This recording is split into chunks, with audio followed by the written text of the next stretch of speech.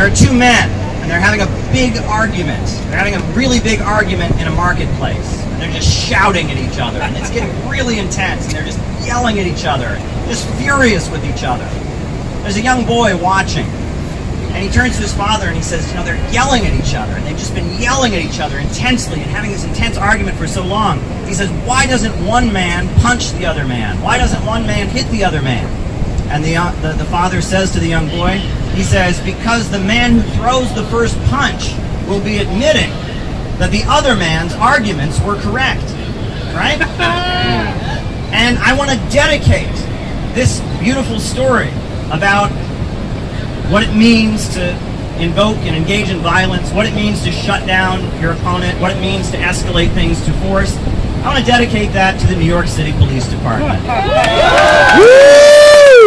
Because when people came out here at Occupy Wall Street, when people came out here to peacefully demonstrate and demand some accountability for the financial crisis, to demand some accountability from the big banks and corporations that have looted communities throughout this country, they responded with heavy repression.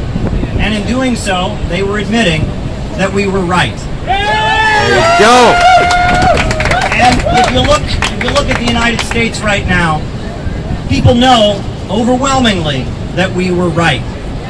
As people are looking at the opioid epidemic and how so many lives have been taken because big pharma corporations push doctors to overprescribe opioid medications, people realize that we were right. When we look at the prison industrial complex and the mass rebellion going on against police brutality as people take to the streets and demand accountability from law enforcement and an end to the prison industrial complex, people realize that we were right. Right now, as polls come out showing that 30 to 40% of the U.S. public has a positive view of socialism and a negative view of capitalism, people know that we were right. People know that we were right. People realize that these big banks and these corporations and these ultra monopolies that have dominated not just the economy of the United States, but the economy of the world, they're not benefiting us. They're not working in the interests of humanity. They're not unleashing us to be the beautiful creatures we are, the inventors, the innovators. Instead, they are bringing out the worst in us. They are creating a culture of selfishness, a culture of greed, a culture of hate, a culture of destruction. They are grinding countries into poverty, and they're creating a world where money comes first and human needs are left behind. That is the reality of what Wall Street is offering us. But now, there is an awakening around the world. People realize that this global system of monopoly capitalism, this system of imperialism centered around big banks and corporations based here on Wall Street or in London, this system isn't benefiting people around the world. The question now is, what are we going to do about it? How is this going to change? What is going to be done? How are we going to demand that our elected officials actually take action? You know, Franklin Delano Roosevelt, who was president of the United States, he used to talk about do-nothing government. Government that sits on its hands and lets the country fall to shreds. Well, I look at the United States right now, with 27 different states unpaving the roads, with water that's not properly purified, with so many communities devastated, with wages dropping, with gentrification and the rising costs of housing. And I would say that the government of the United States is in complete dereliction of duty. Complete dereliction of duty. Woo! And this idea that we've been told that we shouldn't have the government take action. The government has no obligation or no responsibility to us needs to be gotten rid of. We need the government to step in. We need state and popular power to step in and fight for working families. I've raised the slogan many times, we need a government of action that will fight for working families. It is time for the leaders of the United States to revive the tradition of statecraft. It's time for them to not be in dereliction of duty anymore. It's time for strong leadership that will stand up to Wall Street, not grovel before it and beg for more campaign contributions, but stand up to Wall Street, stand up to the corporations, stand up to the big banks, and demand justice. And you know, Occupy Wall Street was a long time ago, 10 years ago, and while we want to praise the amazing bravery that we saw in the streets, we want to praise the amazing things that were done, we can also be critical. There were mistakes that we made. I really wish that we had done more to protest the bombing of Libya and the fact that while we were out here country on the African continent was being bombed and destroyed so that Wall Street could sink its fangs into Libya again. We should have done more to stand in solidarity with the people of Libya against the NATO bombing campaign. Yes! We shouldn't have let the regime change lobby and the folks that try to destabilize countries and spread chaos, we shouldn't have let them infiltrate us the way they did. We shouldn't have let them hijack our message to serve imperialism. That was a mistake. But I want to tell you the most brave thing that I saw, one of the most exciting things that I saw at Occupy, was there were so many people from across the country. I mean, I'm from Ohio. There were people from Texas. There were people from Idaho. There were people from Hawaii. There were people from all over the country. Young folks who didn't have a job, were struggling to get by, struggling to pay their student debts, struggling to feed themselves, struggling to try and get the dignity of adulthood in this economy that doesn't seem to have a place for the next generation of workers. And so many of them said, you know what, I'm going to leave my old life behind. I'm going to get on a Greyhound bus. I'm going to get on an airplane. I'm going to get on a train. I'm going to drive up here in my pickup truck, and I am going to make my life count for something. I am going to engage in political action. I am going to take a stand against Wall Street. And they came up here and they slept in tents. They came up here and it was pretty dirty up here sometimes. You know, it wasn't the most fun place to be. They slept on concrete. They slept in a sleeping bag, and they said, I am going to take a stand for something. I am going to believe in something. I am going to sacrifice for something. I'm going to be part of a cause that is bigger than myself. I am going to believe in something. I'm going to sacrifice for something. I'm going to get arrested for something. I'm going to get maced for something. I'm going to get clubbed for something. And that's beautiful, because it's that kind of initiative, that willingness to make sacrifices, that willingness to go out and struggle. That's what's always changed the world. You know, as much as Occupy Wall Street started on this day 10 years ago, I would say Occupy Wall Street really didn't start 10 years ago. Occupy Wall Street had already started when Dr. Martin Luther King Jr. was marching through the streets of this country, building a campaign against poverty. I would say that Occupy Wall Street started back in the 1930s when workers occupied their factories, demanding jobs and education and union rights. I'd say that Occupy Wall Street started back when the Wobblies and the IWW were taking to the streets and organizing the unemployed. I'd say that Occupy Wall Street, it got started when John Brown and the abolitionists occupied Harper's Ferry. I'd say that Occupy Wall Street, it had been going at the time that people were demonstrating for the rights of women and their right to vote. I'd say that Occupy Wall Street has been around for a very, very long time. You could say Occupy Wall Street, you can go back thousands of years. Some people say maybe the first Occupy Wall Street was when Jesus Christ drove the money changers out of the temple. Occupy Wall Street. But Occupy Wall Street has always been around. It is part of the human spirit. It is part of the drive in human beings to sacrifice, to struggle, to build something better, to believe that they can leave the world better than it was when they came into it, to believe they can make a contribution, they can stand up to the powerful, they can sacrifice for the cause of right. Occupy Wall Street has always been around within the human spirit, and Occupy Wall Street is not dead. Occupy Wall Street is alive. It is very, very alive. People are struggling. People are organizing. People are fighting back. People are resisting. They are refusing to accept the low-wage police state and the high-tech dark ages that Wall Street and Silicon Valley and London are trying to impose on the world. Humanity is rising. Humanity is resisting, and Occupy Wall Street is alive 10 years later. Thank you very much, folks.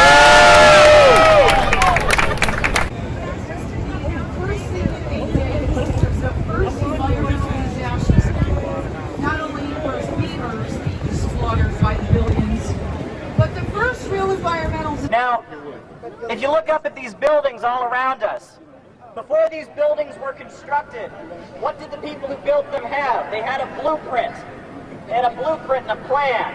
And then they went to engineers, and they went to construction workers, and they constructed the building.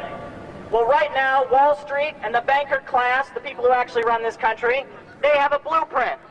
And it's written in all of their Ayn Rand and Milton Friedman textbooks. Their blueprint is the destruction of the future of this generation. Their blueprint is the end of free public education. Their blueprint is the end of decent schools. Their blueprint is low wages. Their blueprint is massive unemployment.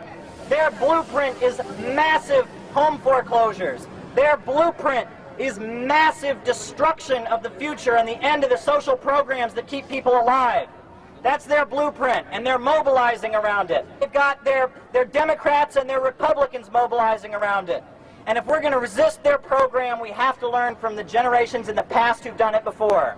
In the 1930s, not far from here in Union Square, there was a demonstration of 10,000 people. And they gathered, and their slogan was "Fight or Starve." And they gathered in Union Square by the hundreds of thousands. And when the police told them they couldn't march, they said no. And they said, "This is our street, and we're going to march." And you know, they had a banner at that march. And you know what the slogan that was on the front banner of that march back in 1932? You know what the slogan was? Remember it. Remember it. Take it with you. If you remember a phrase, remember it. The slogan was "Class against class." And that's what we're talking about. Class against class. Say it with me. Class against class. Class against class. It's not about Democrat versus Republican. It's not about a liberal program or a conservative program. It's about the banker program versus the people's program. That's what's going on. If we're going to resist, we need a blueprint of our own. We need to design our own blueprint, and we need to start implementing it in the streets. We need a program that says equal rights for immigrant workers. We need a program that says end police brutality. We need a program that says stop the cuts in food stamps. We need a program that says hands off our schools and universities. We need a program that includes health care for all, jobs for all, education for all. And we need to step back and think about the real possibility that there could be a time when people like us could actually own and operate the banks and the factories, and there would be no boss class or banker class running society. People like you and I could actually have a say and run society. That would require one thing very simply, and it would require us to abolish capitalism. The capitalist system is the ruthless, evil system of the bankers, and I say if we're going to resist their program and their blueprint for destruction, we're going to have to abolish their system. So let's organize, let's be out there, and let's fight. Thank you. That's going to be tricky. You should have two flags, I guess. Like a banner in one hand, a flag in the other, and then I need to put these on doors. You know what I mean? Okay. So one American flag, one Palestine flag, and then a banner between you, and then I'll be putting palm cards everywhere.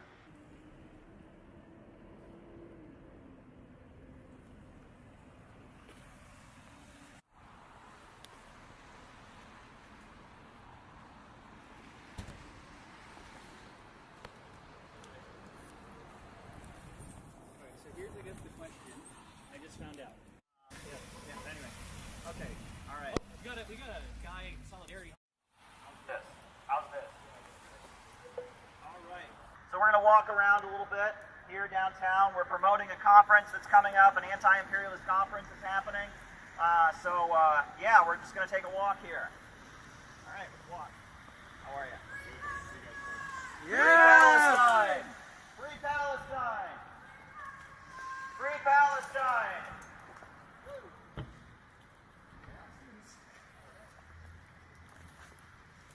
Free Palestine! We need jobs, schools, healthcare in America, not war. Not funding of Israeli crimes. Every single one of these missiles that is dropped on the Palestinians, that's money that's taken away from American teachers, from American firefighters, from American schools, American hospitals. Our government is letting this country fall apart while they spend more and more money on bombing and destroying the Palestinians. They are more concerned about enabling Israel to kill Palestinians than they are in making sure that Americans have hospitals to go to when they're sick or have paved roads. We are here saying money for American schools, money for American jobs, not for Israel, not for Israeli crimes, not weapons for Israel. Food and health care in this country, not war and destruction in another country. That's what we're here to say. We are here to say that the American people and their needs should come before the needs of the occupiers, of the Israelis. That's what we're here to say. That's what we are here to say today. Somebody else want to do what I'm doing? Want me to switch with one of you? I'm good for just holding. Okay. Very good. Okay, so we go Yeah, a couple blocks up. couple blocks up and around. And Yeah. Then, all right. Cool. I'm just trying to get palm cards out. Getting ready to plop them on the cars. Yeah. That's what we're doing. Yeah, because we need to keep the banner straight. stretched out so it's readable. I think we may need to get in the street at some point when the traffic is so. You know.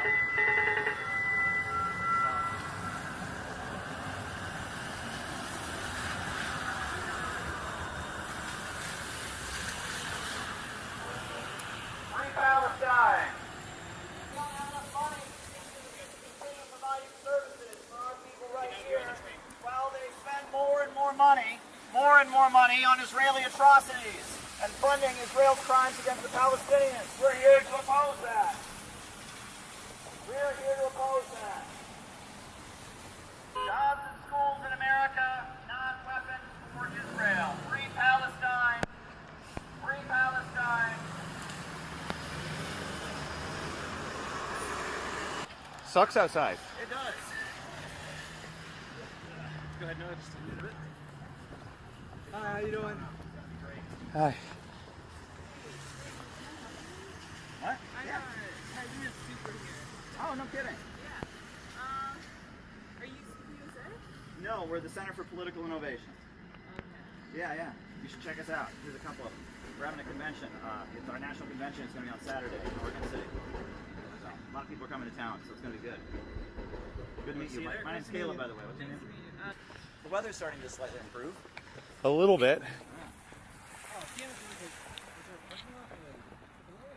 It does look like there's a parking lot there. I don't want to get towed or anything. Money for jobs and schools in America, not weapons for Israel to murder Palestinians. We're out here saying jobs and schools here in America, not weapons for the Israeli murderers. That's what we're here to say. Absolutely. We're having a convention this weekend.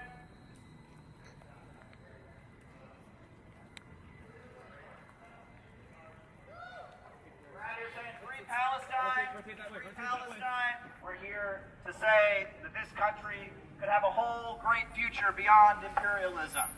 Beyond the rule of the big corporations and banks and monopolies, we could rebuild this country and make it into something beautiful. The global imperialist system is oppressing people across the planet, and it's also oppressing people right here. We are against the imperialist system. We are for a new America where working families have what they need and growth and innovation is promoted beyond the rule of profiteers. We are opposed to the system that spreads war and spreads destruction across the planet to enrich a small group of billionaire monopolies. And that includes backing up Israel and its crimes against the Palestinian people. We are for a whole new society, a new America, where the working class controls the means of production, the banks, factories, and industries. A new America where human needs come first, not the profits of a wealthy few. A new America where innovation and scientific advances are being carried out and promoted. That's what we're for. A whole new America under the rule of working people. That's what we're out here to promote today. Decolonizing the Starbucks here. This is Starbucks. Decolonize Starbucks, eh? We're having our national convention this weekend in Oregon City. Some great speakers are going to be there, and we are here to stand up. We believe we could have a new America beyond the rule of billionaires and bankers, beyond the rule of monopoly corporations. Sorry. A setup for political innovation, jobs and schools for America, not weapons for Israel. Free Palestine, solidarity with the people of the world in their struggle against imperialism. That's what we're out here to say. Join us. It's going to be a great event in Oregon City this weekend. Dare to struggle, dare to win. A world beyond imperialism. Money for jobs and schools in America, not for Israeli crimes against the Palestinian people. Join us. Center for Political Innovation. It's going to be good.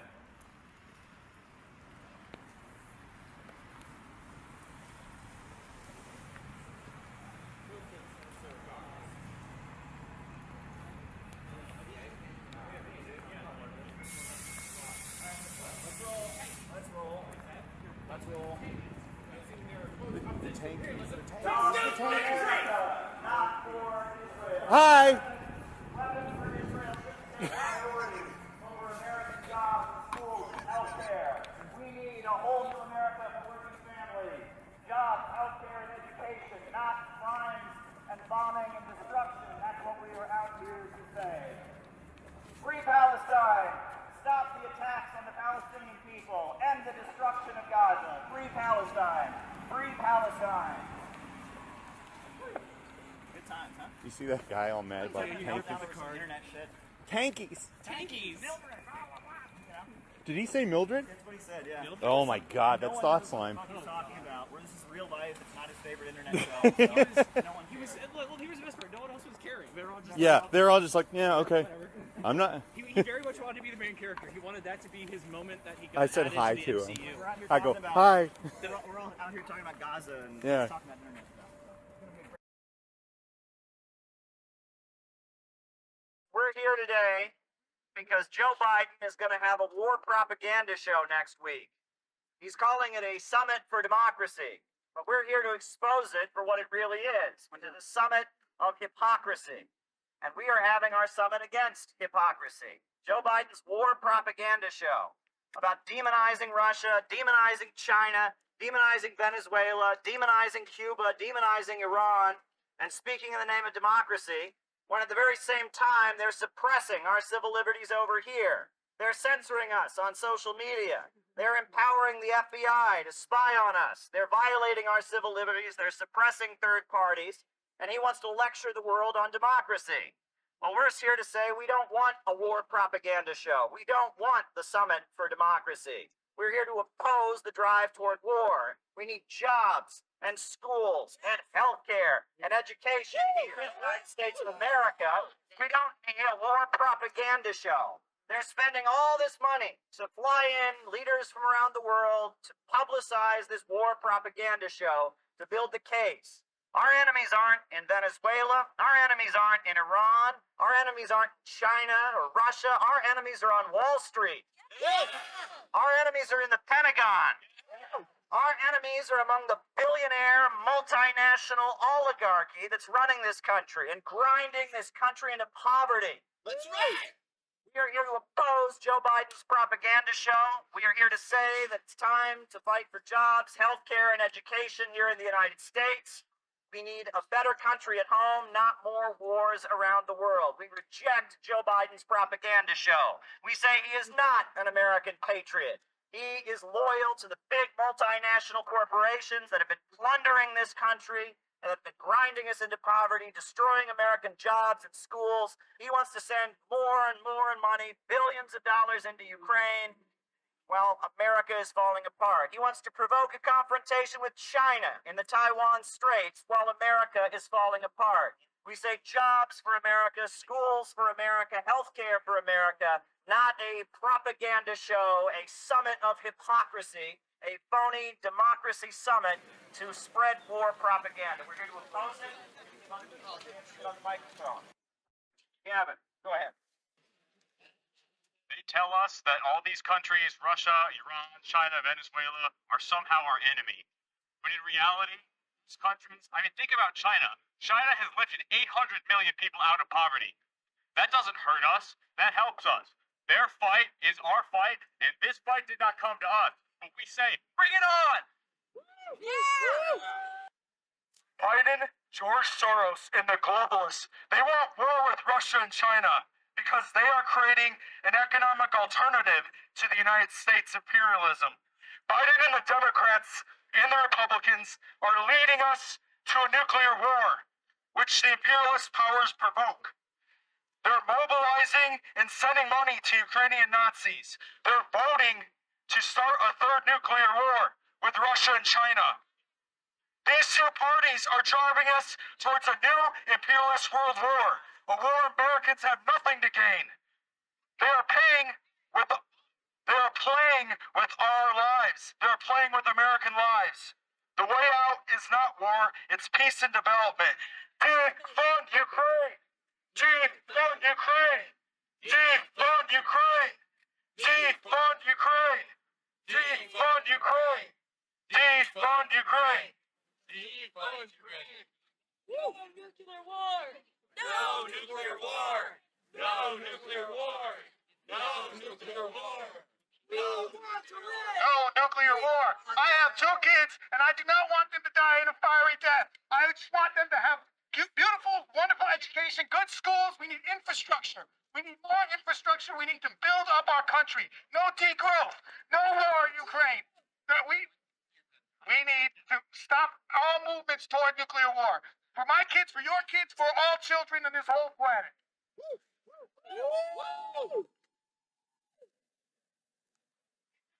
Joe Biden, you are a hypocrite. Instead of going all over the world trying to impose so-called democracy, how about we have some democracy here in the United States? That's right.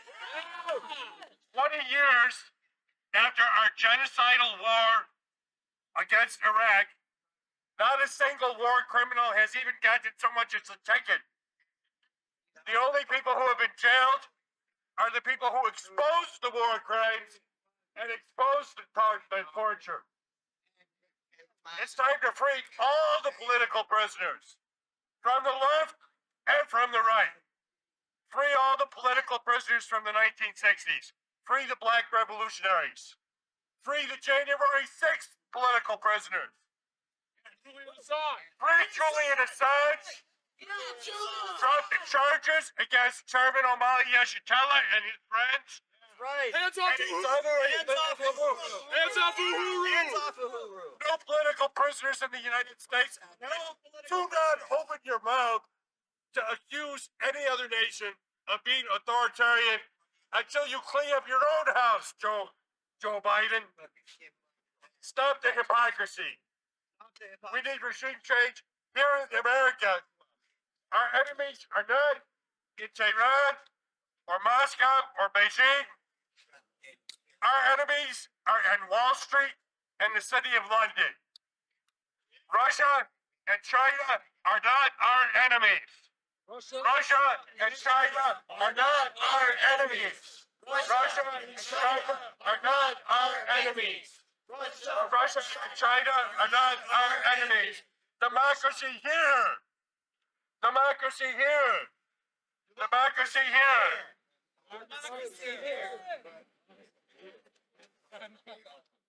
All right, I have a question for you folks. When was the last time Beijing took money out of your paycheck? When was the last time that Moscow sent your child to die in a war? I have a question for you. When was the last time that Tehran put your mom into a hospital and would not allow her to get out of it because you do not have enough money to pay for her health care? I don't know about you folks, but it is Washington that has imposed that on me. It is Washington that has imposed that on American families for decades. So no, our enemies are not in Tehran. Our enemies are not in Beijing. Our enemies are not in Moscow. Our enemies are not anywhere else on the planet except for sitting right here in Washington, D.C., sitting in the White House, sitting in the Congress buildings, warring across the planet for conquest. They are the ones taxing you. They are the ones causing every issue in your life. Have you ever been attacked by someone from Beijing? Have you ever been attacked by someone from Moscow? Have you ever been attacked by someone from Tehran? Have you ever been attacked by someone from any country that the United States brutally tears apart on a yearly basis? How many drone strikes can make up for the fact that the U.S. isn't making enough money? How many times can we rip countries apart and call it democracy? I don't see democracy in Libya, where we ripped their leader out of power, murdered him, and there's now open-air slavery. I don't see democracy in Iraq, where we invaded their country, killed millions of people, and occupy it to this day. We occupy huge swaths of Syria, huge swaths of every country on the planet that tries to stand up and build its own position in this world. My question for you is truly, Americans, when was the last time someone from these countries came and took money out of your paycheck or food out of your mouth? They never do that. Joe Biden does that. The rest of the congressmen and everyone else do that on a daily basis, every single year for decades. That's all I have to say. Joe Biden, I just want to know how you sleep at night.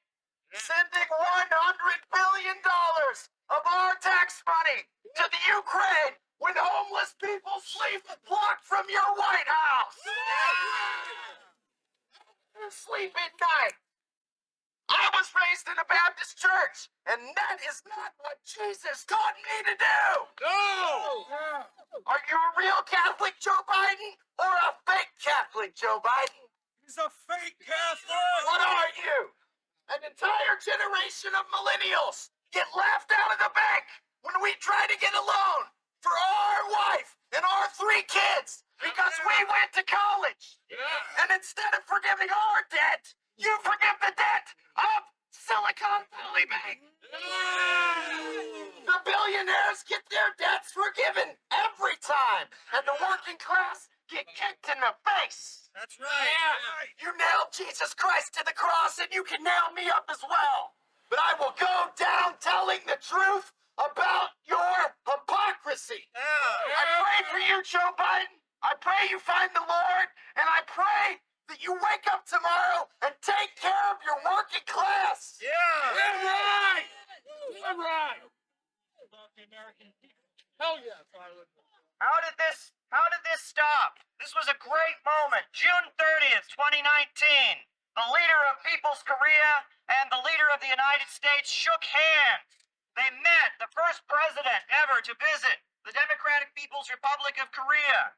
We had Donald Trump trying to make peace with a country that is still technically at war with the United States. Donald Trump was trying to open the door to peaceful reunification of the Korean Peninsula. There would be hope to bring the troops home from South Korea. There would be hope that there could be denuclearization, that North Korea wouldn't feel threatened anymore, that there could be no more bombs and weapons, and the people of Korea could reunify. And Donald Trump going to People's Korea was sabotaged.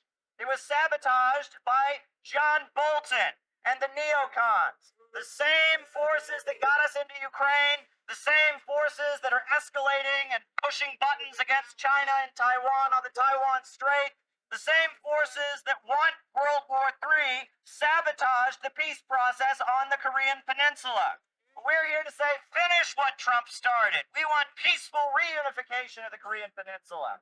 We want U.S. leaders and the leaders of People's Korea to sit down. We would like to see trade between the United States and People's Korea. We would like to see those railroads in South Korea that have been built. We'd like to see them in action and see the Korean people trading with each other. We don't want war. We don't want money wasted on international confrontations. And we also don't want a police state. And at the same time that the big bankers who control Joe Biden, the Silicon Valley monopolists and fascists, the same forces that control Joe Biden, are waging a war not just around the world, but against the American people. They are driving our country into poverty. Our trains are derailing. People are breathing in deadly chemicals. The water is not properly purified. Jobs are falling apart. Schools are falling apart. It's a nightmare. They have waged a war against us. And instead of rebuilding America, they're trying to move toward a low-wage police state. That's what they're doing here in the United States. They're trying to move toward a low-wage police state. We saw what happened, what's been revealed about January 6th. That was a setup. We saw that those people were led to do what they did for propaganda purposes. We call for an amnesty. We don't endorse what the people did, but they were enabled to do it and set up to do it by the American government. The FBI, the Secret Service, other agencies enabled what happened on January 6th to happen. Those folks were entrapped. And we say that until they're going to be honest with the public about what really happened on January 6th, there needs to be an amnesty for those who've been arrested. And the same goes for the Uhuru movement. A group of black revolutionaries, black activists, had guns pointed in their faces, drones flown into their homes. They were terrorized and accused of being Russian agents. Why? Because they were organizing for the rights of black people, organizing for the rights in their community, providing services that were not available in their community. They're waging a war against us. At the same time, they're waging a war against China, Russia, Iran, Venezuela, Cuba, and any country that dares break out of their financial system. And it is our responsibility to oppose it and to join arm in arm with the people of the world against imperialism.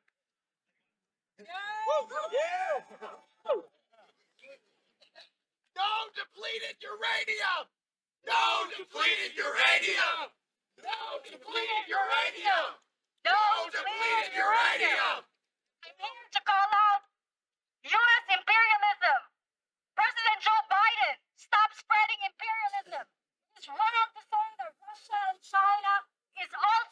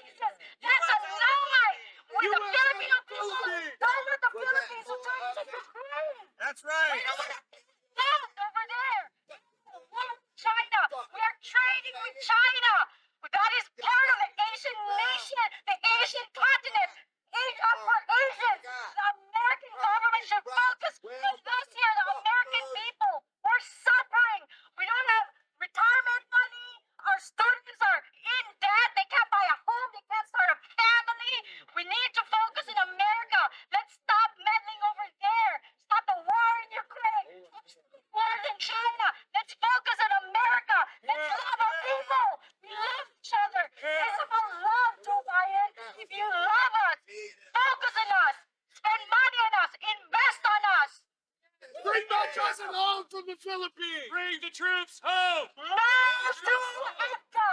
EDCA is the Enhanced Defense Cooperation Agreement that they claim is a temporary military base in the Philippines, and it is a real military base. So no to EDCA. No to EDCA. No to EDCA. No to EDCA. No to EDCA. No to EDCA. Right. Who wants to go next? Anybody? One or two more people. Biden sending billions of dollars to the Nazis in Ukraine, and not one penny to the people who he poisoned in East Palestine, Ohio. We need money for water, not for war. Money for water. Not for war. Money for water, not for war. Money for water, not for war. Free East Palestine. Free East Palestine. Free East Palestine. Free East Palestine. Free East Palestine. No more war. No more war. No more war. No more war. No more war. No more war. No more war. Democracy here at home. Democracy here at home. Democracy here at home. Democracy here at home. Democracy here at home.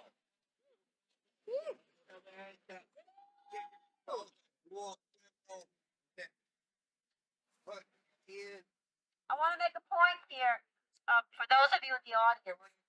People here who are standing here with flags, we're not all from the same party. We don't all believe in the same thing. Some of us come from the right, some of us come from the left. Why are we here? Because we all agree that we do not want war. We do not want nuclear war going to kill our children. And we also don't want any more war spending, because every dollar that we spend in Ukraine means that there's one less dollar to feed a hungry child. Right now, 1 in 4 children are going to go to bed tonight hungry. How is this possible in one of the wealthiest countries? I'm going to tell you why. The reason is they have $7 trillion to give to the bankers, because that's who they care about, but they don't care about us. And if you're really interested in stopping the possibility of war, if you want to stop poverty and the war on the working class, then come over here and join us. Come on over. Yeah, let's march out. Thank you, Rick. Democracy at home.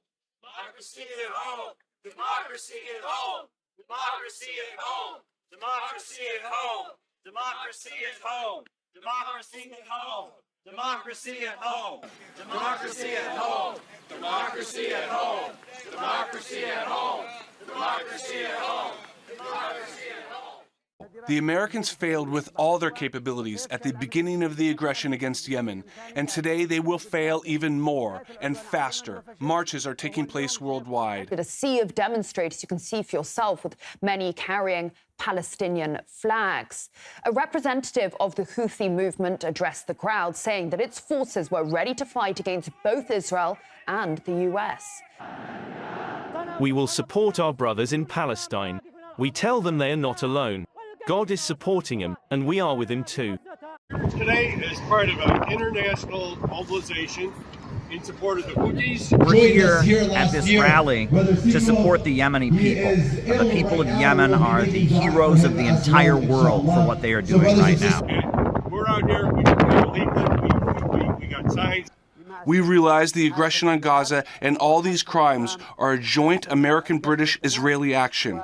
Whoever stands with them bears responsibility for what happens in Gaza.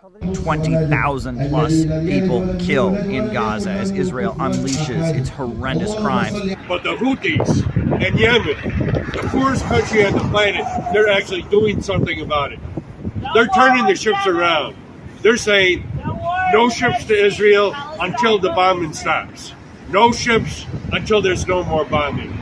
Enforcing a naval blockade against Israel in solidarity with the people of Gaza. Yemen, make us proud. Turn another ship around. This is a picket line in the Red Sea. Do not cross. They are standing against Israeli atrocities. They are stopping those scab ships that are cooperating with Israel. And this is a heroic act of solidarity.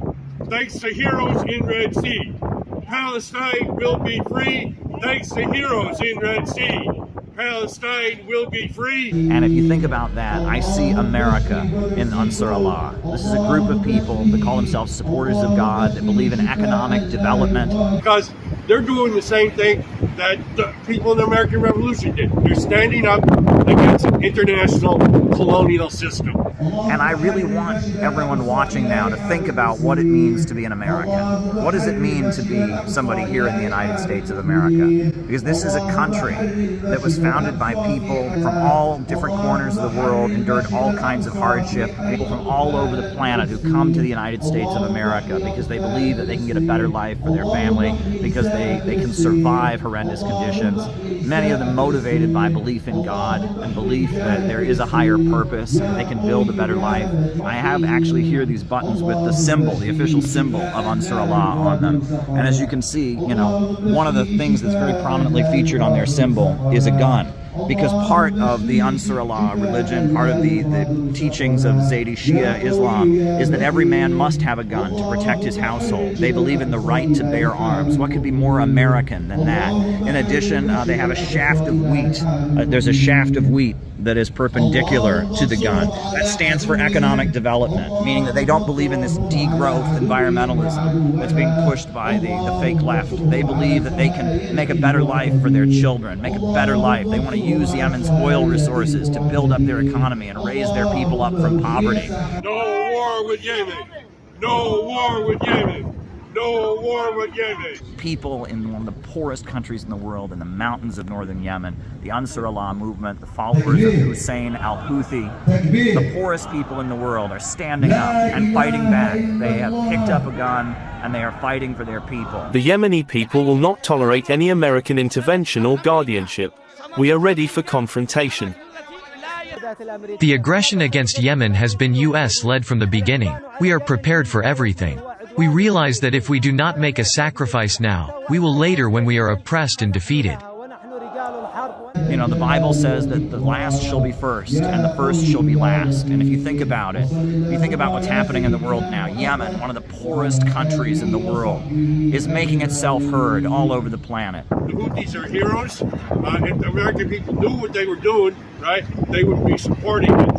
You know, Mao Zedong, the founder of the Chinese Revolution, he said, the people of a small country can surely defeat aggression by a big country, but only if they dare to rise and struggle, only if they dare to take up arms and grasp into their own hands the destiny of their country.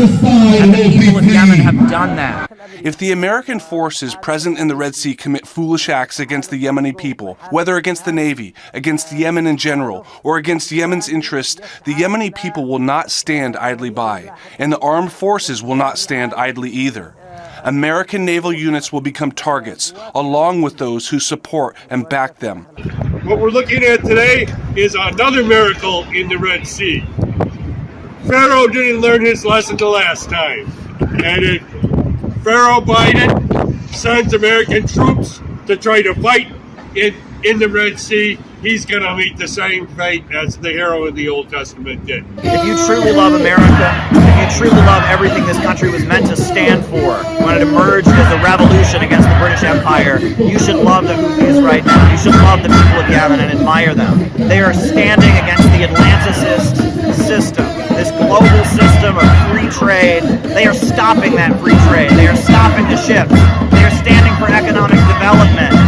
They are shutting it down. They are the heroes of the people of the world. They stand for economic development. They stand for the rights of people, the rights of justice and truth against the system that puts profit and monopoly, big banks and corporations over human lives. We admire the Houthis. The Houthis are the hero of the whole world. We stand with you from Bronx to Chicago to Portland to every corner of this country. There are Americans that hear your call and stand with you. Shut it down. Solidarity with Ansar Allah, solidarity with Yemen, solidarity with Gaza, free Palestine, down with U.S. imperialism. The poorest nation on the planet is doing more than all the richest nations put together to defend decency and oppose genocide. They're doing what America should be doing, and we at the Center for Political Innovation support them. And then when we crossed that bridge into China. Saw a great banner up ahead. Its meaning set my heart a pounding, and this is what that banner is. Long live the great unity of the peoples of the world. Long live the great unity of the peoples of the world. Long live the great unity of the peoples of the world.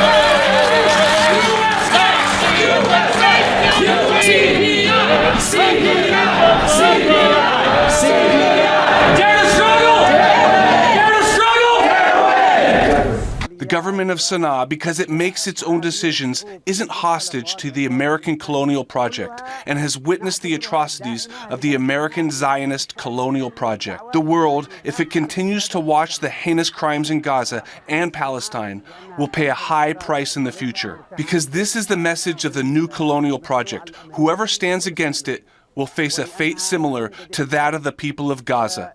China, Russia, and India and other countries won't accept American, British, Israeli dominance. The Houthis are heroes. Houthis are heroes. Houthis are heroes. Houthis are heroes. Now go to Moscow, go to China, go to any major city in China. They have high-speed rail. People in the United States don't even know what high-speed rail looks like.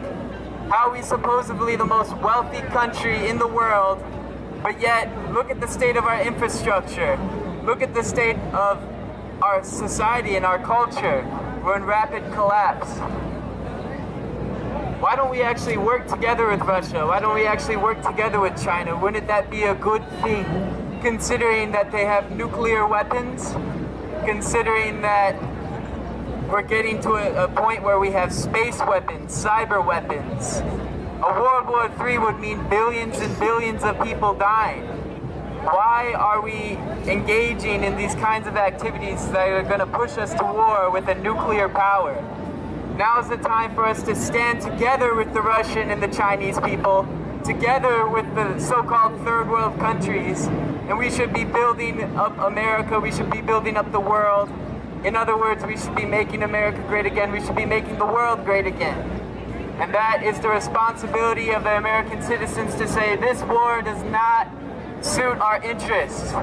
It may suit the elite's interest in the United States, but this war does not suit the American people's interest. Thank you. Our economic pie. The wealth does not contribute to life, liberty, and the pursuit of happiness in the United States. The taxes used for war contribute to the destruction abroad and within the United States. We must realize that the divisive duopoly paradigm of left and right does not exist. We must unite that everybody wants life, liberty, and the pursuit of happiness. We must realize that we, the people, have the power. We must have peace. Thank you. Thank you, Irene. Very good. Very good. So.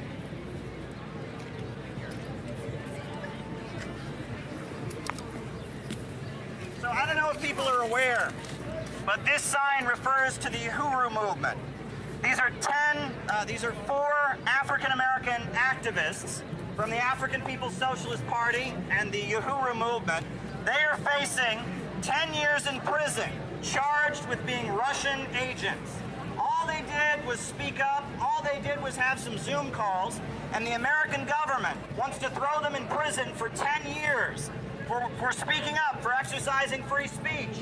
And all kinds of civil liberties voices have spoken up and said that what's going on, the charging by the U.S. Department of Justice, the criminal case against the Uhuru movement is a huge attack on freedom of speech and freedom of assembly.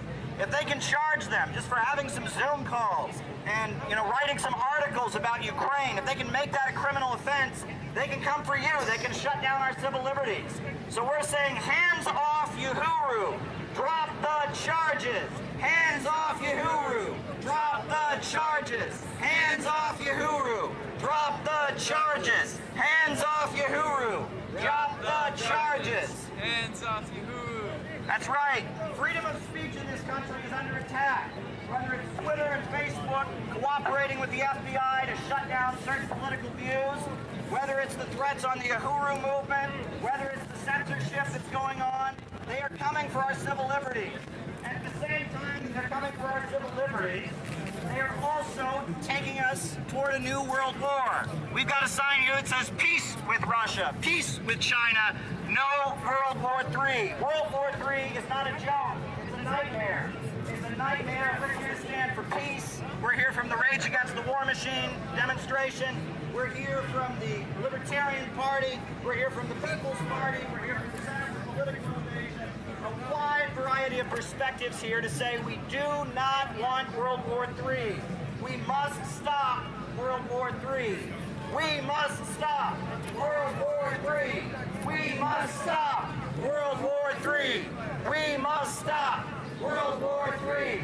We must stop World War III. You'll remember 9/11, the September 11th attacks. And after 9/11, the country was kind of whipped up into a frenzy of patriotism. Some of us, it's interesting to think, some of us weren't even born yet at that point, but the country was whipped up into a frenzy of very frightening patriotism. It was, my country, right or wrong. George W. Bush said that you're either with us or you're against us, you're either with us or you're with the terrorists. There were flags everywhere and military parades everywhere, and it was quite frightening. And in that moment, the organized political left completely dropped the ball and made what I consider to be one of their greatest blunders, was that if you listen to what Howard Zinn and Noam Chomsky and Ward Churchill said in the aftermath of the 9/11 attacks, you would think that Osama bin Laden was Ho Chi Minh. You would think that Osama bin Laden was Che Guevara. The narrative that they had was that America has gone all over the world and committed all these horrendous crimes, true, and that now America has been attacked and some of what America has done to the rest of the world has happened to the United States. Again, true, but it's a problematic narrative because Iraq, that had suffered under horrendous sanctions from the United States, did not attack the United States. China didn't attack the United States. Vietnam did not attack the United States. The people who attacked the United States are people that are U.S. allies. Saudi Arabia was aligned with the United States. And immediately after 9/11, you'll notice that the government of Libya, led by Gaddafi, was very happy to support the United States and even offered to torture prisoners to help the United States catch the perpetrators of 9/11.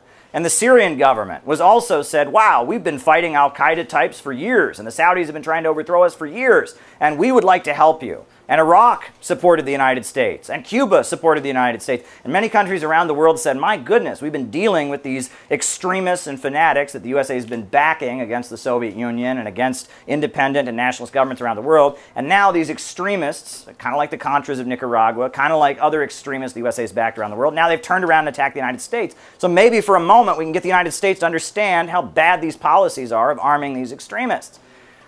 But the interpretation that the U.S. organized political left had is because it was the United States that was attacked and because the person who did it was a brown-skinned person from another part of the world, they immediately started sympathizing to some degree or other with the perpetrator. The idea was that somehow the Al-Qaeda were freedom fighters or something like that. And Yuri Kochiyama, who's a very important Asian American activist of Japanese heritage, a friend of Malcolm X, she was in her 80s, she was old, and we can forgive her for this, but she gave a horrendous interview where she compared Osama bin Laden to Malcolm X and Ho Chi Minh and said he's a hero to the people of the world, and that wasn't the case.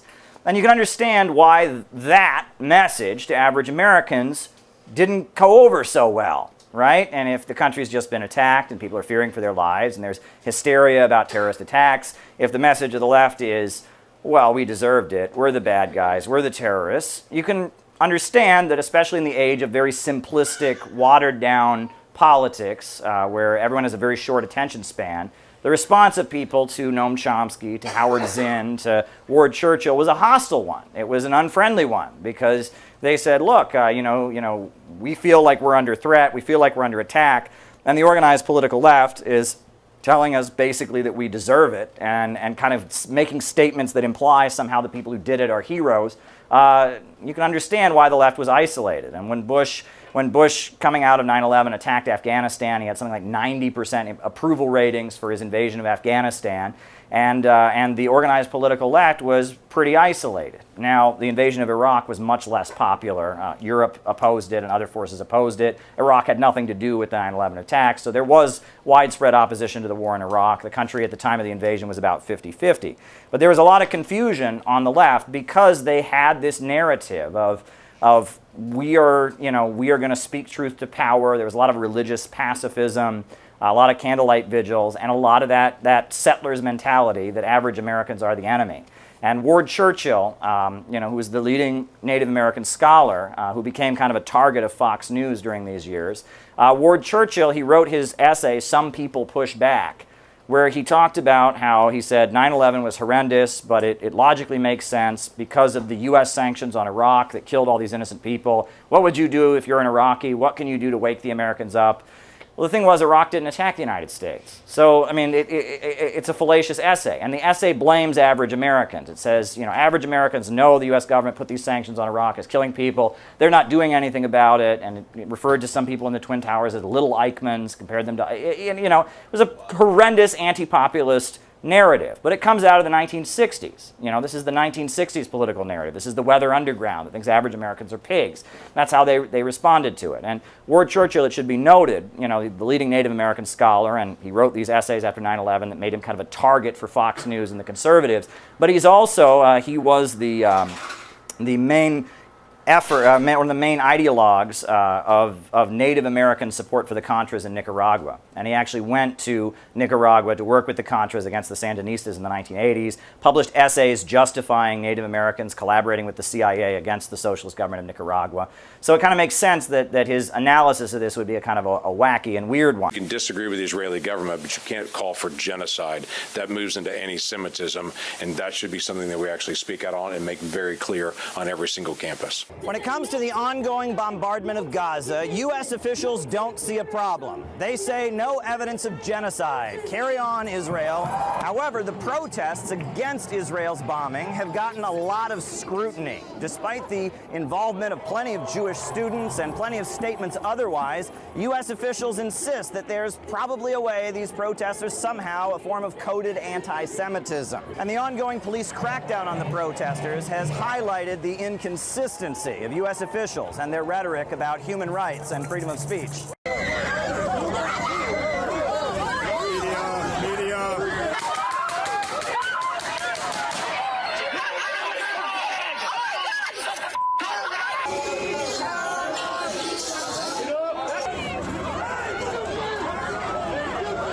The crackdown on the students is symbolic on the crackdown on the people of Palestine, of Gaza, and it's being perpetrated in the name of my religion. Zionism and the whole state is masquerading. It's a nationalism, it's a flawed nationalism, it's totally contradictory to serving God. It's showing the true teeth of the oppression of this country. They say we're a free country, but the minute we do something they don't like, they send the cops in on us.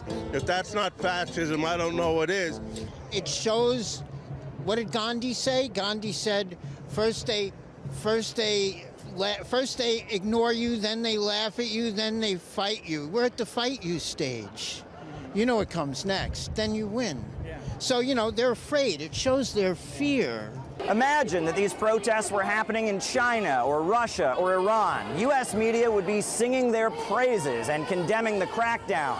But as students get expelled or suspended from their universities and dragged away by police, U.S. media just repeats the same old message. Peaceful protests have been hijacked by those aggressive, spewing anti-Semitic and anti-Israel and at some fronts, anti-American rhetoric.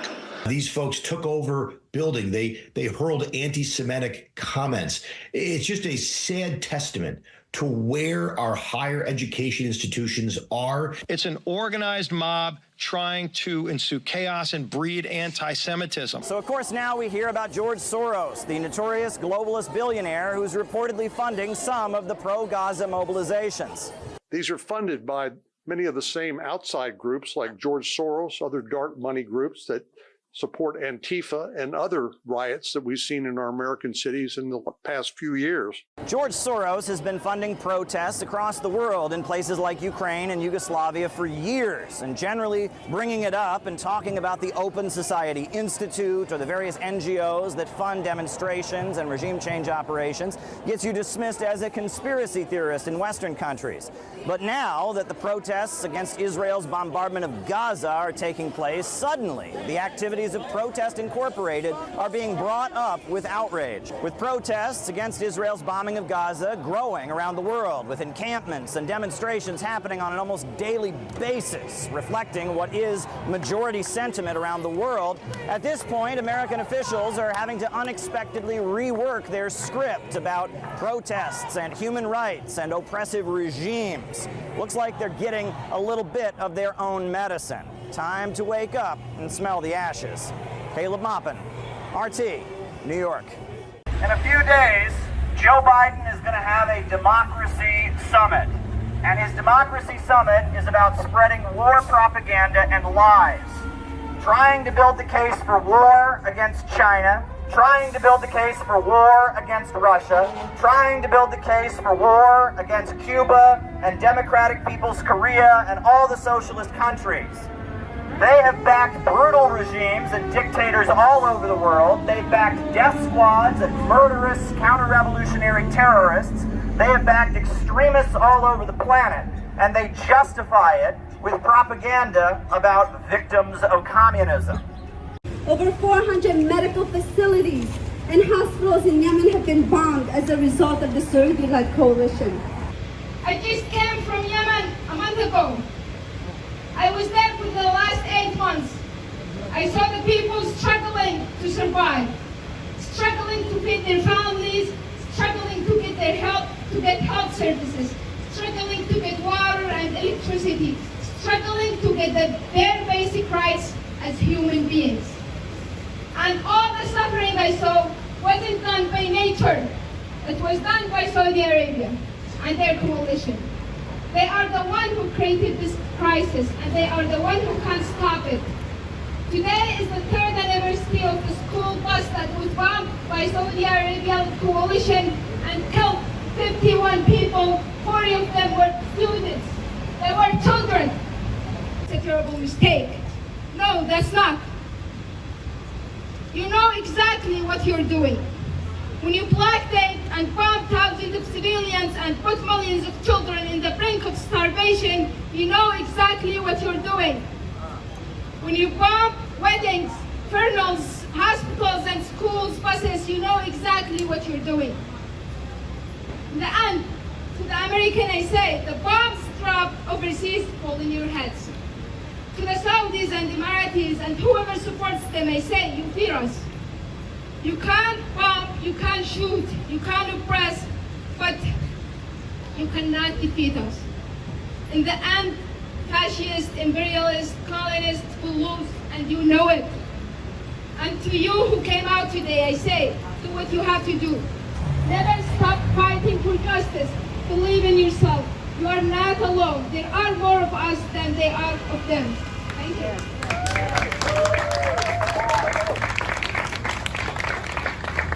Thank you, Ikram. I want you to look at all the countries the USA has attacked since 9/11. Afghanistan. Is Afghanistan any better off than it was 20 years ago today? No! How about Iraq? Is Iraq any better off than it was 20 years ago today? No! How about Syria? Is Syria any better off than it was 20 years ago today? No! How about Libya? Is Libya any better off than it was 20 years ago today? Hell no! So tell me, if we're supposed to be fighting a war on terror, if we're supposed to be rescuing people from dictators, what's going on? Every time the imperialists want to make a case for war, they always tell us it's a desperate situation. They always tell us our lives are in danger from weapons of mass destruction. They always tell us that some brutal dictator is about to torture and kill people. But after the smoke clears, after the bombs are sent, after the schools and hospitals of the country are destroyed, after the independent government is overthrown, we learn that their allegations are mostly a pack of lies. And furthermore, we learn that the people of that country, the ones that we're supposed to be rescuing, that's why we had to bomb them, we learn that they're worse off than they were before. In Afghanistan, since the U.S. intervention, the terrorist groups, Al-Qaeda, ISIS-K, groups just like that expanded. They got bigger. They got stronger. They killed more people. How does that make sense if we were occupying that country to fight a war on terror? And do you know what else propped up in Afghanistan in the 20 years of U.S. military occupation? Poppy fields. Poppy fields popped up. There's cheap heroin flooding the world market. And why is that? Because when Wall Street and the Pentagon sunk their fangs into Afghanistan, they started building poppy fields. The opium trade, the heroin epidemic. Are there people in your neighborhood? Are there people in your community who have suffered from opioid addiction, who have seen their lives destroyed? Are there people that you know? Well, you can thank Joe Biden for that. You can thank Donald Trump for that. You can thank George W. Bush and Barack Obama for that.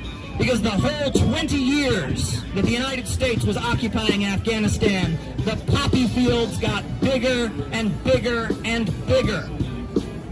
The world market is flooded with cheap heroin. Cheap heroin, thanks to the war on terror. Well, I say that heroin is terror. I say that heroin is terrorism. Yeah. I say the narco gangs, many of which are connected to the CIA, and I know you think that's tinfoil hat, you can look that up. I say the narco gangs are the terrorists. Damn right. I say that the Contras, the extremists that were funded to fight the government of Nicaragua, I say that they're terrorists. I say that the gangs and narco forces that have terrorized the people of Mexico, I say that they're terrorists. I would say that the racist organizations of the United States that perpetrate hate crimes against oppressed people are terrorists. I would say that police brutality is a form of terrorism. What was done to George Floyd, that was an example of terrorism. I would say that the prison industrial complex, where big corporations make profits from destroying the lives of people and locking them away, breaking their spirit, treating them like animals, I would say that the prison industrial complex of this country is terrorism. Is it not terrorism? Hell yeah. Russia is not our enemy. Russia is not our enemy. Russia is not our... You know, just crumbling apart in the Ukraine. We have to save the Ukrainians, just like how we had to save the Iraqis, just like how we have to save the Libyans, just like how we have to save the Afghanis. Just here to challenge the narrative that CNN, Fox News, and all the American news sites give that Russia is all bad and Ukraine is all holy. Most of these CNN pundits have never been to Ukraine, don't know any Ukrainians, didn't know anything about Ukraine before 2014, and they completely deny the struggles of the Donetsk peoples and their struggles for self-determination and recognition in the world.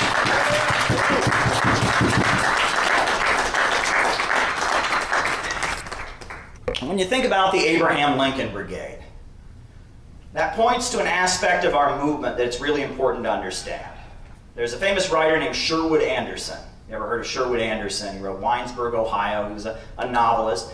And at one point, Sherwood Anderson was asked, what's the difference between a socialist and a communist? What's the difference? And he said, I don't know the technical difference, but it seems to me like the communists, they're the ones who mean it. And what he was pointing to was the fact that when we do something, we really do it. In the early 1930s, the understanding was that the Social Democrats and the Reformists, the sellout leaders who had sold out the revolution in Germany, that were leading workers to oppose the Soviet Union in the name of socialism, that they were the main threat. And it was necessary to expose the Social Democrats and the Reformists. And so when that was the line of the Communist International, we didn't just half-ass oppose the Social Democrats. We didn't just sort of oppose the Social Democrats. We went all in. We really opposed the Social Democrats because we understood that that was what was necessary. And so all over the world, communists went into class against class mode to expose the Social Democrats and build a united front from below because we understood that that was the correct tactic. And then we know that after the rise of Hitler, and as the situation changed, the line changed. And it became correct to align with the Social Democrats in a united front against fascism. And when that line changed, we didn't just half-ass align with them against fascism. What did we do? We built the Abraham Lincoln Brigade and went and fought in Spain. We had the Battle of Cable Street in London. We built huge anti-fascist mobilizations. We are the reason Roosevelt won the 1936 presidential election. When we do something, we do it hard. We do it hard. There was a labor leader who once remarked, he said, if it's 3 in the morning at your labor union hall and there's 2 guys running the mimeograph machine, you can bet at least one of them is a communist. And the people who criticize our movement, right, this is a really common critique from Trotskyites, is they'll say, well, hey, they zigzag, you know, they're always reversing themselves. You know, they do this and then they do that. Yeah, if the situation changes in 24 hours, the tactics must also change in 24 hours. And sometimes what's correct on Monday is not correct on Tuesday, and it's not correct on Wednesday, and you have to change your tactics. And when you're as dedicated as we are, and when you never half-ass these things, when you take it very seriously, when you are fully committed to achieving what we aim to achieve, it can look a little strange to people who don't get it. And they can go, well, one day you're running this way, and the next day you're running this way. Yes, and every way that we run, we're running hard because we understand that it's necessary and that it must be done. And now we're going to bring up a friend of mine named Melissa. And Melissa's a longtime anti-war, anti-imperialist activist. 40 years ago this spring, I was also in this park demonstrating against war. It occurred to me just now. Back in the early 80s, the United States was at war in Central America, funding death squads in El Salvador, and the Contras in Nicaragua, and the massacres of massive numbers of indigenous people in Guatemala. The U.S. had invaded Panama, of all places. Anyway, we had lots of demonstrations here in this very square back 40 years ago. One of the consequences of all those wars in Central America back then, all the people at the border of Mexico right now, if the U.S. had left those countries alone, those countries would have been allowed to develop. Just as they had their nationalist leaders who all they wanted to do was develop their economies. And the U.S. wouldn't let them because U.S. corporations wanted to get their hands on their resources. And now the long-term consequences are the people who have survived those wars, their children, their grandchildren, their great-grandchildren, have no way to make a living and are trying to get into this country just to make a wage and causing all kinds of agita here in the U.S. And then 10 years later, I mean, every decade, and you know, if I lived in New York, I would have been here in the late 70s and the late 60s. This fight against the U.S. government waging war all around the world has been going on way too many generations. And I think we now have an opportunity, this time, with all these generations waking up.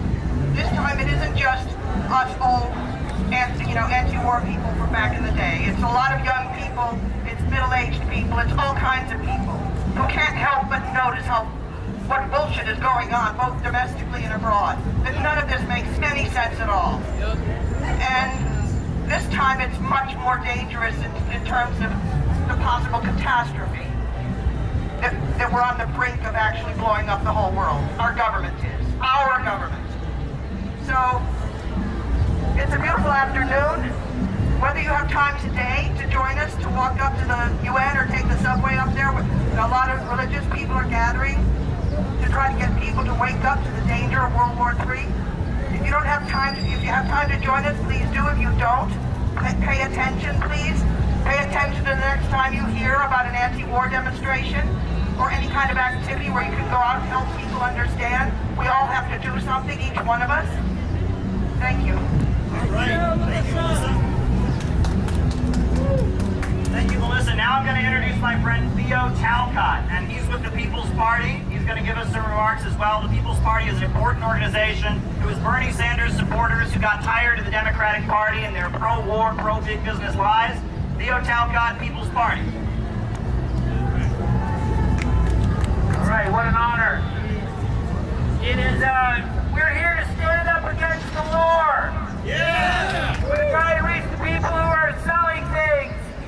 There's a movement around this planet to stop the war in Ukraine. There's a peace the DAG Plaza led by interfaith people. We would love it if you would all come up to the UN and stand up for peace right now in Europe. Just this last week, they blew up a depleted uranium stockpile, and there is toxic waste being scattered on top of Europe right now. It is important that we stand up to the leaders of the world and say we want peace between the brothers and the sisters of this planet. Yeah. It is time for world peace to emerge and to confront the goddamn English Empire that's ruling us from the city of London. Yeah. The people of the world are going to come together in a new way through the BRICS economy and through the collapse of the stupid American Wall Street empire. So stand with us, stand with the movement, check out the People's Party. We're starting a major new party in this country that doesn't take corporate money. Lying libertarians and others on the left are noble allies here from the Center for Political Innovation. Join us and stop the war. Don't give up on the country and the planet. The fight is joined.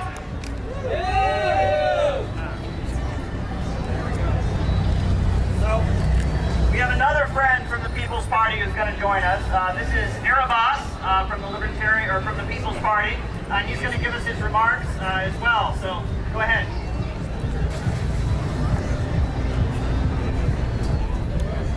Greetings and salutations.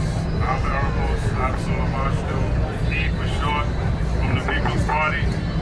And, I gotta yell? Yeah. Can you hear me? Yes. All right, I have to yell. Okay. Normally they tell me not to yell. So I'm Erebos Absalomashtu, E for short, from the People's Party. And my contribution here today is to say that Ukraine is being manipulated by the West, and the West doesn't want peace. The German Chancellor, Angela Merkel, she said twice a couple months ago that they were manipulating Russia, or that's what she thought. They were manipulating Putin and buying time to build up Ukraine to fight Russia. And she's supposed to be a signatory of the Minsk I and Minsk II. Then you have Francois Hollande, another puke from the EU at the time. He was also signatory to the Minsk I, Minsk II, and he said the same shit. That they were manipulating, they thought they were manipulating Putin, buying Ukraine time to arm him up and to fight. Poroshenko, he cut off the water to the Crimea, and he promised the children of Western Ukraine to starve and stay in their basements hiding, and that guy was supposed to be the president of Ukraine. So, you know, my message here is going to be a little different. The only solution I see is going to be a military confrontation and resolution. A lot of people don't want to hear that, but the West doesn't want peace. They've already demonstrated themselves to be negotiation incapable, agreement incapable. They constantly lie, they constantly break their word, and like Theo just mentioned, they supplied nuclear weapons, which is what depleted uranium is, depleted uranium to Ukraine, and now, because Russia blew it up, that whole area is toxic, and Poland is going to be toxic too. So, you know, we're trying to stop it, we're trying to push for peace, but the way I see it, Russia's going to have to resolve this on the battlefield. Thank you. Who gets this thing now? All right, very good. Great.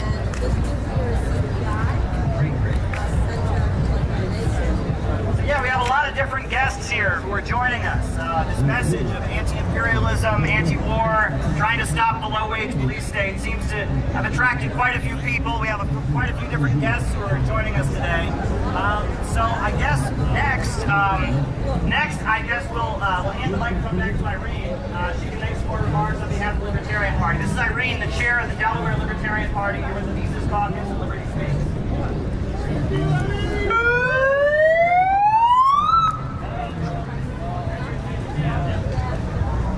Hi.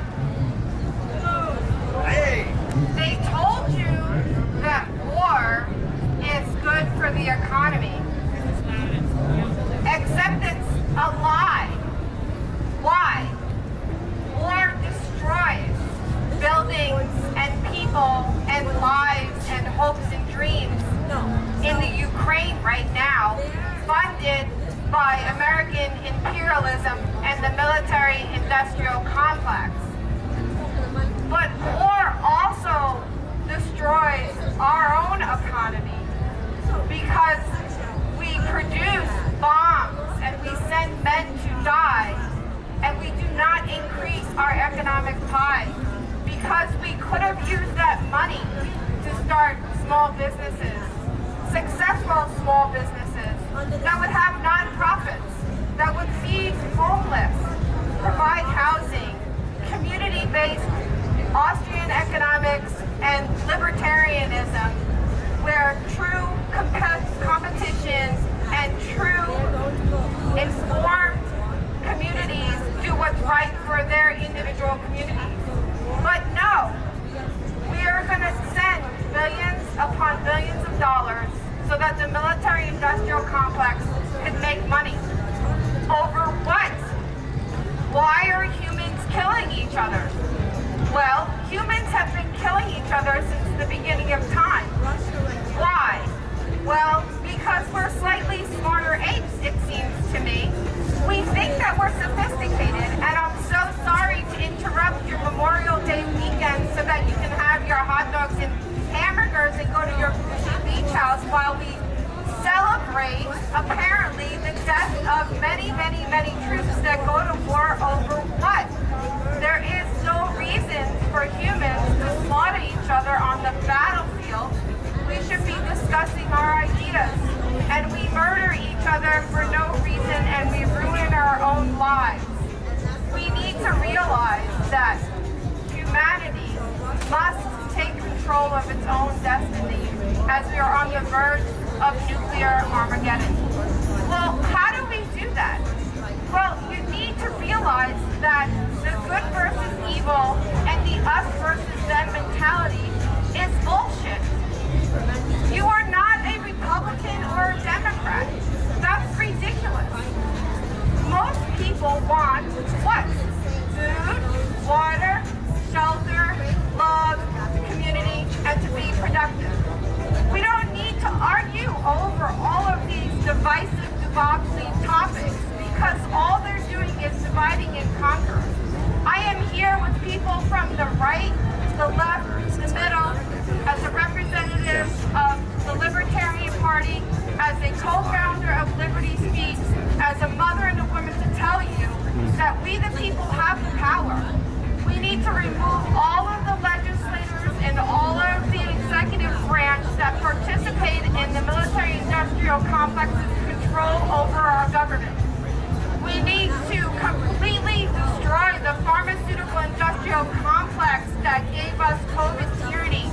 We need to defund the CDC and the World Health Organization, which is completely infiltrated by the pharmaceutical-industrial complex.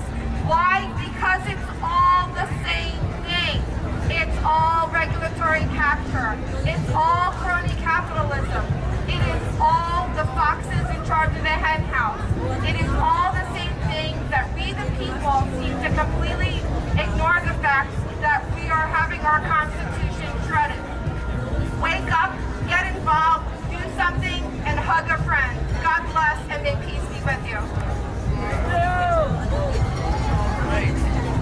All right.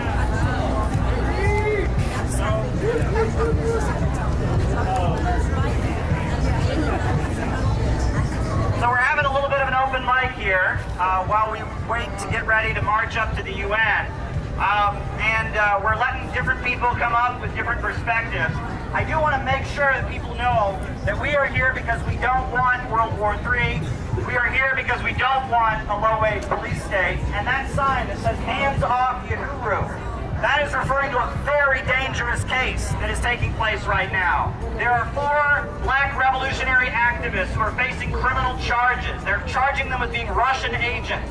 All they did was organize some Zoom calls. All they did was organize and run for office in their communities, and they are trying to put them in prison for 10 years. The U.S. Department of Justice wants to imprison the African People's Socialist Party and the Uhuru movement. This is a huge attack on our civil liberties. It's a threat to all of us. It's a threat to freedom of speech.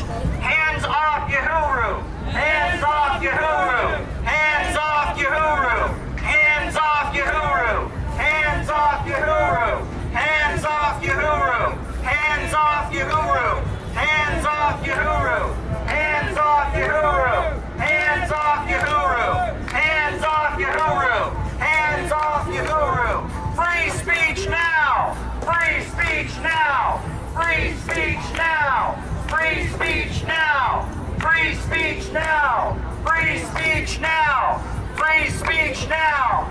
Free speech now! Free speech now! Yeah, so we got a lot of different folks here. My friend Liam, I guess he wants to come up and make some more remarks, but you know, this is an open mic. Anyone who supports peace, anyone who wants to protect our civil liberties and freedoms is welcome to join us. We're the Rage Against the War Machine Coalition, we're the Center for Political Innovation, we're the People's Party, we're the Libertarian Party, we're many different groups. Stop the low-wage police state and stop the danger of a new world war. Liam.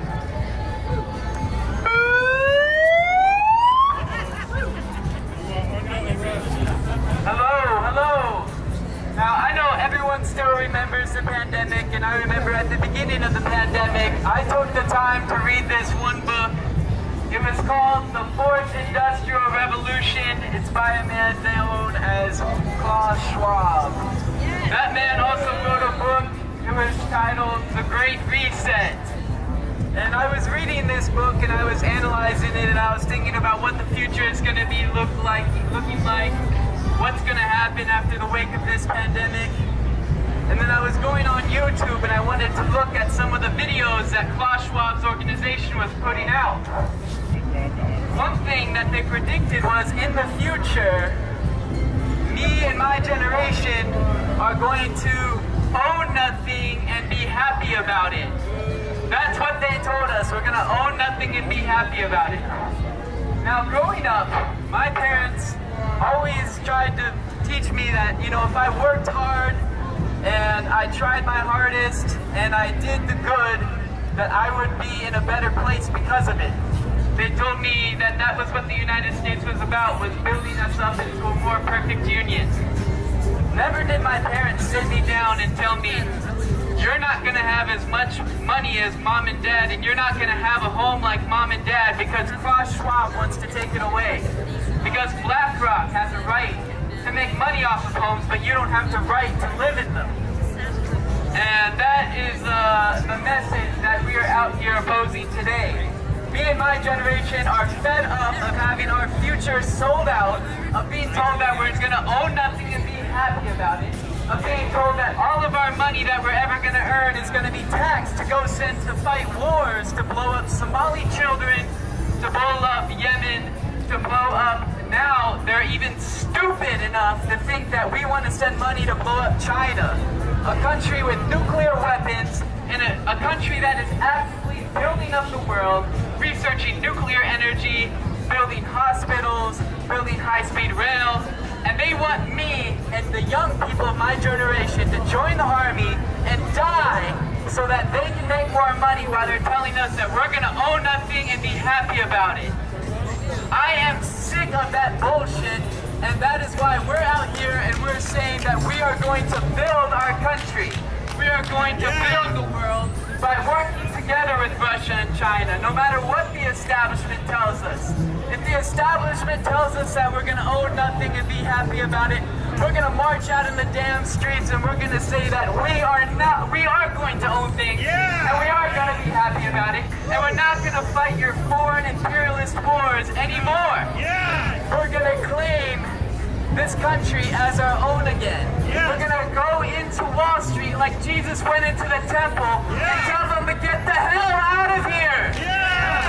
We're done with the wars, we're done with owning nothing, and we're tired of these pansy so-called socialists who are telling us that socialism is about everyone having less. Everyone has to consume less Stop destroying Mother Earth. Stop, wanting to actually be able to own property and buy things. No! That is what socialism is all about. We need to move forward the mode of production into a higher stage. A higher stage with infinite energy from nuclear power. A higher stage where we can expand to Mars. We can expand to Venus. And we can expand beyond that.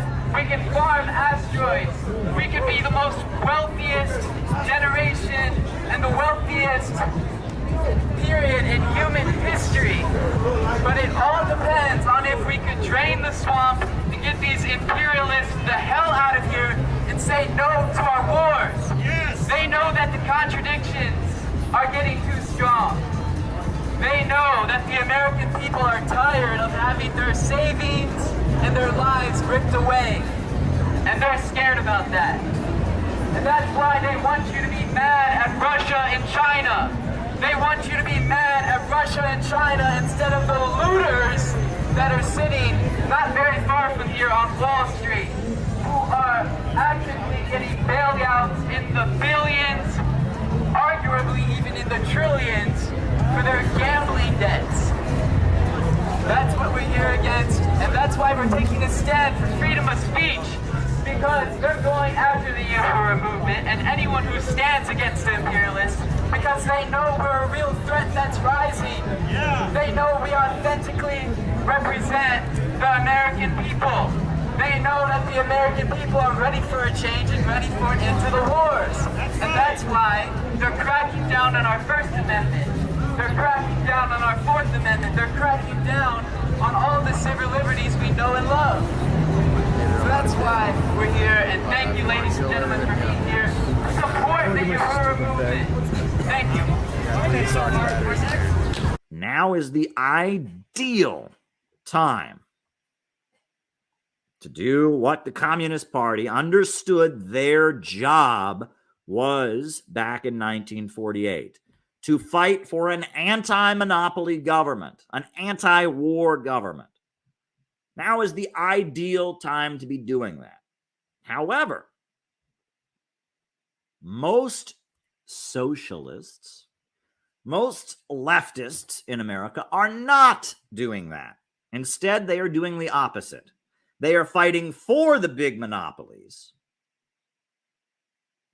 against the anti-monopoly forces. They are fighting for the FBI against the forces challenging the FBI. They're fighting for the Ukrainian Nazis against the forces that want to cut off the funds to them. They are fighting for the lockdowns and the vaccine mandates and big pharma against the people that are opposing them.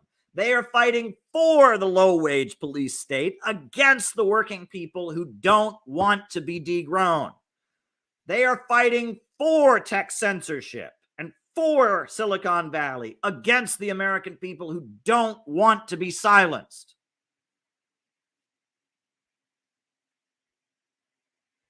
And this is a problem.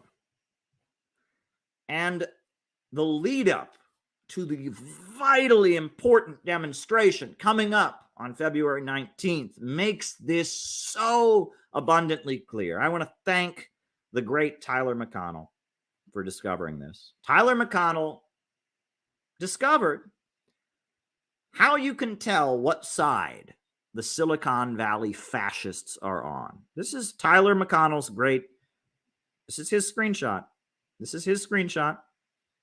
Tyler McConnell decided to Google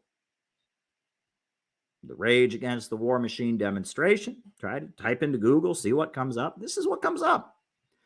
There's a protest happening a week from tomorrow in Washington, D.C. And if you type in to Google what's happening, this is what you will find.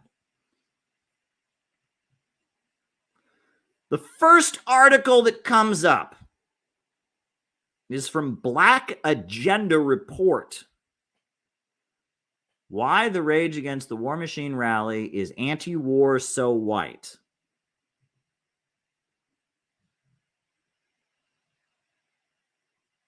Silicon Valley rigged the search engines to make sure that articles written by fake socialists, identity politics, woke jokers came up.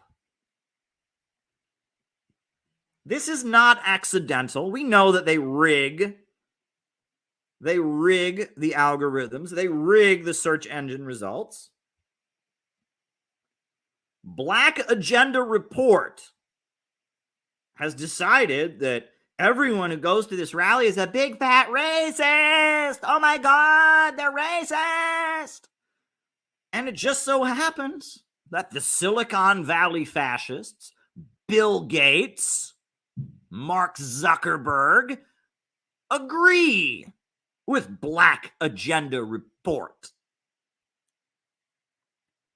And they have rigged the search engine to promote their woke condemnation of this rally. The screenshot's right there. We know what side the Silicon Valley tech monopolists are on.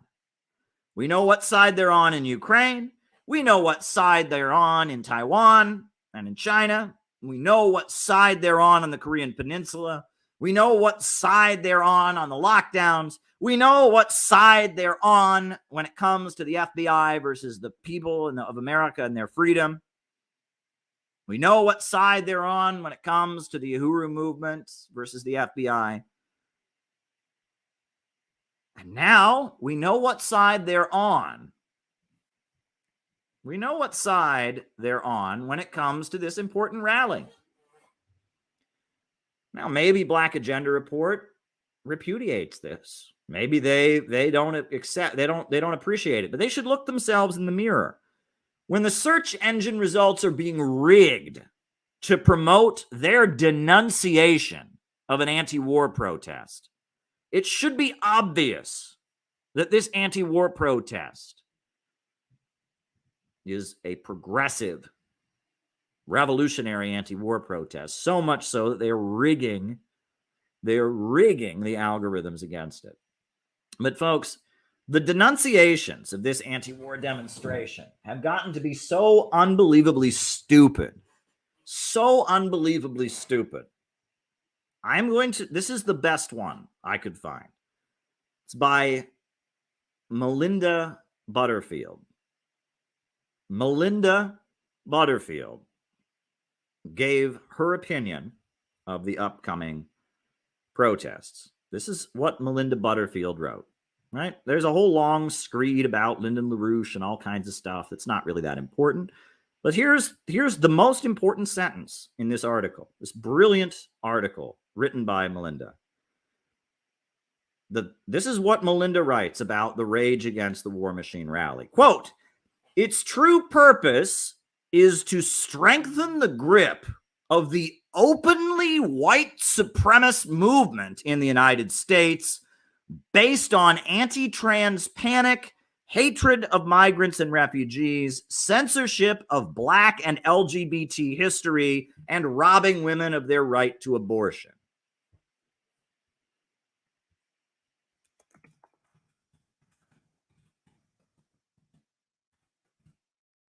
That's what she wrote. The true purpose of this rally, Chris Hedges isn't there because he wants to stop the war. He's there because he wants to strengthen the grip of an openly fascist white supremacist movement.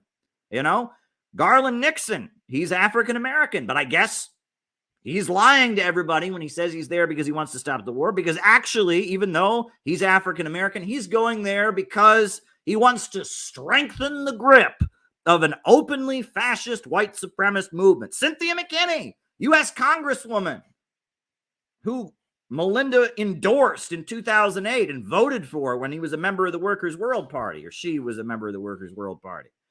But I guess Cynthia McKinney, even though Cynthia McKinney's political views, even though she's a Black revolutionary, Black nationalist, no. She is going there because she wants to strengthen the grip of openly fascist white supremacists. This is the stupidest thing I have ever read. Melinda says that everyone who goes to this rally is a Ku Klux Klan member. Everyone. Maybe you don't like me. That's fine. You don't have to like me. Maybe you don't like the Libertarian Party. No, but the whole point of the rally, the whole purpose of this rally, according to Melinda, is to, quote, strengthen the grip of the openly fascist white supremacist movement. That is the dumbest thing I've ever heard. You have to have a hole in your head to think that that's the case. You really believe that Jill Stein is sitting there and saying, well, I'm going to lie and say I'm against the war, but actually, I want to strengthen the openly fascist and white supremacist movement. These people are so despicable and idiotic that this is what they believe, right? The whole purpose of the rally, its true purpose is to strengthen the grip of the openly fascist white supremacist movement. This is the dumbest thing I have ever read in my life. Anyone who can believe this has to have a hole in their head. And this kind of crap is being promoted by the algorithms because they are terrified of this rally happening.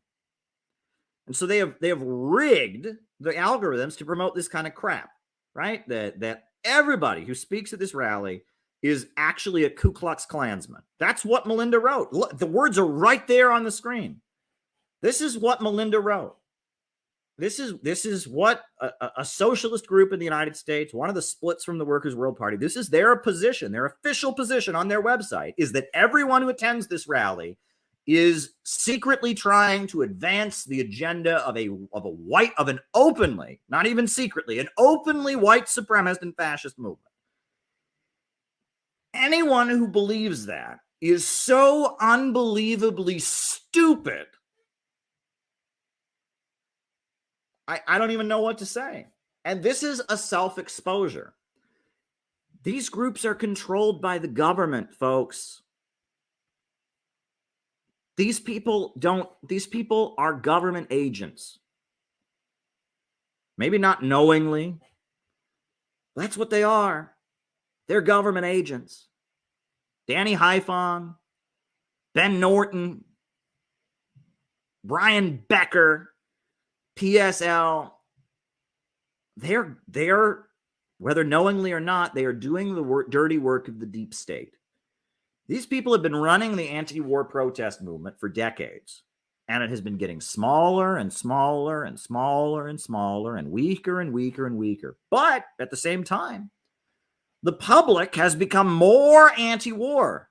Anti-war opinion among the American people has been rising. Never before have the American people been more against the Pentagon, against these wars than they are now. And in fact, among the military, rank and file soldiers are saying they're more anti-war than even the general public is.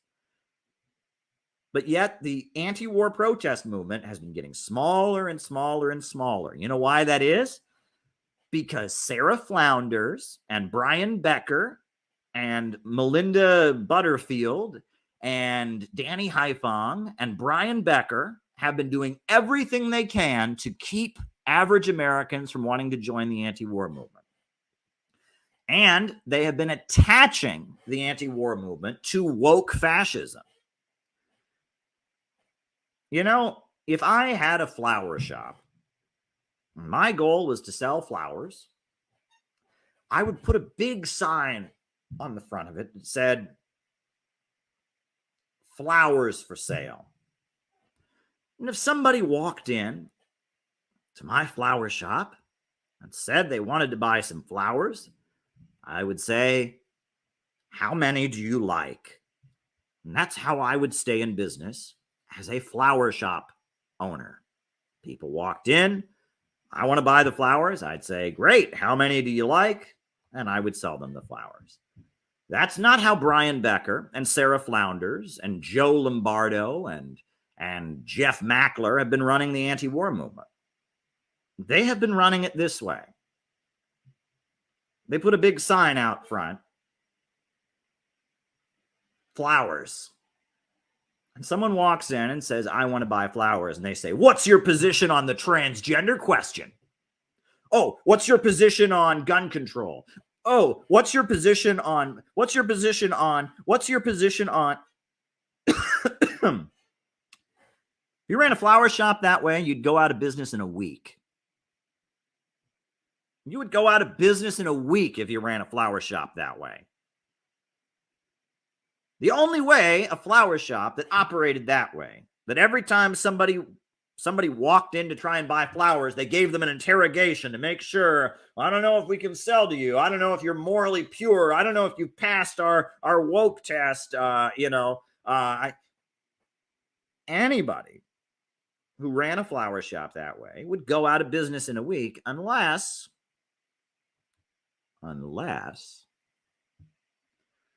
they were getting a government subsidy. Unless it was arranged that there were no other flower shops that could compete with them and that they were the only store in town. Unless it was arranged that anybody else who tried to open a flower shop conveniently got canceled on social media. It just happened that way. Unless it was arranged that anybody who joined their organizations and tried to actually get them to do what they planned to do and be effective got driven out. Folks, I don't know if these people know that they are agents, but they are. They are agents. And their job is to keep average Americans from joining the anti-war movement and to prevent the emergence of a real anti-monopoly coalition. That is what their job is. And there are powerful forces that have gotten them the gig and are doing everything they can, including rigging the algorithms to help them keep this gig. All the proof I needed to show you is right there, right? Do I need to pull up Tyler's screenshot? I'll pull it up one more time, right? Again, you think this is fake? You think this is a fake screenshot? This is how much they love the PSL, Black Agenda Report, Workers' World, Joe Sims, CPUSA phonies. They rigged the algorithms to promote one of their articles.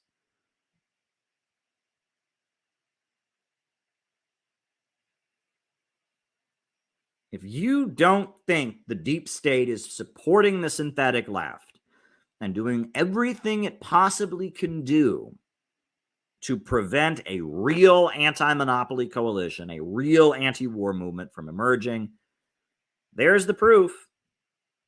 There's the proof. There's the proof. And on top of that, while we're at it, right? If you don't think these people are lying sacks of shit, if you think that they're honest, you think that they just really believe this. Caleb, you have your beliefs, you really believe the stuff that you believe, and it looks like these people, they just believe their stuff, Caleb, they just have their beliefs, Caleb. Well, if that's the case,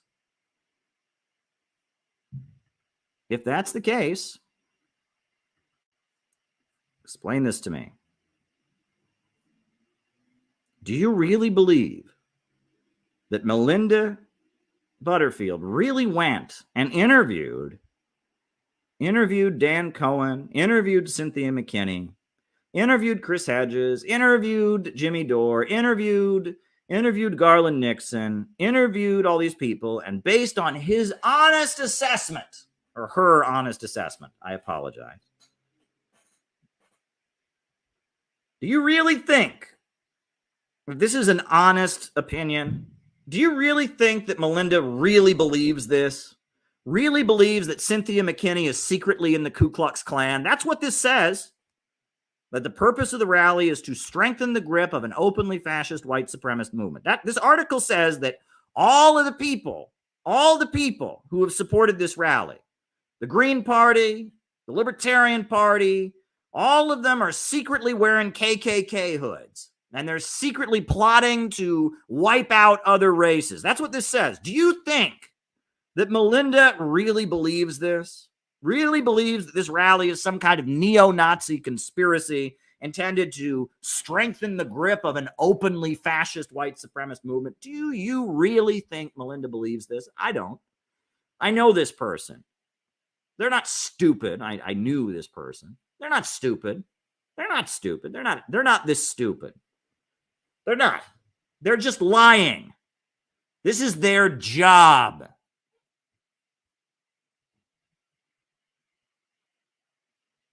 It's a gig. It's something they've been assigned to do by satanic evil forces. That's the case. That's the reality of the situation. We have to break with the synthetic left. We have to break with the synthetic left. Out of the movement to the masses. Out of the movement to the masses. Out of the movement to the masses. Out of the movement to the masses. Out of the movement to the masses. Out of the movement to the masses. Out of the movement to the masses. Out of the movement to the masses. Out of the movement to the masses. Out of the movement to the masses. Out of the movement to the masses. Out of the movement to the masses. Out of the movement to the masses. Out of the movement to the masses. Out of the movement to the masses. You know, there's that Lenin quote I always read to you all. That Lenin quote that I always read to you all. I'm going to see if I think I have a graphic of it I can pull up because it's so gosh darn important. It is so important. It is so important. And if I can just pull up a screenshot of it, maybe not, but let me see. I'm trying to dig through files here to see about where I have stuff. Do I have this Lenin quote? Do I have it? Do I have it? Do I have it? Do I have the Lenin quote? I don't have the Lenin quote. What a shame. So I'm just going to have to read it to you all. Just going to have to read it to you all. I won't be able to put it on the screen, but I've read it to you all again, and I will read it to you once more. There's a really important essay by Vladimir Lenin, and it's about how, when World War I broke out, all these socialist groups that claimed to be so revolutionary supported World War I. It's called Imperialism and the Split in Socialism. It's 10 pages. It's not that long. You should read it. And at the very end of the essay, I've quoted it to you all a million times.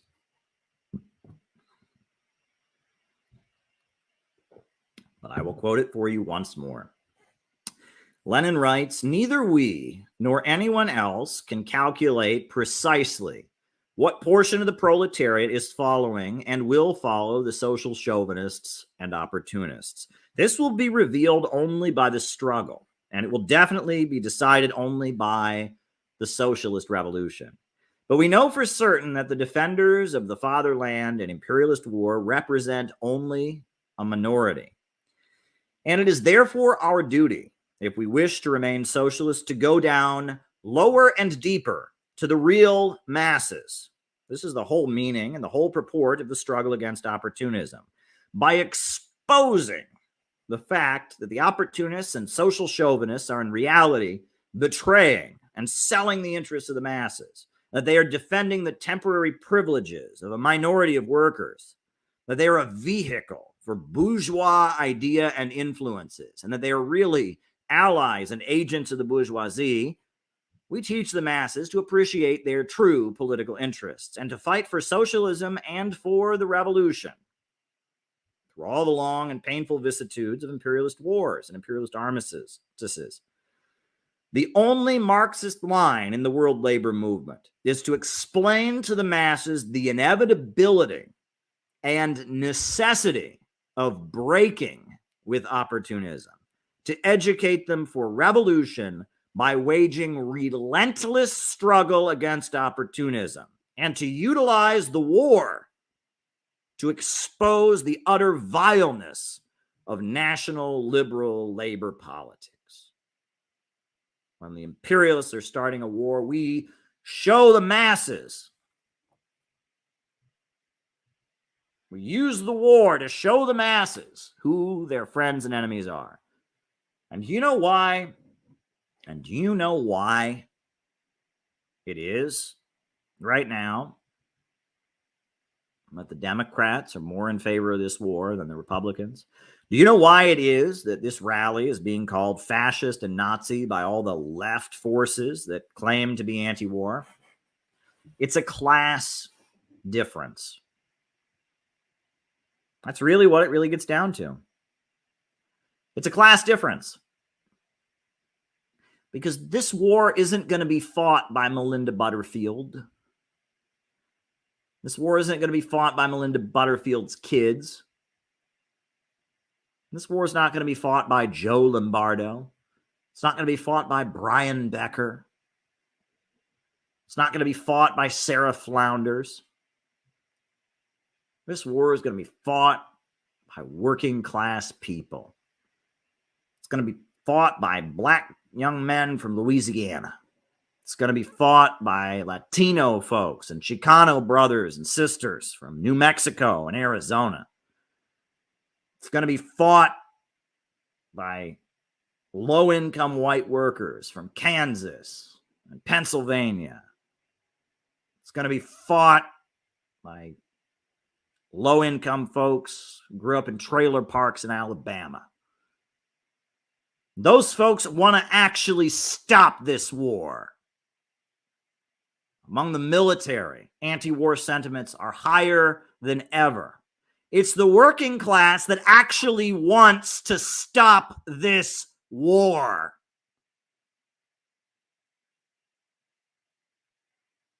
And this war, World War III, that is hanging over our heads, is being fought to defend the temporary privileges of rich kids in Williamsburg. It is being fought to defend the temporary privileges of gentrifiers in Charlotte, North Carolina. It's being fought to defend the temporary privileges of wealthy suburbs that surround Detroit. Grosse Pointe. It's being fought to defend the privileges, the temporary privileges of the laptop class.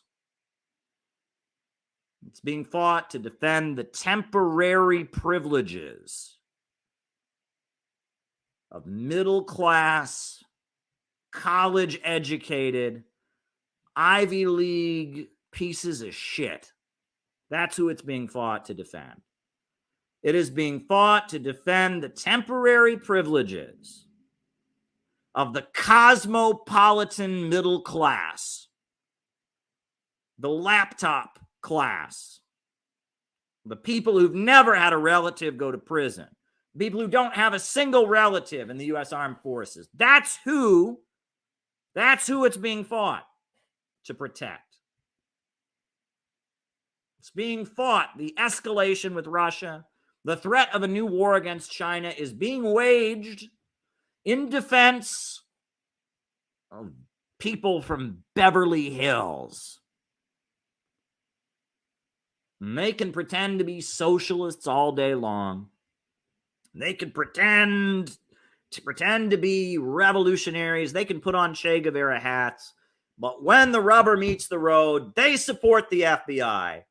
They support the Pentagon. They support tech censorship. They support silencing people. They support lockdowns.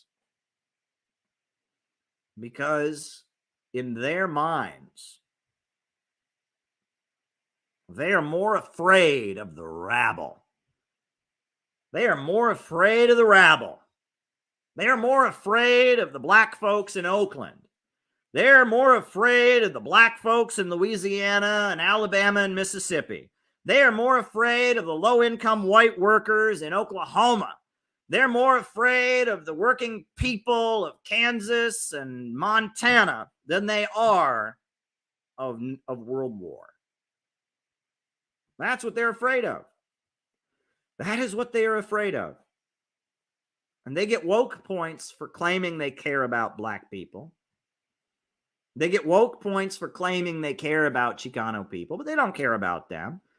And they absolutely make no apologies about hating low-income white people. Yeah.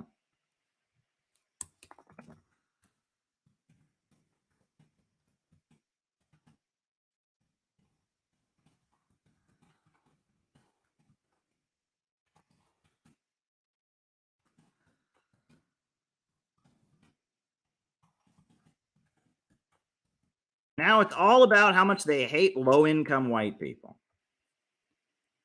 That's what it's all about, right? They hate low-income white people. They're very open about that. And they actually hate low-income black people. And they hate Chicano people, too. They're just not as open about it. And the reason that they hate low-income black people, and they hate low-income Chicano people, and they hate low-income white people, is because they consider themselves to be superior. They went to NYU and Harvard and Yale, and they learned all the right woke buzz phrases. They learned how to be politically correct and talk about white gender privilege and mansplaining and intersectionality. And that's what it means to be a leftist. You go to a fancy, expensive university, run up all kinds of debt so you can turn your nose up and say, I am so much better than you. Oh my God, you're racist. You're racist. That's what you are. Oh, I'm so tired of your white man splaining. That's all it means to be a leftist. And most of those folks blatantly support arming the Nazis in Kiev. Most of those folks blatantly support a new war against China. Most of those folks are pretty clear about wanting to violently overthrow the government of Iran. And there's a small faction among them who pretend to be anti-imperialist. The PSL, Black Agenda Report, people like that. They pretend to be anti-imperialist, but they are way more afraid of the working class than they are of these wars. They would much rather have World War III than have the working class in motion. They hate the workers. They hate the workers. That's what they hate. They hate the working class. They are terrified of the working class. They hate the working class. Well, folks, there's an expression that I heard many years ago.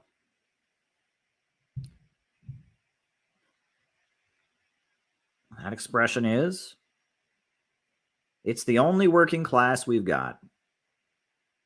If you're a socialist, if you're a Marxist or a revolutionary, it's with the people. It's with the people. It's with the people that you must organize. Thank you, Gala. Writing it down.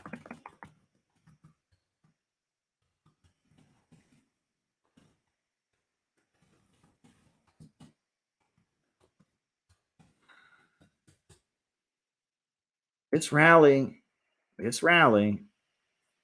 is a great test, I think, as Gala is putting it, about who's really anti-war and who's not.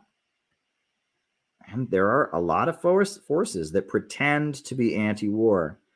And when in reality, they are not. They are not anti-war. They are not anti-war.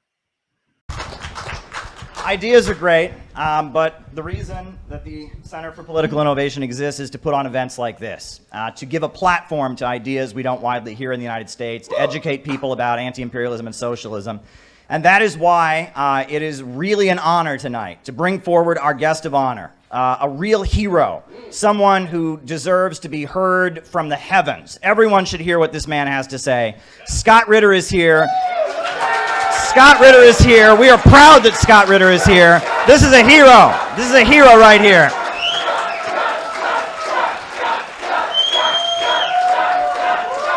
We love you, Scott.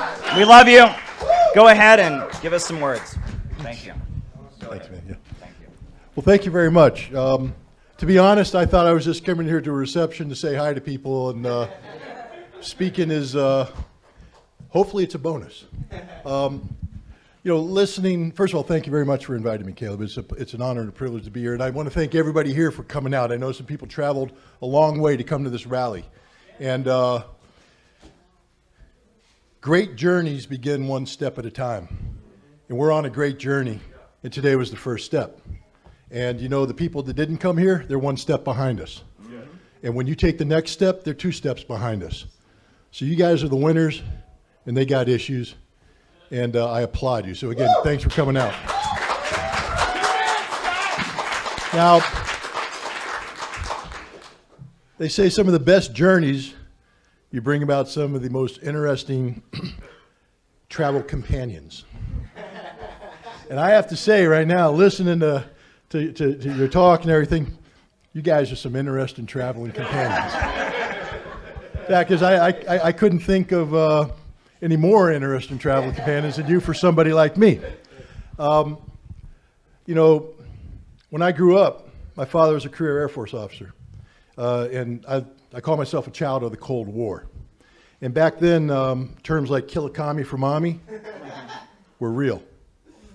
Better dead than red was real. It was part of my life, 24/7, because that's the life we lived. We were on the front lines of the Cold War. Across the frontier was the Soviet enemy, and we were ready to go to war. Not just any war, ladies and gentlemen, a war that would bring about the end of all mankind, because that war would include nuclear weapons. That was the harsh reality of my youth. And sadly, I was ready and willing to go on the same journey that my father did. I enlisted in the Army out of high school. I ended up getting a commission in the United States Marine Corps. And my focus of studies in college was Russian area studies. Why? To know your enemy. Why? To kill my enemy. I'm just being straight up honest with you.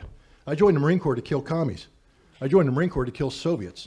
That's all I wanted to do, because I believed that was the mission given to me by my country, by my heritage, by my legacy, to defend America, freedom, our way of life against an evil scourge that I didn't understand, but I feared.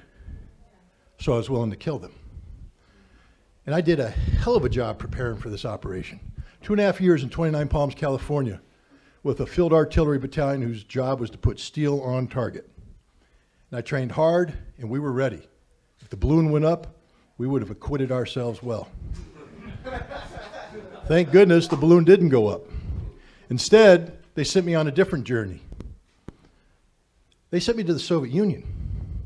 A guy who was training to kill Soviets suddenly was sent to the Soviet Union not to kill them, but to cooperate with them. On what? Eliminating the most dangerous weapons in the world. In December of 1987, Ronald Reagan sat down with Mikhail Gorbachev and signed the Intermediate Nuclear Forces Treaty. Intermediate nuclear forces are basically missiles with nuclear warheads of a given range. In this case, the range, 500 to 5,000 kilometers, I believe, could be miles, but I think it's kilometers, meant that if the weapon was stationed in West Germany, it could strike Moscow 5 minutes after launch. Why is that important? Well, because that's the amount of time then the Soviets have to decide what to do. The second the weapon is detected, 5 minutes later, if it's the real deal, Moscow disappears. Now, normally speaking, with intercontinental ballistic missiles, you have 30 to 40 minutes. Now, why is this important? Because in the past, the treaty was signed in 1987. In 1983, there were several instances where there were false alarms. And fortunately, the time that was saved by that 30 to 40 minute window allowed people to make the right decision to assume that this wasn't a real attack, but a false alarm, and they didn't launch the missiles. But with the new intermediate range missiles, if the alarm went off, you didn't have 30 to 40 minutes, you had 5 minutes, which means fire now, boom, and we're all dead. We're all dead. Now, I don't like to say this too often, and I appreciate people shaking my hand coming up here. Don't shake my hand for anything I am doing today or tomorrow. Shake my hand for what I did in 1988, 1989, 1990. Want to know why? Because if it wasn't for people like me on the American side and my Soviet counterparts, none of us would be here today. You're an American hero. Because without the treaty, there would have been a mistake. And if that mistake, we wouldn't have had time. Decisions would have been made. And I'll give you an example from life. June 1995, a missile was fired from Norway. It was an atmospheric test missile. And when it went up, Russian radar picked it up and determined that it was a Trident submarine-launched ballistic missile coming in on a trajectory designed to fire an electromagnetic pulse, so basically a nuclear bomb in the air to blind Russian radar for the first strike coming in.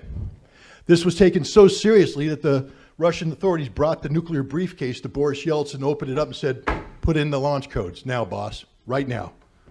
We have to make a decision right now. Fortunately, because of the Intermediate Nuclear Forces Treaty, Yeltsin had more than 5 minutes to make that decision. And eventually he said, I don't think this is the attack, we're going to stand down. Had the treaty not been signed, we would have had a completely different outcome. So when I say we all would have died, it's not hypothetical, ladies and gentlemen. We all would have died. None of us would be here today. That's an amazing thing. But you know, perhaps the most important thing about the Intermediate Nuclear Forces Treaty for me wasn't the journey of disarmament. It's very important, life or death, literally, boom. It was a journey of discovery. How do you take somebody who was conditioned to hate a people he knew nothing about to such an extent that he wanted to kill them? And not just kill them theoretically, in close quarter combat, close with and destroy the enemy through firepower maneuver. Look them in the eyes while you take their life. That's the kind of hate I had in my soul for the Soviets. And yet they transformed me. You see, I went over there, and instead of trying to kill them, I started working with them. It was an amazing journey to see these people as humans, human beings. You know, initially our work was professional, purely professional. We worked together to build, you know, this monitoring facility. We worked on developing procedures, etc. But you can't be around people 24/7 without getting to see little things about them. That guy's pretty funny. That guy's not. And I'm sure they were saying the same things about us, you know. Looking at the guy next to me going, I like him. Looking at me going, I don't like him. But that's okay. On New Year's Eve, 1988, a senior Soviet engineer named Igor Yefremov, who used to build the reentry vehicles for SS-25 missiles, those the missiles that are aimed at American cities, invited me and 3 other inspectors into his home. And in doing so, he opened up his life for us. We got to meet his wife, his kids, his neighbors came over. And anybody who knows anything about life, you don't normally invite people into your house unless you've cleaned it up really good, right? Because otherwise they come in and they get to see the real you. Like if you come into my house and it hasn't been cleaned up, you're going to learn a lot about Scott Ritter. What a slob he is and what dogs do to a home. But then we clean it up, you come in and we put on our best face. Well, in the Soviet Union, you don't have that option. These are small apartments. When you come in, what you see is what you get. It's a very intimate experience, and we got to see everything about this man's life, his family's life, the photographs, the clothes, the bedroom right there, the tiny bathroom. But we also got to see the love that this man had for his family. This is a guy I wanted to kill, and that he loved his wife. How can a man who's an evil communist love his wife? Communists don't love. He has children that he dote on. He loves his children. Communists don't dote on their children. That's an American trait. Friends came over and they told jokes. They made fun with one another. What I learned is that these are fellow humans. And it began a journey where I no longer wanted to kill them. I wanted to like them. I wanted to love them. The fact is, I married one of them. U.S. government didn't like that, but the point is, I broke down this wall of ignorance. This wall of ignorance, and from that ignorance comes the fear that drove me to do what I was trying to do. But once you learn, once you educate, once you inform yourself, the ignorance is no longer there. It's replaced by knowledge, and the knowledge allows the fear to be eliminated, and you can view things objectively. And one of the clearest things I've learned from this is that we don't want to go to war with Russia. We don't want to engage in a nuclear arms race. Now, we had tried to put these pieces together back in the late 1980s, early 1990s, but we have failed. Somehow we have gotten off track. Today we're in a situation where there's a horrific war in Ukraine. I'm not here to articulate one way or the other on that. I think I've made my point clear where I stand, but the bottom line is it doesn't matter what Scott Ritter thinks, that war is a reality and that war is going to go the way that war is going to go. What we need to be focused on isn't trying to play, game, we call it a game like a Super Bowl. Russia's on the 40, they're going to go, no, it doesn't work that way, guys. The war's going to end. People are going to die. But when it ends, what do we do? Where do we go? What journey do we choose to take? And right now, the United States is even more in the dark about the reality of Russia than we were when I was in the Marine Corps. Russophobia is a disease that infects the American people. And from this disease, this fear of everything Russia, is built this ignorance. And this ignorance is exploited by our elected officials to take us on a journey of destruction, of the inevitable elimination of all humankind through nuclear annihilation. That's a statement of fact, ladies and gentlemen. When I started the INF Treaty, it began a process that resulted in numerous treaties with the Russians. But because of Russophobia, we have dropped out of the Anti-Ballistic Missile Treaty. We've dropped out of the Intermediate Nuclear Forces Treaty. We've dropped out of the Open Skies Treaty. We have one treaty left, Strategic Arm Reduction Treaty, and that expires in 2026. And there is no effort right now to have a replacement treaty. And if that treaty goes, there is no arms control. And if there is no arms control, there's an arms race. And that arms race today will result in the inevitable nuclear conflict between us and Russia, and we all die. That is a statement of fact. I'm here to tell you right now that if we don't get arms control back on the agenda, seriously, we are all going to die sooner rather than later. For anybody out there who's grandparents, I would imagine you want a world that's safe for your grandchildren. There won't be a world for your grandchildren. For your parents looking to your children, there won't be a world for them. And for people who just enjoy lives as themselves, I'm sorry, you're gone too. Life is going to end. And don't care if you're a libertarian, a communist, a Republican, a Democrat, an agnostic, a Christian, a Jew, a Muslim. It doesn't matter. You're all going to die. So if we allow ourselves, as we try to figure out where we're going to be going, to fall apart and squabble, I don't agree with this, I don't agree with that. The nuclear genie don't care. He's going to grant you one wish, and that wish is death. We got to keep the genie in the bottle. How do we do that? Ladies and gentlemen, we got to go on a journey. We have to go on a journey of national discovery that replicates the journey I took back on New Year's in 1988. We have to start meeting Russians. We have to start talking to Russians. We have to break down this wall of self-imposed ignorance. We have to learn about them. We have to learn to love them, like them, have compassion for them. And if we don't like them, at least we have to be able to articulate why we don't like them. Because then you can begin to come up with a solution of how to resolve that. You can't solve a problem unless you properly define it first. And what Russophobia does is prevents us from accurately looking at the Russian problem. We're not looking at reality, we're looking at fiction. Fiction that is created by the military-industrial complex on purpose to generate the fear that allows them to continue to build the weapons of mass destruction. It is a business that makes them a lot of money, but in the end is going to kill us all. So where do we go? We got to go on a journey. And I'm going to give you a little vision here, a little vision, just a slight vision. First, before a vision, like any vision, you got to go backwards. So journey backwards in time with me to June 1982, Central Park. 1 million people showed up in Central Park in an anti-war rally. Not an anti-war rally, anti-nuclear rally, a pro-arms control rally, give peace a chance rally. At that time in 1982, the Soviet Union and the United States were not talking about arms control. We had locked each other out, sort of like what's happening today. We were the evil empire, or they were the evil empire. We were enemy number one. sort of like today.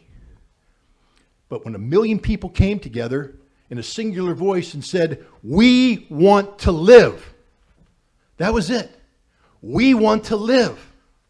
And we're telling our government, we need you to embark on policy directions that will guarantee we live.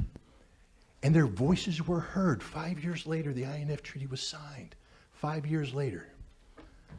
So now let's move forward. June 2024, a little bit more than a year from now, we need to put 1 million people or more in Central Park. We need to put 1 million people in Central Park.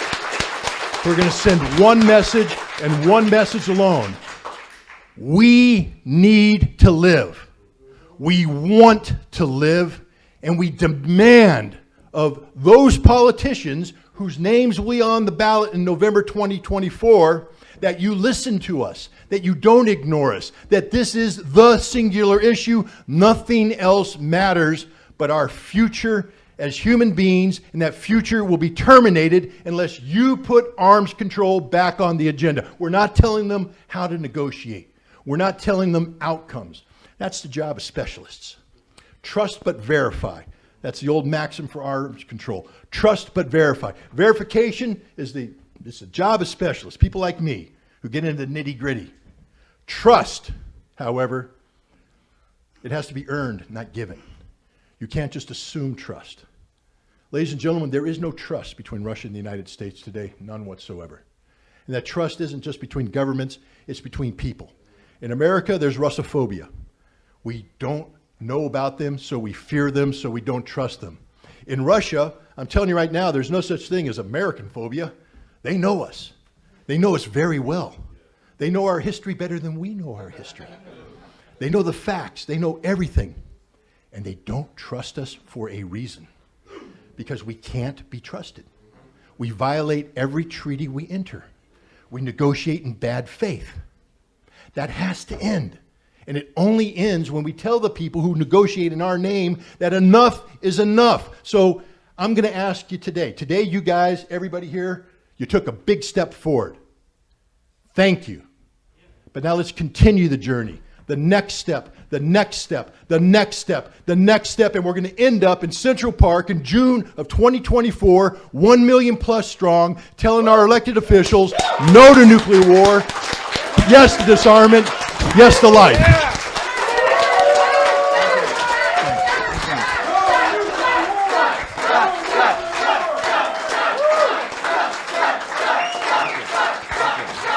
There was a court stenographer who overheard him telling, somebody in the court.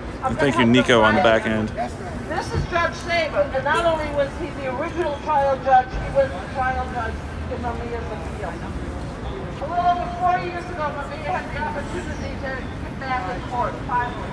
And this was on the basis of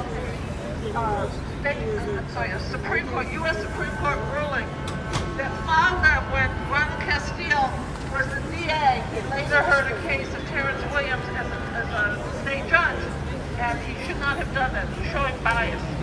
So Mamiya's case was able to come back to court in this building starting in April 2016.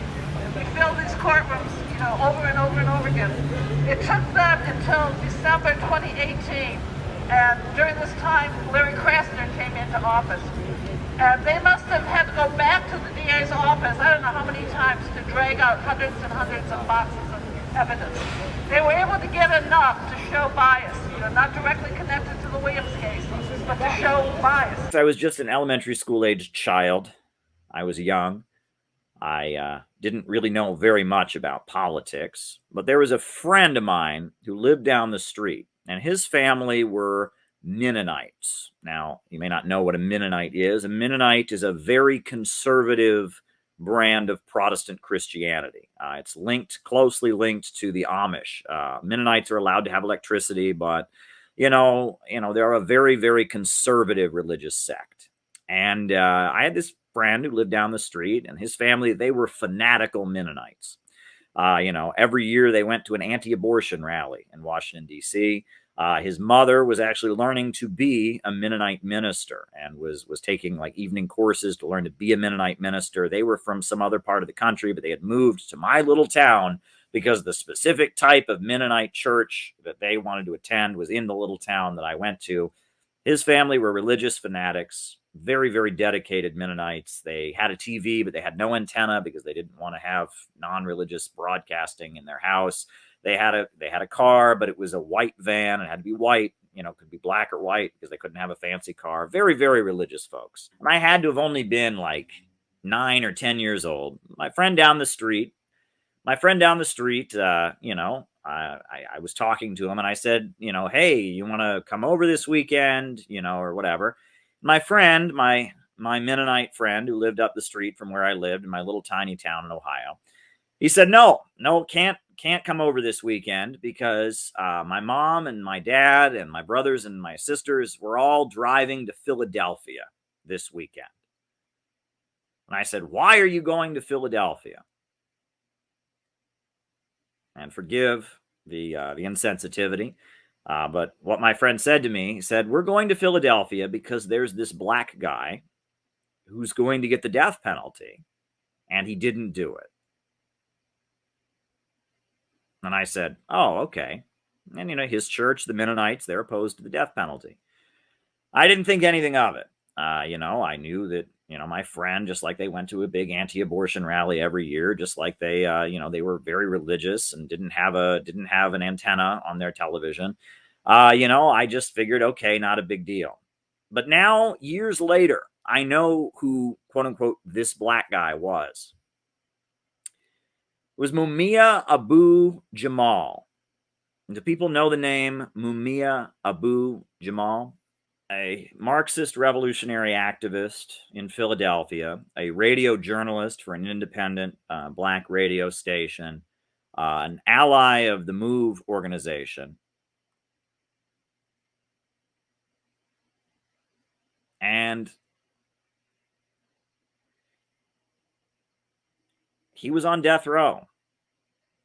And in 1996, it looked like Mumia Abu Jamal was going to get the death penalty.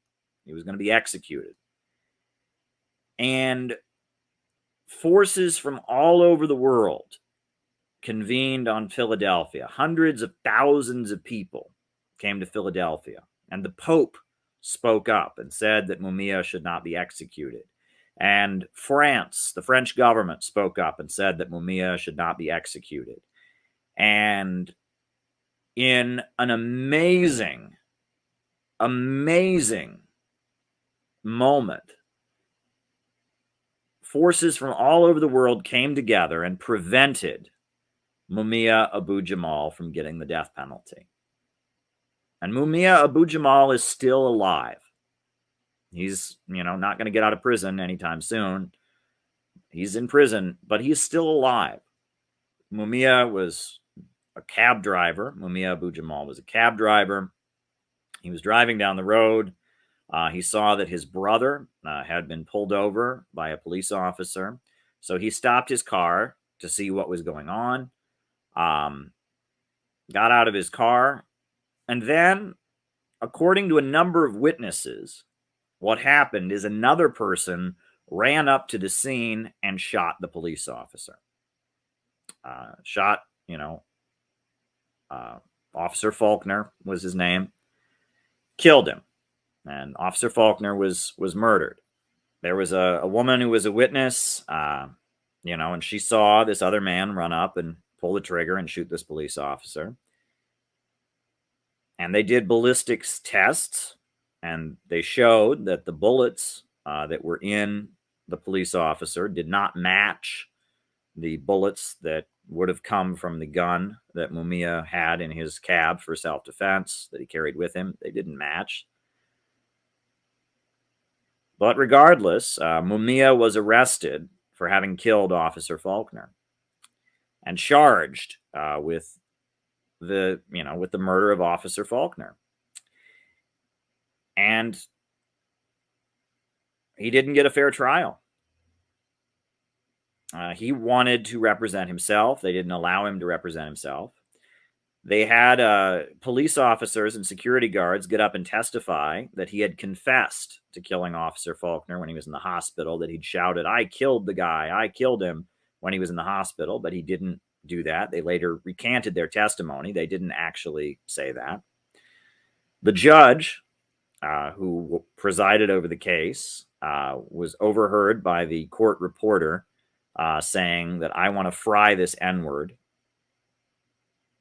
The details of the case just got uglier and uglier and uglier. And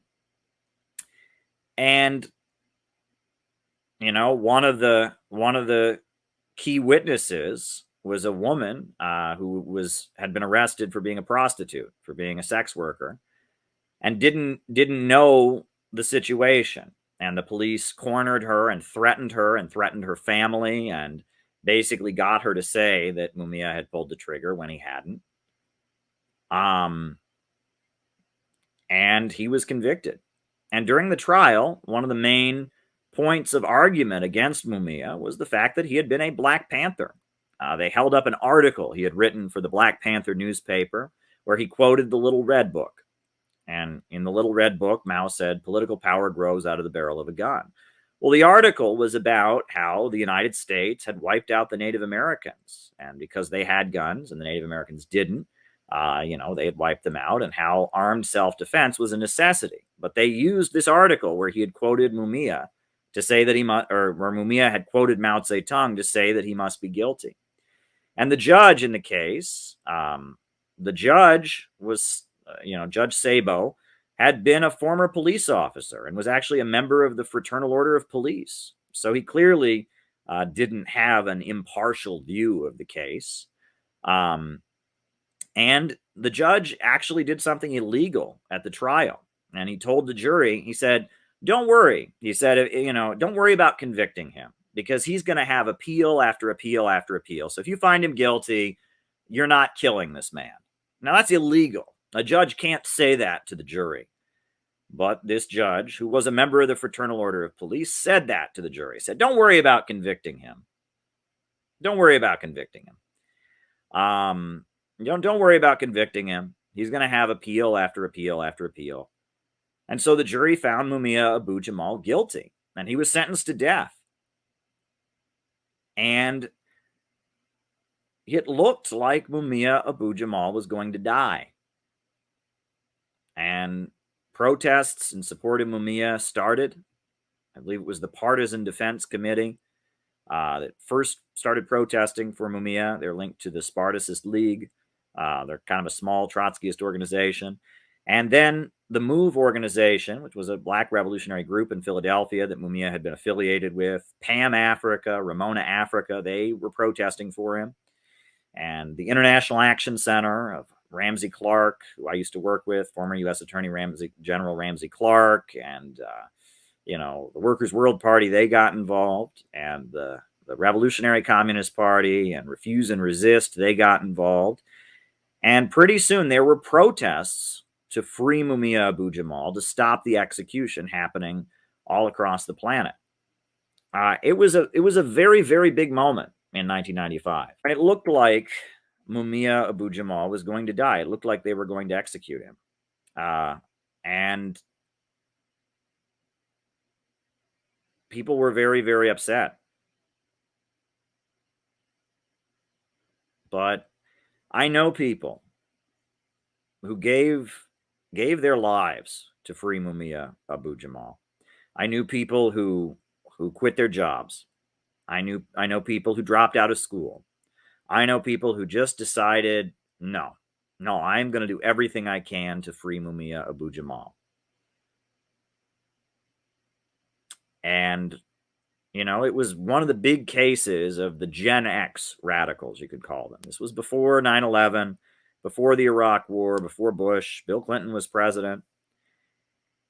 And there were a lot of people that said, I am going to do everything I can to save Mumia's life.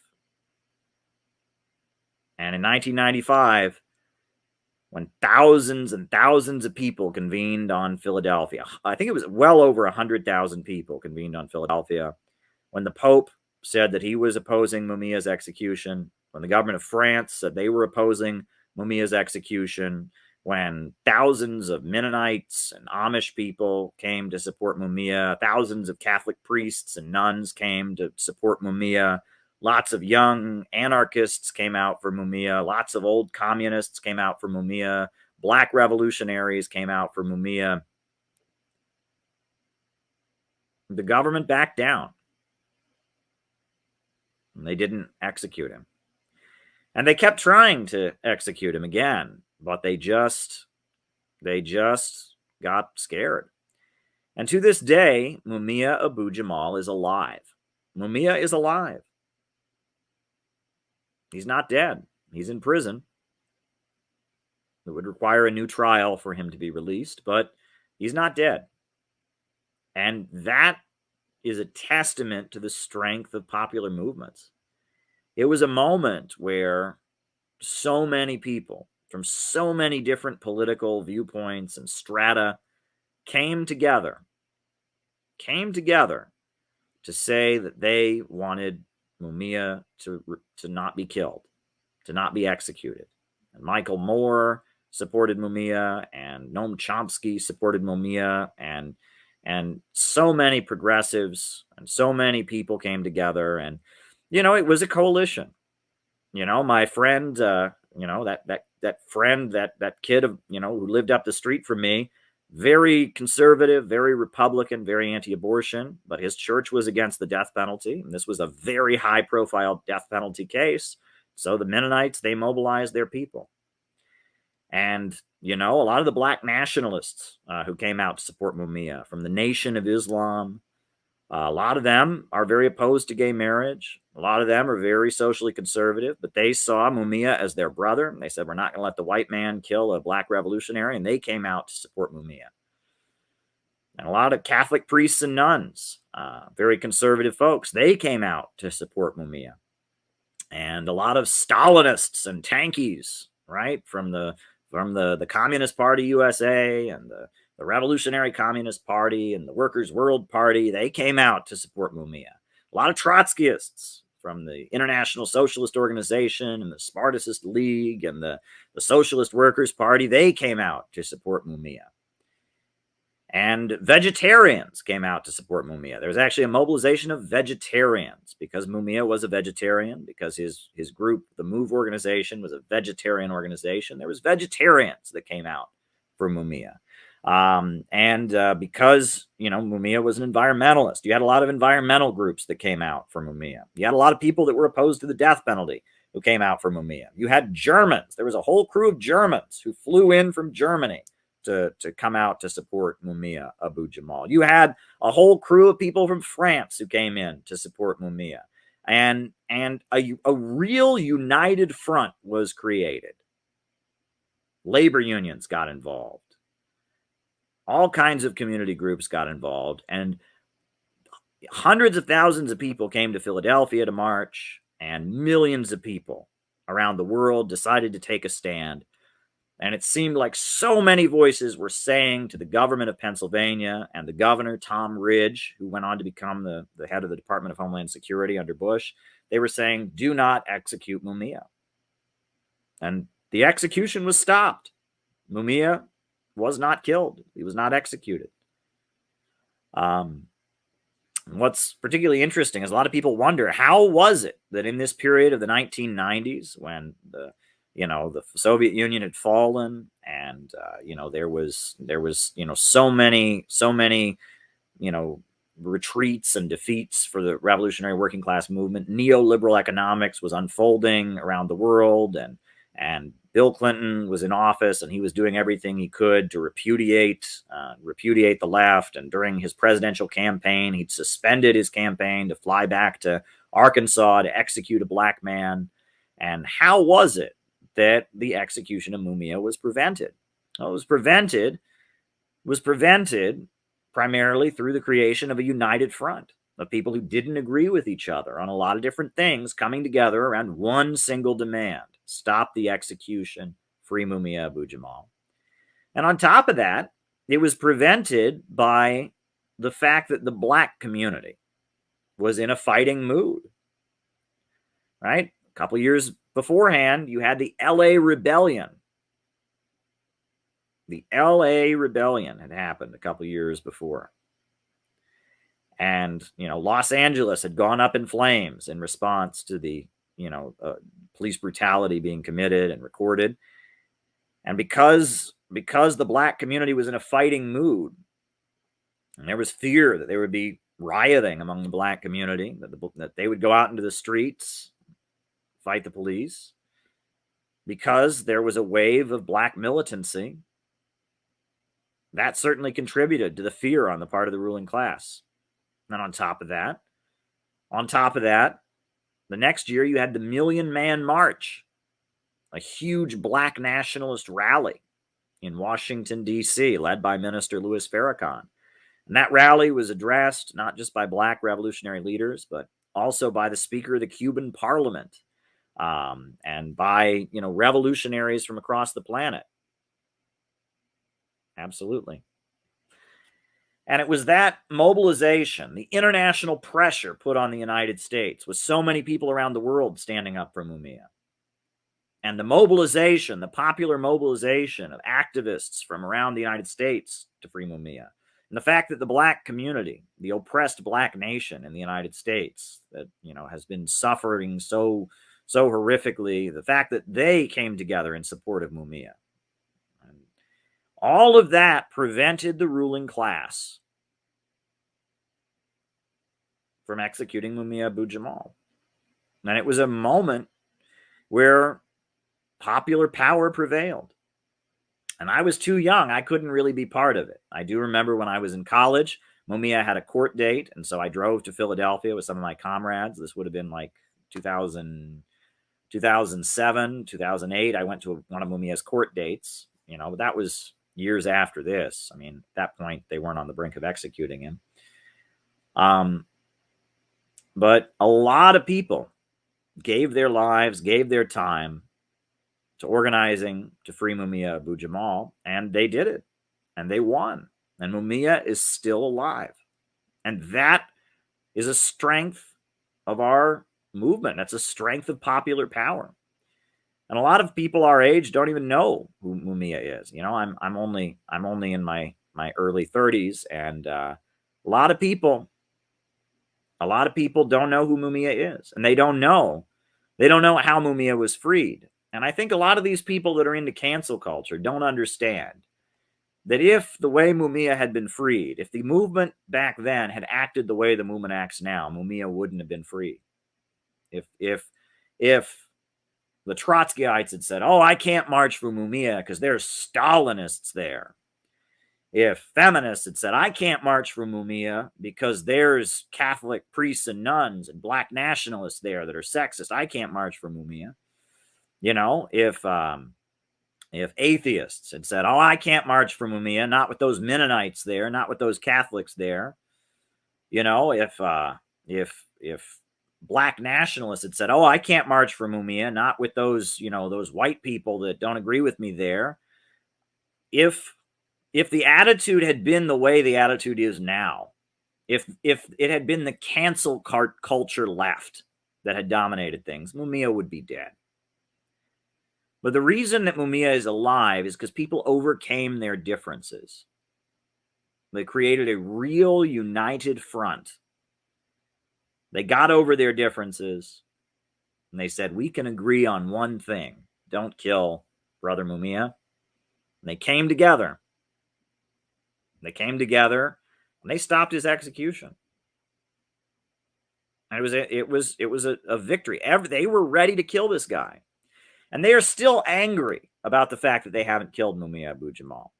There's a book called Murdered by Mumia. And it was ghost written by, I can't even remember his name, this clown who works for MSNBC now, Mark Smerconish. And he wrote it. He ghost wrote it for Maureen Faulkner. She wrote that, she didn't really write it. Mark Smerconish wrote it. Smerconish wrote this book. He ghost wrote it. And there's just blatant lies in the book. Blatant lies about the case.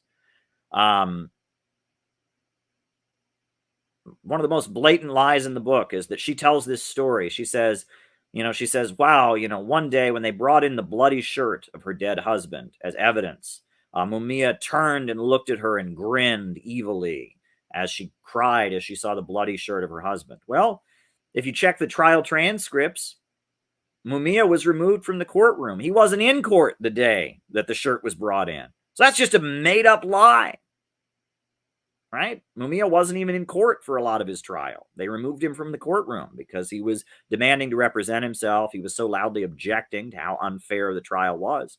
So that whole story that Smerconish made up, I mean, it's not true. It was just made up for the book to make Mumia look like a monster. Other details of the case are not included, like the fact that there was ballistic tests that showed that Mumia's gun had not fired the bullets. Like the fact that that the only testimony that Mumia had actually done it, the only eyewitnesses have recanted and said that he didn't do it, right? And then said that they were threatened by the police and intimidated into saying that Mumia had committed the murder. And, Fox News and the right wing and even a lot of mainstream media, a lot of liberals, Bill Clinton was supporting the execution of Mumia. And in fact, Bill Clinton had the Democratic National Convention in Philadelphia, I believe. And he had it in Philadelphia, from what I understand. And he even had, Maureen Faulkner, the widow of the officer that Mumia was accused of killing, on the stage with him.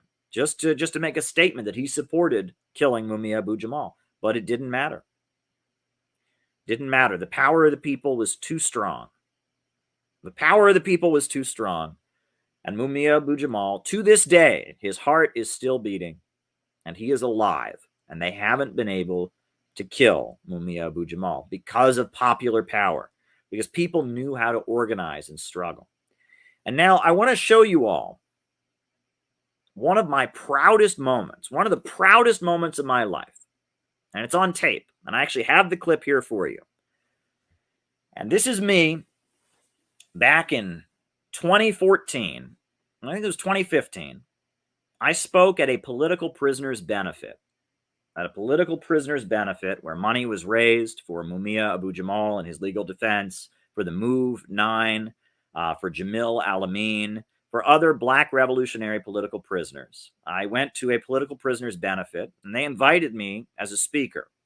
And so I came, and I presented an award, or not really an award. You'll see. I gave a gift to Pam Africa and Ramona Africa, two of the leaders of the movement to free Mumia Abu-Jamal, two members of the Move organization that was firebombed in Philadelphia. This is one of the proudest moments of my life. Poster says, "Remember, we are in here for you, and you are out here for us." That's right. There's no two people that better exemplify the spirit, that is expressed on this poster than these two individuals. Gosh. Thank you. Caleb. Thank you. Thank you. I mean, to go through so much, to be part of a chosen family of dedicated activists in Philadelphia, to see members of your family locked up and gunned down and so ruthlessly persecuted, but to keep fighting every day, to keep raising your head up high and demanding justice, this takes a strength of character that so many of us can only really aspire. This isn't a new work of art. It's a reprint of a poster that was circulated about 100 years ago. At the top of the poster, it actually says, "Fellow Workers," because it was put out by the Industrial Workers of the World, a radical labor union 100 years ago, whose members were locked in prison for speaking up and fighting for justice. There's some people here who know me, and they know I can be a little bit of a firebrand. I don't always say things the way people want me to, or do things exactly the way people have always done them. But there's one rule that I think that we can take from the last generation of activists, and they got it from the previous generation of activists, and they got it from the last generation of activists. It's one of the most important rules for anyone to learn when they come into the movement. And that's that if at any point the state comes for somebody who's fighting against capitalism, or fighting against racism, or fighting against the unjust wars, or fighting for equality, if the powers that be come for anyone in our movement, all of us have a duty to do everything in our power to win their freedom and bring them home.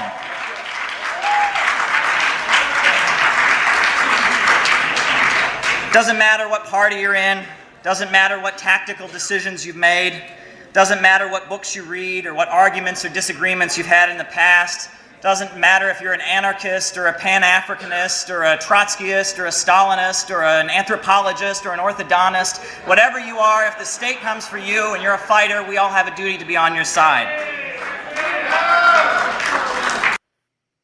Yep, that's one of the most proud moments of my life, when I was able to present that gift. The poster, one I gave to Pam Africa, one I gave to Ramona Africa, to stand in solidarity with the MOVE organization and with Mumia Abu-Jamal, was a beautiful moment. And the point that I made in my remarks that you just heard there, when I had the opportunity to present this gift to them, was that we have a duty to not let the capitalist government come for anybody. And at this point, I think there's a lot of people that need to be standing up for Julian Assange, but aren't. There's a lot of people who call themselves socialists who won't stand up for Julian Assange. Julian Assange is rotting away in prison in the United Kingdom. And they're on the verge of extraditing him to the United States so they can torture him just for revealing war crimes. And we all need to be standing up for Julian Assange. And the same for Leonard Peltier, the Native American activist who's been falsely accused of killing FBI agents. The data shows that those FBI agents were killed by friendly fire. And it was the FBI agents killed other FBI agents. You know, it was friendly fire. Leonard Peltier did not kill those FBI agents at the Wounded Knee standoff, at the standoff. But regardless, Leonard Peltier is still in federal prison. And there's many political prisoners in the United States. We always hear about political prisoners in Russia or political prisoners in China. There are political prisoners in America. And the Center for Political Innovation calls for a blanket amnesty for all political prisoners. All political prisoners. You know, from the Black Liberation Army, from the Puerto Rican liberation organizations, you know, from some of the May 19th Communist Organization, Weather Underground, blanket amnesty. Blanket amnesty for all of them. Because we all know that the FBI killed a lot of black revolutionaries during this time period. We all know that the police departments around the country framed up and murdered a lot of revolutionaries during this time period. None of them went to jail. So in order to heal the wounds of the country, in order to bring the country together, we need to free all political prisoners. You know, in what year was it? 96 or 93, whenever they signed the Good Friday Agreement in Ireland, in Northern Ireland, what was one of the things that the British government did is they freed all of the IRA fighters who were locked up. Now, they didn't say that, oh, we approve of what you did during the Troubles. We didn't approve of what you did, but it was to heal the country, to heal Northern Ireland. They let those folks go home. And that's what they need to do in the United States. That's what they need to do in the United States. They need to send them home. Free all political prisoners, all Puerto Rican liberation fighters, all Black Panther and Black Liberation Army and Black Nationalist Revolutionary Fighters, all the MOVE organization members, you know, all of the white left adventurist communist groups, May 19th Communist Organization, Revolutionary Armed Task Force, free them all. Free them all. Let them go home to their families. Let's admit that the U.S. government did far worse things than any of these people could ever have dreamed of doing, killed millions of people in Vietnam, you know, suppressed with their COINTELPRO program, you know, the Black Liberation Movement, killed Fred Hampton, killed Bobby Hutton and Mark Clark. And let's be real about this, right? Blanket amnesty for all political prisoners. I think that is a very, very legit demand. The government is unleashing death and destruction on Yemen. It's their neighbor to the south. Yemen is being bombed and destroyed with U.S.-made weapons. The United States is arming the government of Saudi Arabia as they bomb schools, they bomb hospitals, they bomb healthcare clinics, they commit war crimes against the people of Yemen. The war on terror is a lie. This has been a war to protect terrorism. This has been a war to overthrow independent and socialist governments. This has been a war to expand the profits of oil banking monopolies and big bankers on Wall Street. That's what this war has been about. It's not been a war on terrorism. It's been a war of terrorism. And that terrorism, let me add, has not only gone on, against the people of the Middle East. That terrorism has gone on here. How many families lost their son or daughter who was in the military? How many people from New York or Idaho or Mississippi or Alabama or Utah or California got shot, got killed, got blown up, lost an arm, lost a leg, lost their mind with PTSD? How many people died so that Wall Street could keep control of that region? A government of action that fights for working families. We're not sitting around and complaining on the internet that things are not good. We're going out and we're teaching people with socialist education what the future can look like, how we can get out of the crisis of capitalism. Right now, the unemployed masses need to be organized in unemployment councils. We've been inculcated with this idea that our entire identity as Americans is tied up with war, right? We're a gun country, we're a military country, our whole identity is tied up with war. That our whole identity is tied up with capitalism and individualism. They say cutting schools, privatizing things, letting hungry people starve. They say that's just the American way. That's just the American way. Well, I got news for you. All throughout U.S. history, when slavery was going on, there were people like Nat Turner. There were people like John Brown resisting and fighting back. Every single time this government has launched wars, there has been an anti-war movement. From the time of Eugene Debs to the time of people in the Vietnam era who burned their draft cards, said, hell no, we won't go, to the time when U.S. soldiers walked off and refused to fight in Vietnam, from the time of the Korean War where there were protests in this city, amid McCarthyism. There's always been an anti-war movement every time there's a war. Furthermore, at the time when there was child labor in sweatshops in this country, there was a labor movement.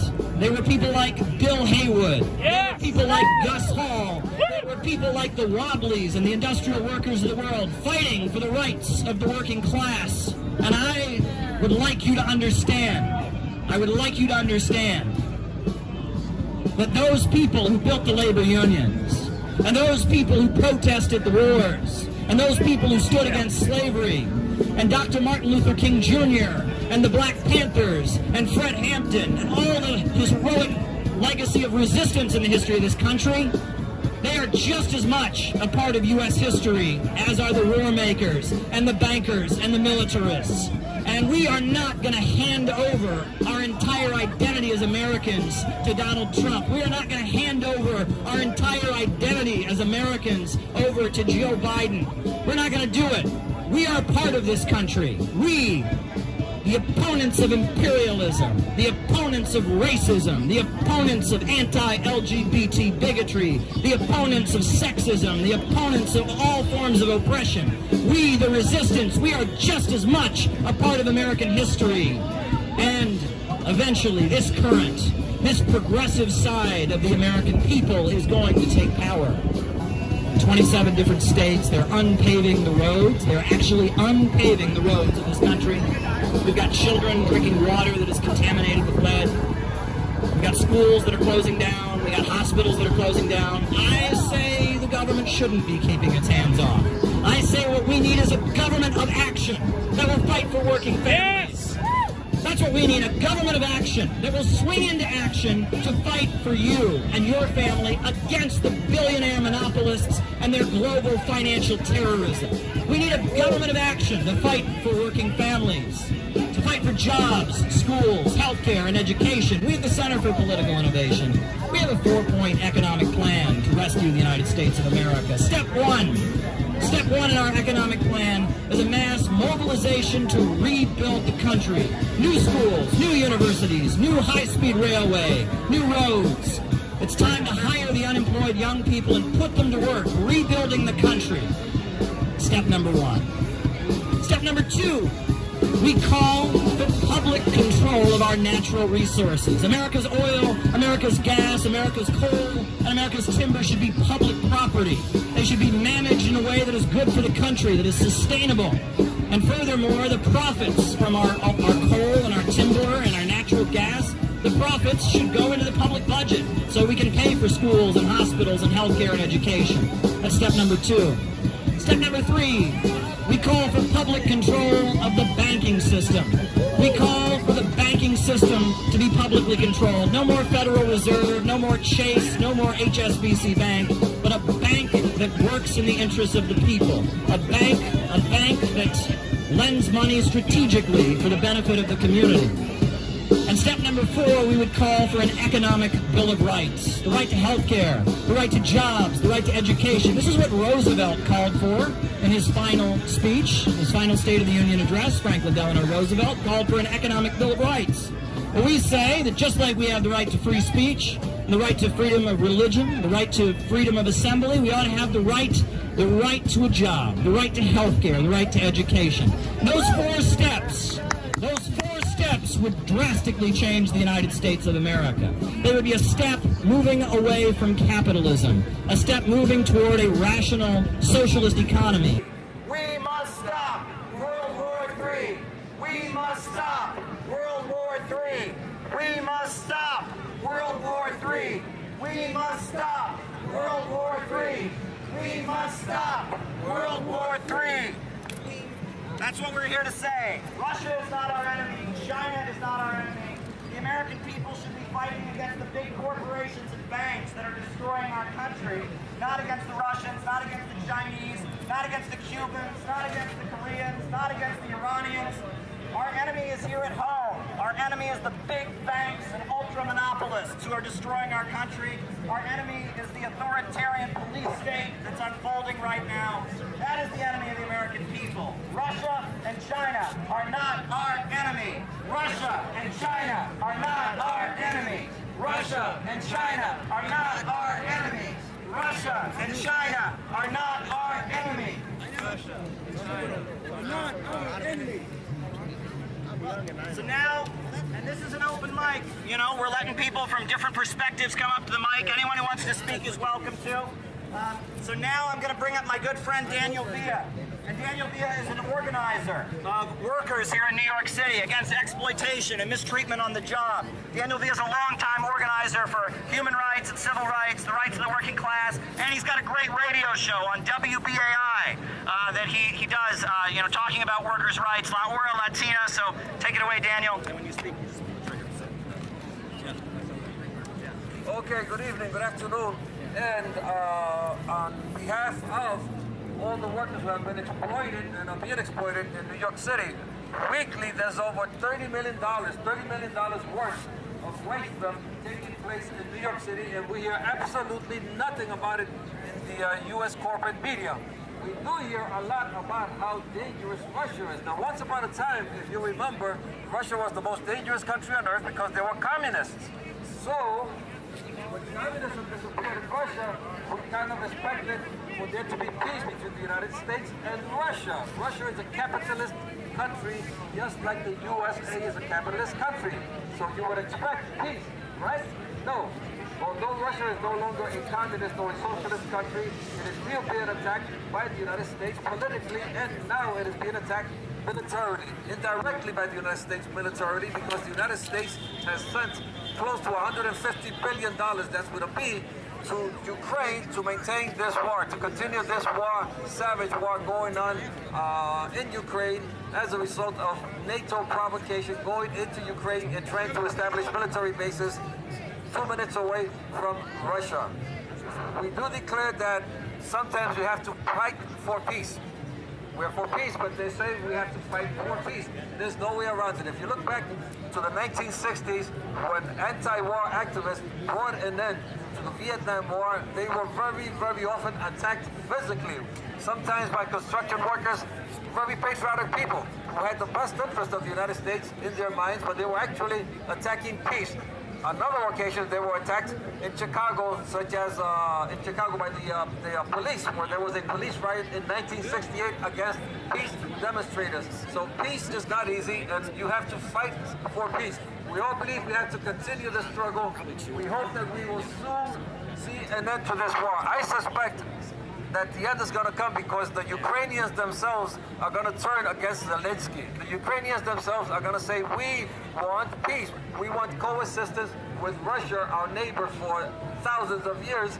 We don't want to be part of NATO. We don't want to be part of a war machine. This is what I do believe is going to happen. Let's see. In any case, we're all going to be here hoping for peace. We do not want a third world war. We're all going to be negatively affected by that. Take care, warm embrace. All right. All right. Thank you, Daniel. You want to speak, Jamie? So I'm going to introduce my friend. This is Jamie. He runs InfraWiki. He does a lot of online activism and anti-imperialism. This is my good friend, Jamie. Hey everyone, I hope everyone's having a wonderful day today. We are here with the Center for Political Innovation. We are demanding peace, and we're sick and tired of these wars. The wars from Joe Biden, from Obama, even Trump got suckered into some of these wars. They made him bomb Syria. They made him take, well, he foolishly took credit for bombing Soleimani because he's a bit easy to trick. But we need peace. Americans want development, they want prosperity, they want growth, and the only way we can do that is by joining together with Russia, China, the BRICS countries. We need to be investing in our people, building factories, rebuilding production. We need to be giving people jobs. We need people to be happy and be able to start families. People can't afford to start families these days. Everybody's stuck in these low-wage jobs, these shit gig jobs. Everybody's addicted to their phones. Nobody's like having community. We need to rebuild American community. We need an America for the people, of the people, by the people. And unfortunately, Washington, D.C. does not represent that. Washington represents the oligarchy and the corporate elite, and they are unelected. Sure, these puppets are elected, but the corporate elite stays no matter what, whether it's red or blue, whether it's Democrat or Republican. Most Americans are independents. Most Americans are independent voters. George Washington didn't even want us to have political parties. We need to join together as Americans to demand peace, to demand prosperity. We need to join the Belt and Road Initiative, and honestly, states should join the Belt and Road Initiative. And if the federal government gets in the way of the states, then see what happens, right? Texas and Idaho and California and Missouri and everybody should join the Belt and Road Initiative, become prosperous, and if DC gets in the way, let's see what happens. Thank you. Very good. Very good. All right. We're out here because we don't want World War III, and I want to let everybody know that at 2 o'clock, we're going to march up to the United Nations, because at the United Nations, there are a lot of priests, a lot of pastors, a lot of rabbis who have gathered for an interfaith peace rally at the United Nations, calling for dialogue. So we are going to bring our Rage Against the War Machine Center for Political Innovation contingent up to that demonstration at the United Nations. We're going to join with this beautiful interfaith rally that's happening. It's going to be a great intervention. So we're here to kind of raise awareness, talk about the danger of a new world war, talk about the danger of the emerging low-wage police state, and then a little later we're going to be marching up to the UN, where there are thousands of people from many different churches, many different synagogues who will have gathered. So we're going to be doing that. But now I want to introduce my good friend Irving. Irving is a transit worker. He's a longtime anti-war activist and anti-imperialist. So I'm going to take the banner from him and hand the bullhorn over to Irving. Oh, sorry about that. Thank you very much. All right, thank you. Thank you, Caleb. We're here today to march for peace. Peace is the #1 agenda, and we're going to go against the forces that are driving the war policy. I want to talk about another element that's carrying out this policy, and that is the role of the deep state, the unelected government, the role of the neoconservatives, who are driving the policies. They control the deep state. They control both parties. They have hijacked our government. And we need to restore our republic. By get rid of it, get rid of the deep state and the neoconservatives. Now, we saw that happen when Donald Trump made an attempt to end the war in Korea. Are you aware of the fact that we are still technically at war with Korea? And Donald Trump made every attempt to resolve this question. But what happened? He went to Vietnam and he got undermined by a person by the name of John Bolton. Who is John Bolton? He was a member of the Project for a New American Century, which is the biggest neoconservative organization. Now it's now defunct, but the neoconservatives are still very much in control. He went in and stopped Donald Trump and prevented a peace accord with Korea and North Korea and prevented any form of reunification. We are still technically at war with North Korea. So who are driving these policies? The neoconservatives again. They're the ones that are driving the policies against Russia. They want to divide Russia, balkanize Russia for their own imperial interests. They're the ones that are pushing the eastward expansion of NATO towards Russia. They're the ones that are driving the war policies. They're the ones that control the media and tell you the lies. The lies that Russia was responsible. But it's all bullshit. That's why we have to begin the task of overturning the deep state that's driving the policies of the United States. We need to restore the American Republic. That's the first fundamental task of our movement. And that's the first fundamental task of the American people. You don't have democracy. It's being run by individuals who are unelected, the neoconservatives, and the deep state apparatus. That's the first fundamental task. The second, we need to build a fast movement of all sectors of society, a broad alliance, a broad united front that is not just the workers, it's all elements. Business people, industrialists, all working people have to be built on a united front against the war and against the deep state. That's number two. And number three, we need to build a disciplined revolutionary organization encompassing all these elements. This process will take time, but it needs to be done now because the neoconservatives have no solutions. They're all about wars, and in order to rebuild America, we need to stop the wars. Thank you. Yeah. All right, so next we're going to hear some music. We're going to have some musical performance by my good friend Brian. Brian has come all the way from Boston. He's going to play a couple songs for us today.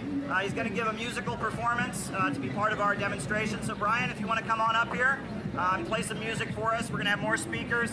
And we're gathering here, and then we're going to march up to the big religious peace rally that's happening at the UN. So this is my good friend Brian from Boston. He's going to play some songs for us. Brian, woo!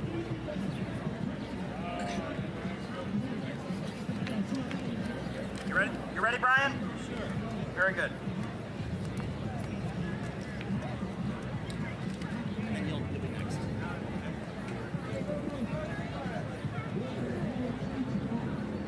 Yeah.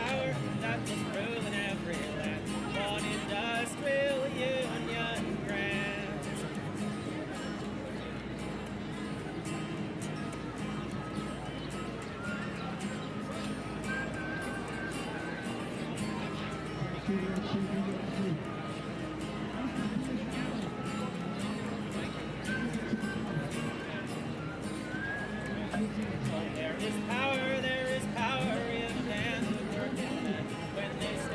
When they stand hand in hand. That's a power that must rule in every land.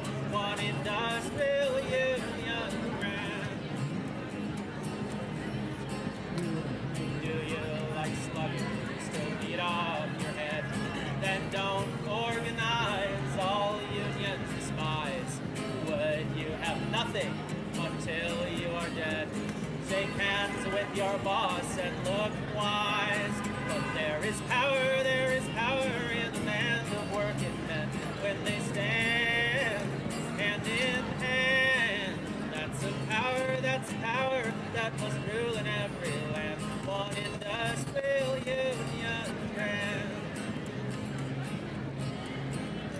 So come all you workers from every land and join in the grand industrial band. Then we our share of this earth shall demand. Come on, do your share, lend a hand. Oh, there is power in the land of working men. When they stand hand in hand, that's a power that must rule in every land. One industrial union grand. Would you be free from your burden sin? There's power in the blood, power in the blood. Would you or evil a victory win? There's wonderful power in the blood. Oh, there is power, one the working power in the blood of the land. There is power, one the working power in the precious blood of the land.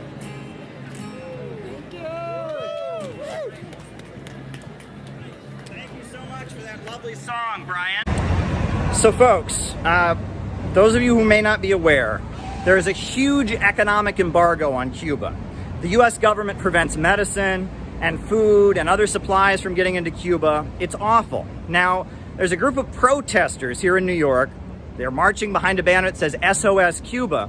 And so I'm going to ask them if they support ending the economic sanctions on Cuba, if they support ending the embargo on Cuba and preventing Cubans from getting food and medicine. Let's see if they actually want to help the Cuban people. Let's see what they're really about. So,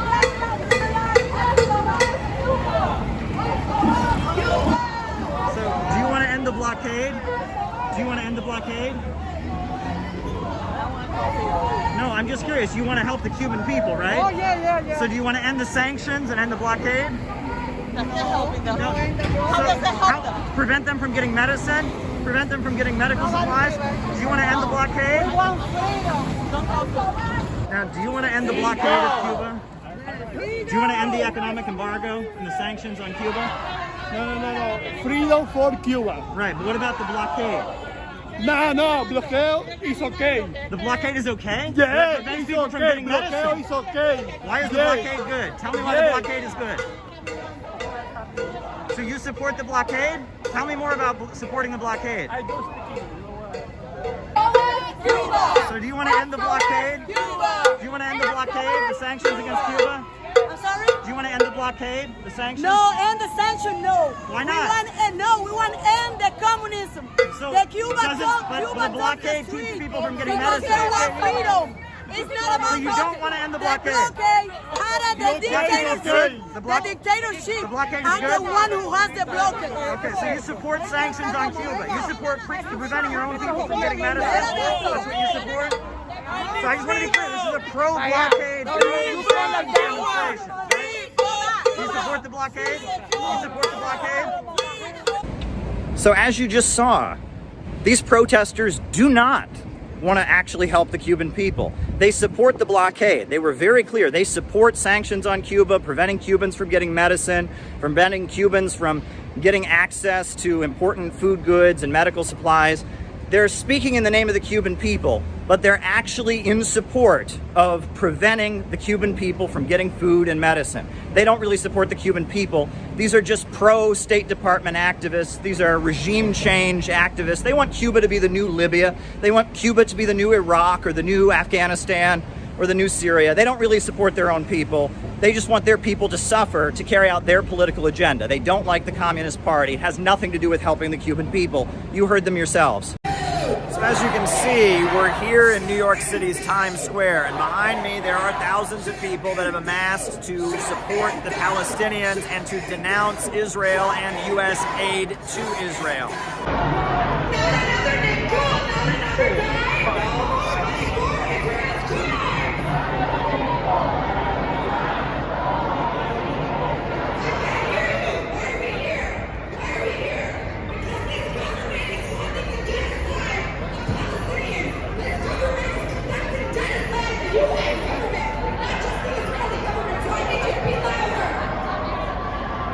Now, the crowd is quite fired up. It's important to note that there has been quite a bit of hostility toward Palestine protesters in New York City as of late. There has been calls for outlawing these protests, saying that they are supporting terrorism, saying that they are intimidation and threats against the local Jewish community. But this call and this outrage from U.S. officials and local politicians about these rallies has not stopped these people from turning out. There are thousands of people here, many of them highlighting U.S. support for Israel, many of them warning of a pending attack or the attacks that have already begun against Gaza, claiming that this will be the U.S. government being complicit in genocide against the Palestinians. Quite a fired up crowd we've got here in Times Square.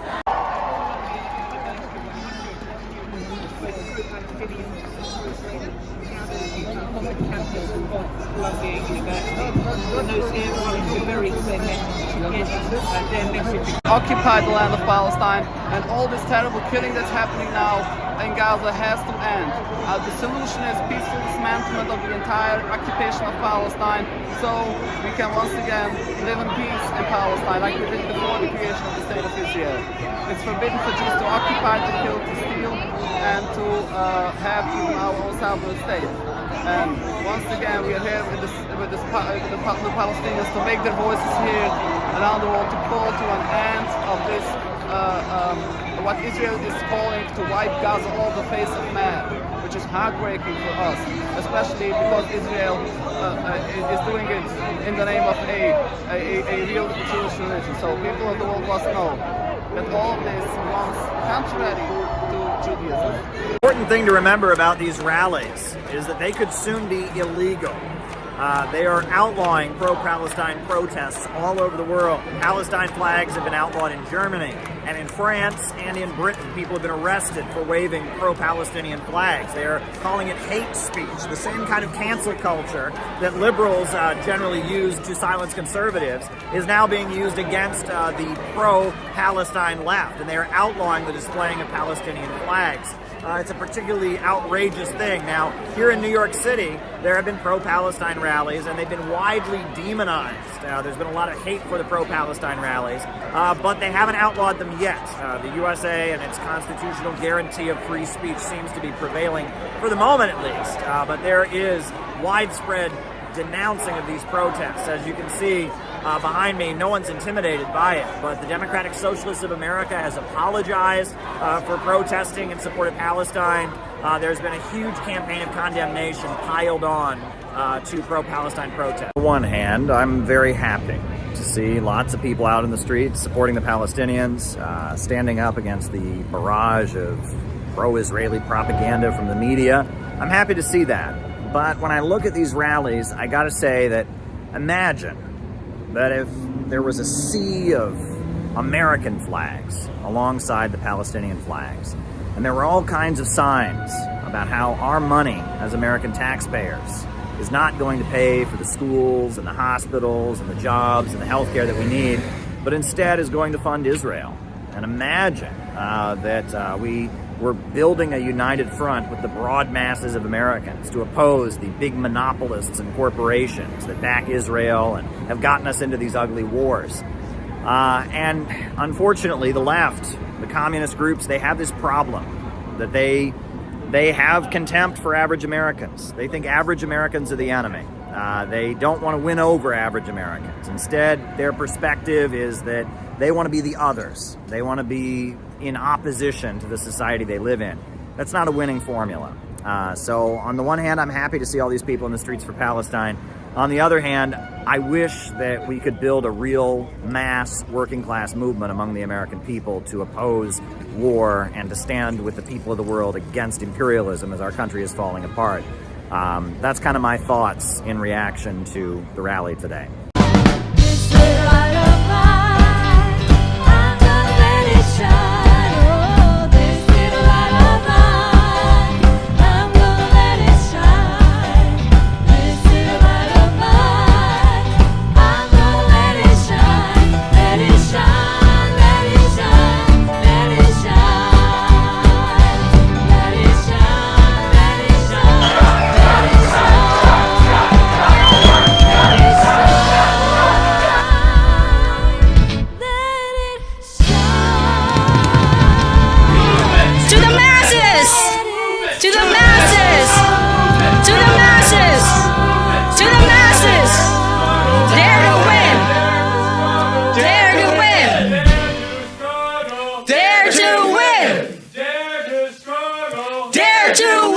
We need to reinvest in the United States.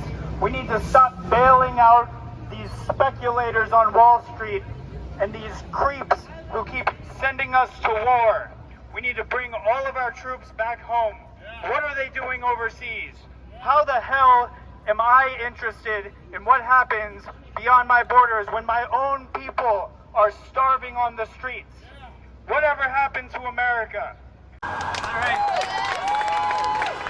You know, every single day, $18 million of our tax money goes to fund the criminals in that building over there and in occupied Palestine, the Israeli regime. Every single day, $18 million. And I have a copy of today's issue of the Wall Street Journal, and it says here that 1 in 4 bridges in the United States are not secure.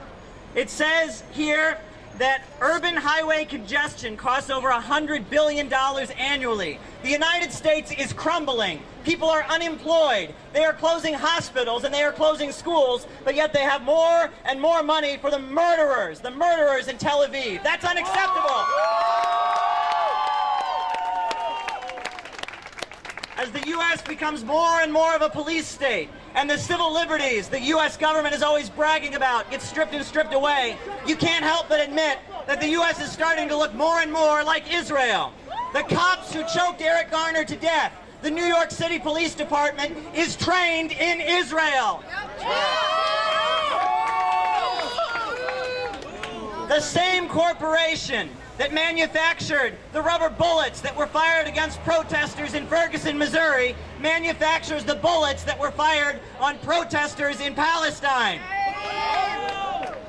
The struggle against Zionism, the struggle against the Israeli criminals is not just a struggle in one part of the world, it's a global struggle. It's a struggle against the bankers in London and the bankers on Wall Street who are destroying the world, and it's a struggle against global capitalism. Thank you very much.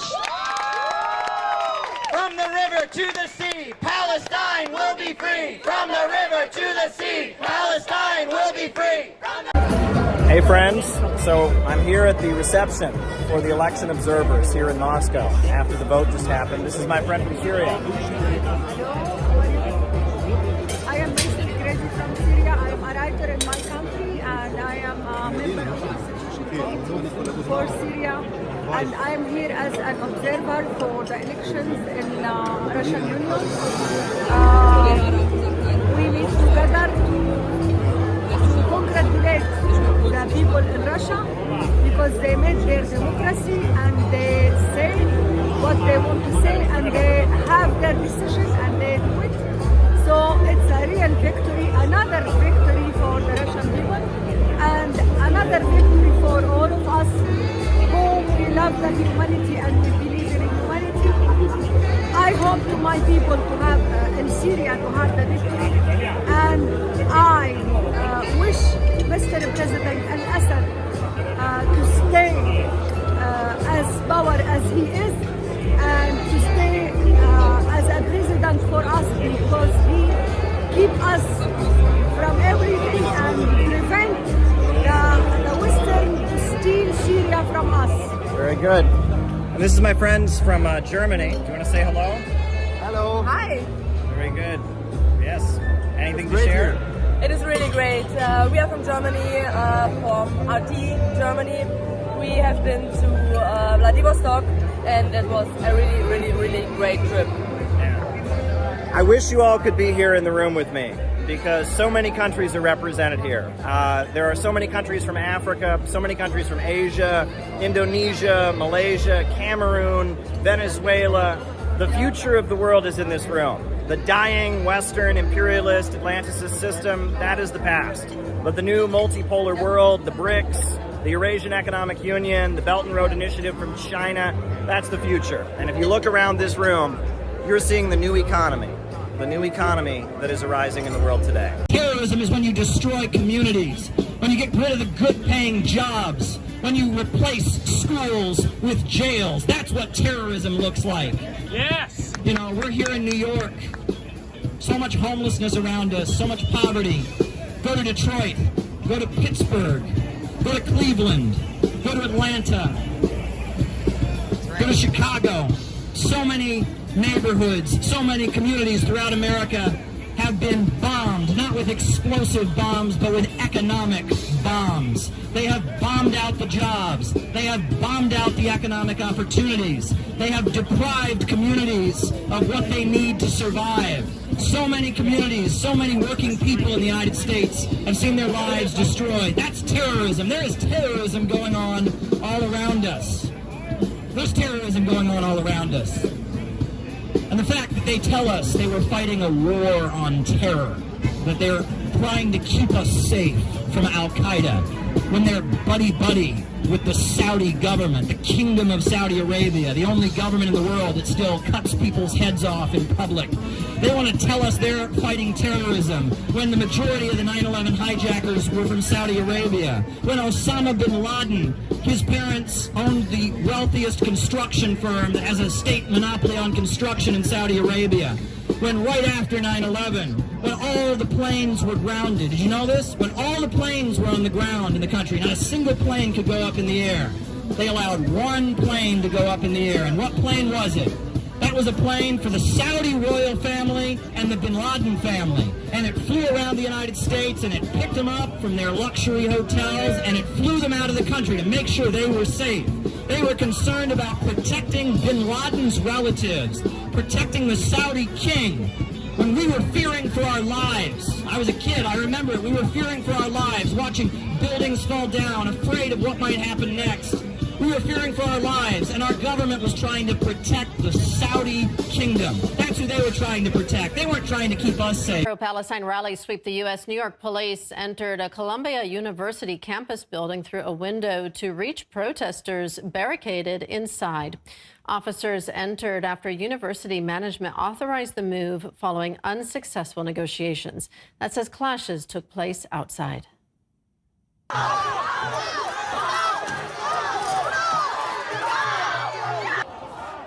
Law enforcement also blocked all approaches to the university and reportedly made dozens of arrests at the scene. Columbia University has also asked police to maintain a presence on campus until at least May 17th. This all comes after House of Representatives Speaker Mike Johnson accused the management of the top university of not countering the actions of those he called terrorist sympathizers. What's happening on the campuses, though, especially these private and the Ivy League universities, is that they're not allowing law enforcement to come in. They're not inviting them to do their job and bring order to the chaos. Those are the policy changes that we're demanding. And if they don't correct this quickly, you will see Congress respond in kind. What are university officials waiting on? What do they need to see before they stand up to these terrorist sympathizers? And that is exactly what they are.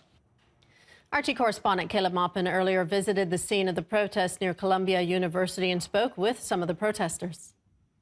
The trend of campus encampments to support the Palestinians has now gone national. University students have set up encampments and are holding protests around the clock, and the arrest numbers are now in the thousands.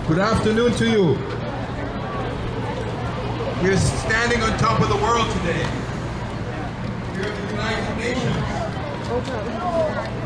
And we're here making a supplication to the citizens of this great state of New York. Thank you. How are you? Because if we don't know how to create it, it'll never happen. First of all, we need to... Oh yeah, okay. You got this. We're letting people know about the they're facing criminal charges, so it's a day of action. And that has to do with our mind and body being united. But that unity between mind and body is our center. And that center should be a great God, created us in His image and His likeness. Then there should be. Now we'd like to welcome up the pastor of the Ukrainian Orthodox Church, Pastor Vladimir Muzyczka, representing St. Vladimir Cathedral. Let's welcome him up.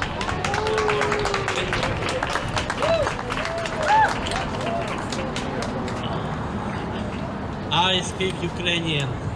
My friend Slater. А найкраще вітання з України. Greetings from Ukraine. Всі знають наш край і в якому зараз він в теперішньому стані.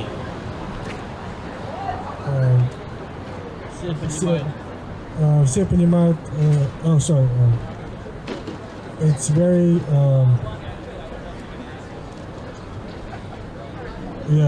it's very difficult, everybody understands how difficult situation in the world right now.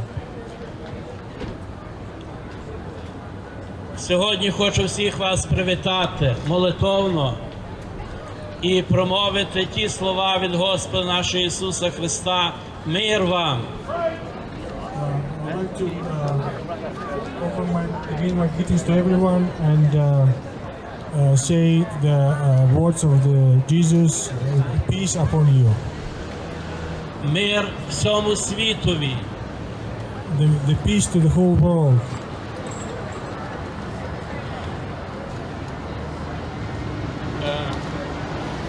Сьогодні я очень благодарен і признателен нашому єпископу Мойсею. Today I'm very grateful to our Bishop Moise. І всім, хто сьогодні тут зібрався. And to everyone who gathered here today.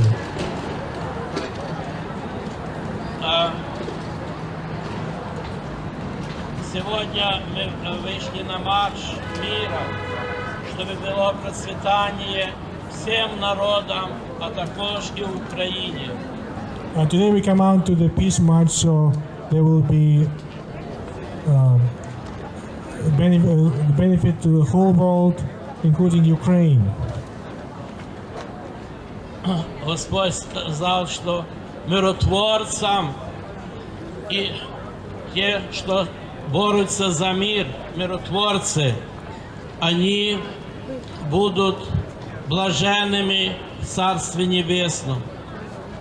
Jesus said, "Blessed are the peacemakers, so they be called God's children." Мы, как представители разных конфессий, мы сегодня всех вместе собираем и боремся за Украину, за мир, за благополучие. Дай, Господи, всем мира и хорошей жизни. Today we're representative of different religions and the confessions gathered today to proclaim the peace to Ukraine and to the whole world. Thank you very much. Hallelujah. Hallelujah. Hallelujah. Hallelujah.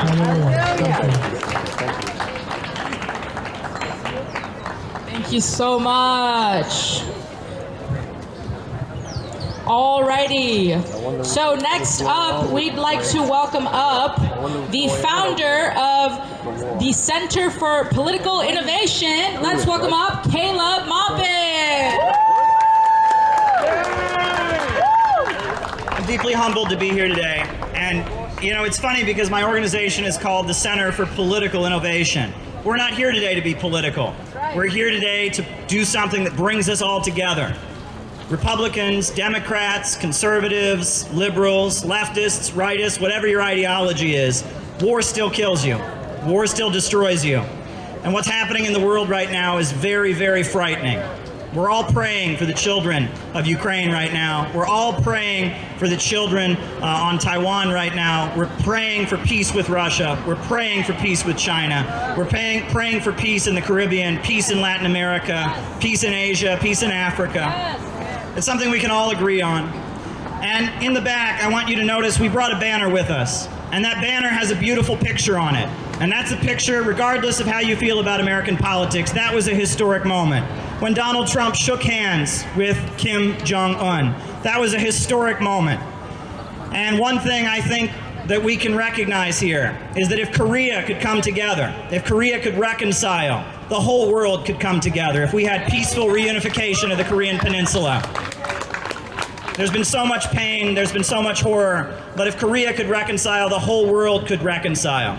And so we're here today from many different perspectives, many different ideologies, to come together and say that there is hope for peace in the world. And that peace starts with all of us. It starts with a connection with God, with the higher powers in this world that can enable us to overcome the destructive aspects of our humanness and get to something higher, to strive for a higher plane. So I want to thank you. I'm deeply humbled. I appreciate the opportunity to speak here today. God bless all of you. Thank you very much. Thank you, Caleb. Let's give another round of applause. He said it best. Peace starts with us, right? Peace starts with me. And for our final talk, before we transition to the next portion of the program, I'd like to welcome up the lay leader of the Franciscan Catholic, Mr. Patrick Carolyn.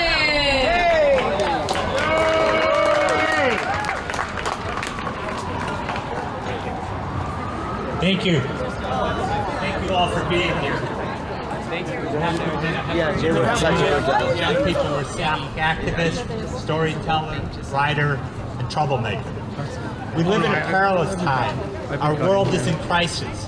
The leading cause of death and disease in children is hunger. Each year, approximately 3.1 million children die from hunger, and more than 10% of the world's population live in a constant state of malnourishment.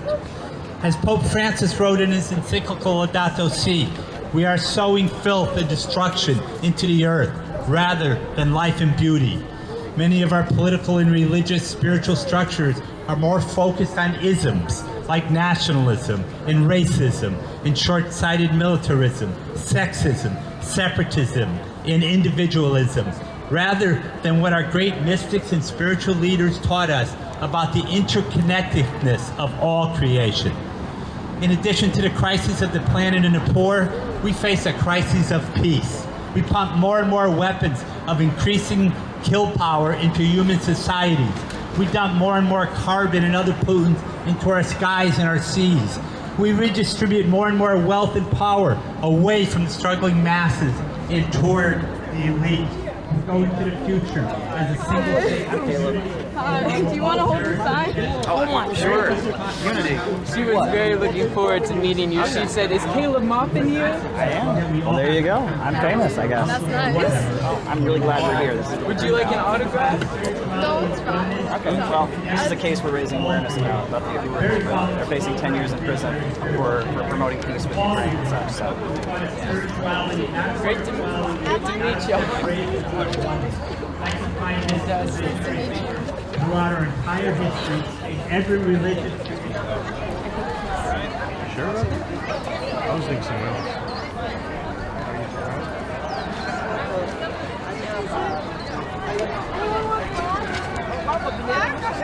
Peace, unity, and reconciliation. When you want it, now. There's a lot of those, Dr. Drake. How many? Peace. 25. Peace. Absolutely.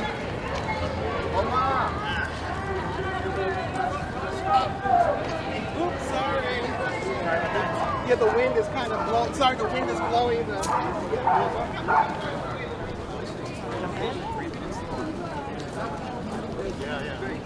Break.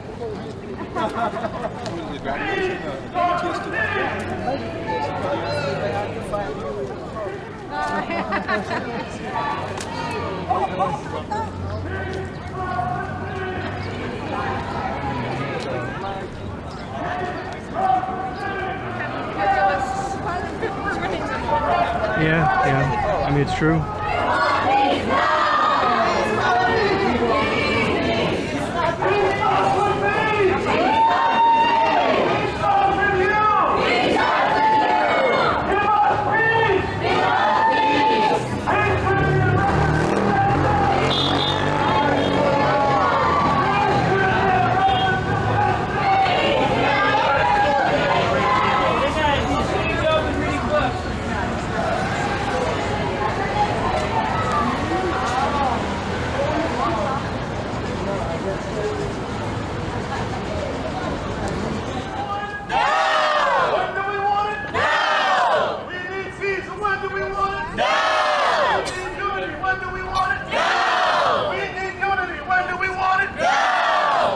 Reconciliation, when do we want it? Now! All right, everyone, let's make some hearts and wave at the camera for the video.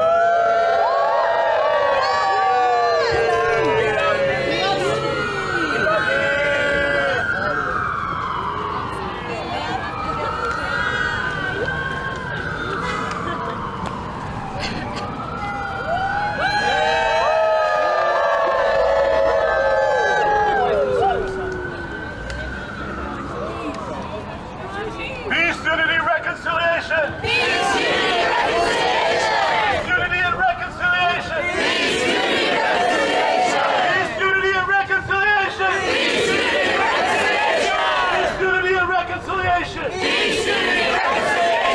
Peace starts with me! Peace starts with me! Peace starts with you! Peace starts with you! We want peace now! We want peace now! We need peace now! We need peace now! Peace in Russia! Peace in Russia! Peace in China! Peace in China! Peace in the USA! Peace in the USA! Peace in Haiti! Peace in Haiti! Unity in Haiti! Unity in Haiti! Peace in Korea! Peace in Korea! Peace in Korea! Peace in Korea! Peace in Korea! Peace in Korea! Peace in Korea! Peace in Korea! Peace in Ukraine! Peace in Ukraine! Peace in Ukraine! Peace in Ukraine! Peace in Ukraine! Peace in Ukraine! Peace in Sudan! Peace in Sudan! Peace in Sudan! Peace in Sudan! Peace everywhere! Peace everywhere! Peace everywhere! Peace everywhere! We can do it! Reconciliation everywhere! Reconciliation everywhere! Forgiveness everywhere! We can do it! We can do it! It starts with us! It starts with us! Right. Can we do it?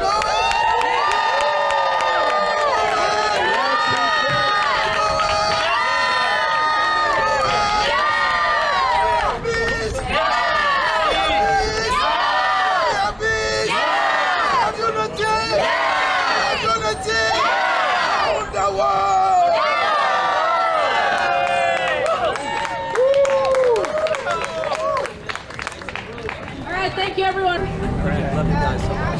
Yeah, thank you so much. Good work. Oh yeah, thanks. Hey, And now? good to see you. Yeah, we're all gonna head out. This was great. This was a success. How are you feeling, by the way? Not any better.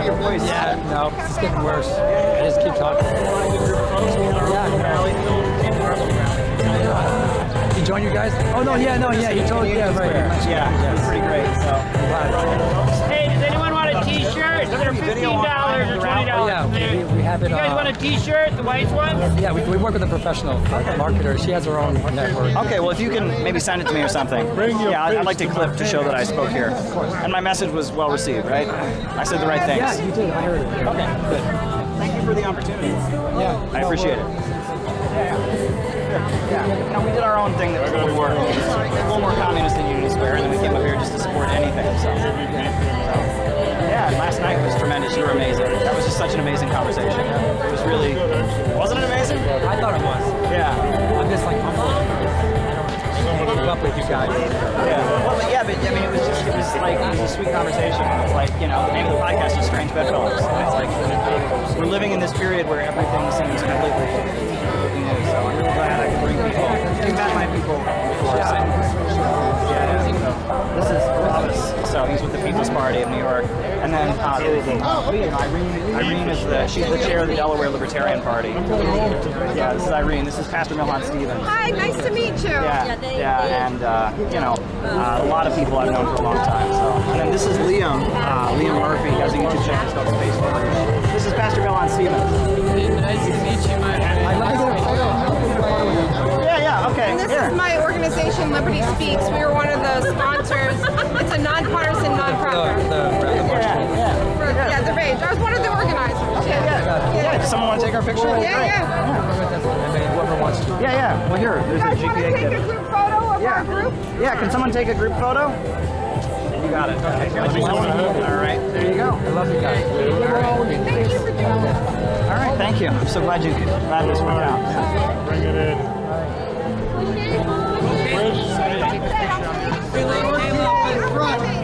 Go, Caleb! Thank you, Caleb! You all set? We need to be lower. Is that what you're saying? Okay. Eso! Everybody, eso! Yes, so. Jeez. Yeah. No, back in August, I walked into Manhattan Family Church, and they didn't quite know what to make of me. But here I am. Yeah, he wouldn't let me buy his damn Panera. You thought, yeah. I was like, hold on, whoa. And I have it in my wallet. I don't know why I'm telling you this story. I can imagine.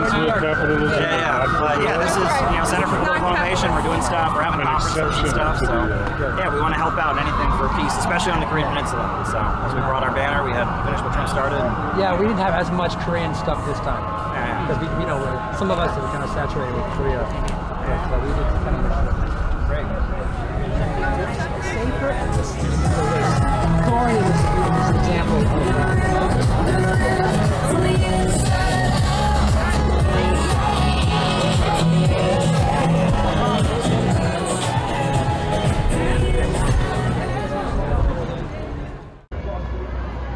To pay close attention to what's going on over here. As you can see, there's a small protest happening at the UN protest cage, and maybe you can't read the signs from here, but these are the Party of Socialism and Liberation, the PSL.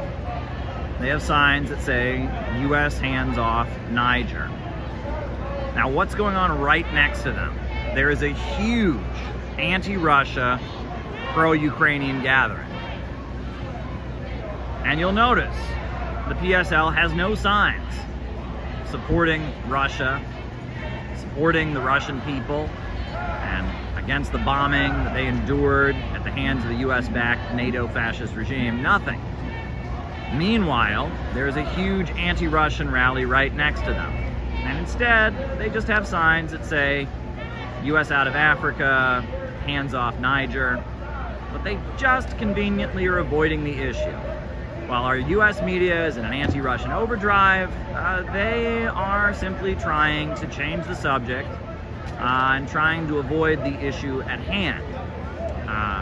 And if you look at what's going on in Africa, it is highly related to what is happening in Russia and in Ukraine. And the PSL knows that. And in fact, many of the forces in Niger have spoken up very strongly in support of Russia. And PSL knows this, but they are trying to obscure it. They want the black community and the African diaspora to keep supporting the Democratic Party, which is one of the main forces that is backing US intervention and US escalation in Ukraine against Russia. And so they are trying to divert the conversation and make it sound like what's going on in Niger is in no way connected to what's going on in Ukraine. This is reprehensible. Instead of having an anti-imperialist rally, instead of saying what the African leaders are saying about how Russia is a friend of the people of Niger and Ukraine is a proxy of the US imperialists, PSL wants to have an identity politics, white guilt conversation about, it's basically the equivalent of the Queen of England, patting little African kids on the head, and they want to change the conversation because they're pandering to liberals who think that Russia is fascist. That's what's going on here. You'll notice there's not a single sign there talking about how Russia is a friend to the African people. There's not a single sign there saying what the African leaders are all saying, which is that Russia and China is our friend. Instead, they want to have a liberal conversation. They want to mobilize the middle-class white liberals to feel sorry for those poor African people and change the subject to not be about capitalism and not be about imperialism and not be about economics, but to instead be about how white people are the problem. How white people are the problem because they have so much privilege, and they want to echo exactly the same identity politics, guilt spiel that you learned in your workplace. They want a conversation about guilt and liberal activism, and there's a huge fascist pro-Ukraine mobilization right next to them. And they're not confronting it in any way. They're just trying to change the subject. PSL is a sinister organization, and even though there's all kinds of allegations about them and their sexual whatever, they repeat smears against me, and they've spread lies against the Center for Political Innovation. They've joined with BreadTube to repeat that we are neo-Nazis, even though we are standing in solidarity with oppressed people against the emerging low-wage police state. And they smeared the Rage Against the War Machine rally and tried to accuse the Rage Against the War Machine rally of being neo-Nazis in the hopes that they could get it outlawed. It's pretty unbelievable. They were trying to incite Antifa to attack and violently attack the Rage Against the War Machine rally. PSL is an evil organization. They're pretending to take the correct position on Africa right now and to support the people of Niger. But they're intentionally not confronting the issue of Ukraine and Russia. They're intentionally diverting the conversation. It's really sinister what they're doing, right? Instead of having a conversation about imperialism, the PSL is over there having a conversation about how we need to feel sorry for the poor Africans, and this has nothing to do with Russia and Ukraine. Very classic.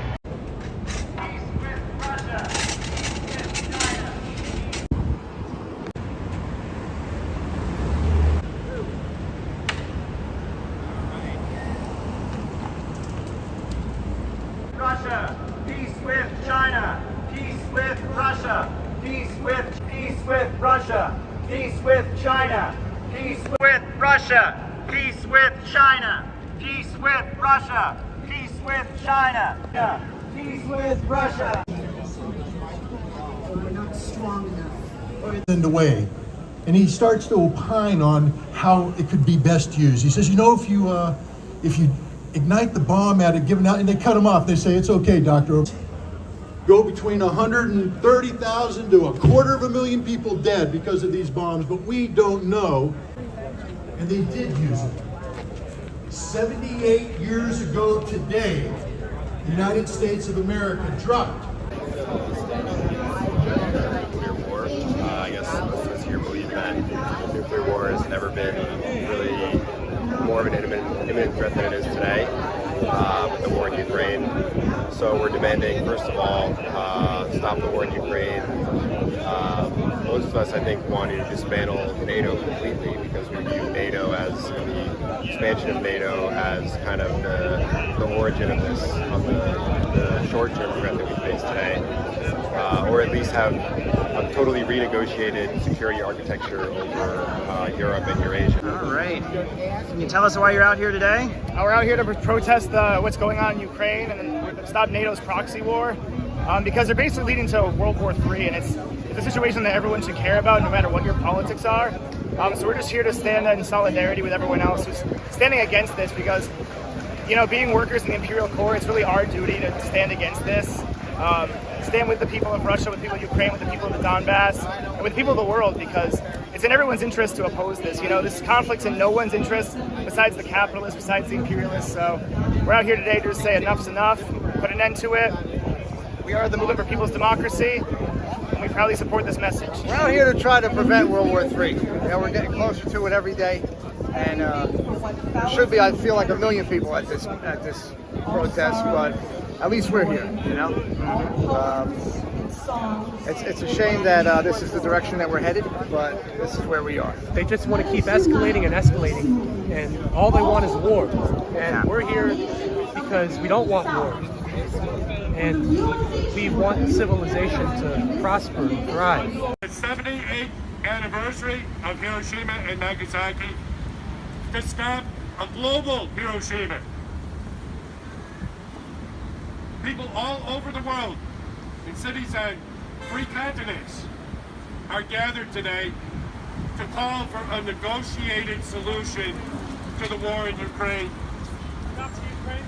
before it becomes World War III. A negotiated solution is possible. A peace deal was in fact already signed by Ukraine and Russia almost a year ago in Turkey. Boris Johnson and Joe Biden ordered Zelensky to tear that deal up. Everybody died in this war, every man, woman, and child. Since that peace treaty was signed and torn up, that blood is on the hands of our leaders. Nations all over the world are trying to negotiate a solution to this war. President Xi of China is trying to negotiate a solution. Pope Francis is trying to negotiate a solution. African heads of state, 7 of them, are traveling the world trying to negotiate a solution. But our leaders here in the United States will not allow it. We need to force them to allow it. This war has gone from a cold war to a proxy war to a hot war. We need to stop it before it becomes a nuclear war. We're here today because we see that a third world war, that we're on the precipice of a third world war, and we want to say, and we want to stand up to say that we can press for peace. That the arms dealers and the global imperialists that control weapons and that rake in profits, that their stocks go up when the war gets worse, that they want to continue the war to rake in profits, that we as American citizens have the right and the duty to demand better for our government, because we see our neighbors not as enemies, but as people that deserve respect, good jobs, economic security, the ability to buy houses. Our government doesn't care about Ukrainians. Our government does not care about Ukrainian citizens. And this war is not about justice, and it's not about peace, and it's not about human rights. It's actually about profits for a certain group of elite few. It's not about bringing justice to the world. So we are pressing for peace, and we ask everyday Americans to join us in standing for peace and not buying into the propaganda and the lies that's sponsored by Lockheed Martin, these lies that are sponsored by giant weapons manufacturers. We know the media is controlled by the CIA, by the intelligence agencies that are owned by global monopoly powers, by weapons manufacturers, by those that plunder everyday Americans out of their homes, that rip their jobs out from under them, that take their security and their economic peace of mind. This is all part of the same puzzle. So Americans, I call all of us to stand up. Your neighbor's not your enemy. Russia's not your enemy. China's not your enemy. Your enemies in Washington, they're working against you. They're collaborating and conspiring against you to make you to believe these lies. So stand up, join with your neighbors, talk to people, get informed. When does this conflict end? When did it start? It could have already ended. We have peace treaties, but there's people that don't want it to end. So what's your name? Hello, my name is Joe Jennings. I helped coordinate the rally that just concluded here in Houston today, sponsored by the umbrella group Humanity for Peace. This is August 6th, 2023, the anniversary of the horrific, genocidal, and militarily useless nuclear bombing of civilian population center, Hiroshima, Japan.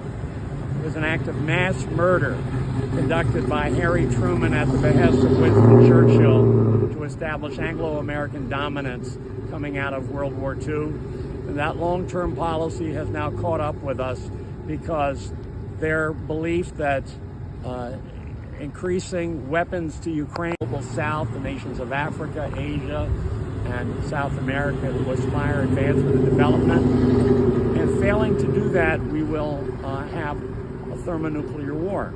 Those are your choices, not Republican versus Democrat, not red versus blue. And I think we're going to have to make that decision before the next election. So one does not have the option of simply holding one's breath and keeping one's fingers crossed and waiting for the good man. You have to be the good man to bring about the change. Right. And that's our message from Houston, Texas today. We take our little inspiration from Sam Houston, who was commended by John F. Kennedy in his book, Profiles in Courage, for being a solitary man in the South standing up against slavery and the secessionism. We have to have the courage and independence of Sam Houston. Thank you. Great day. We advocate a new society where working families are in power and there is no more prophets in command. We believe human beings can grow. Human beings can advance. The nature of human beings is to invent.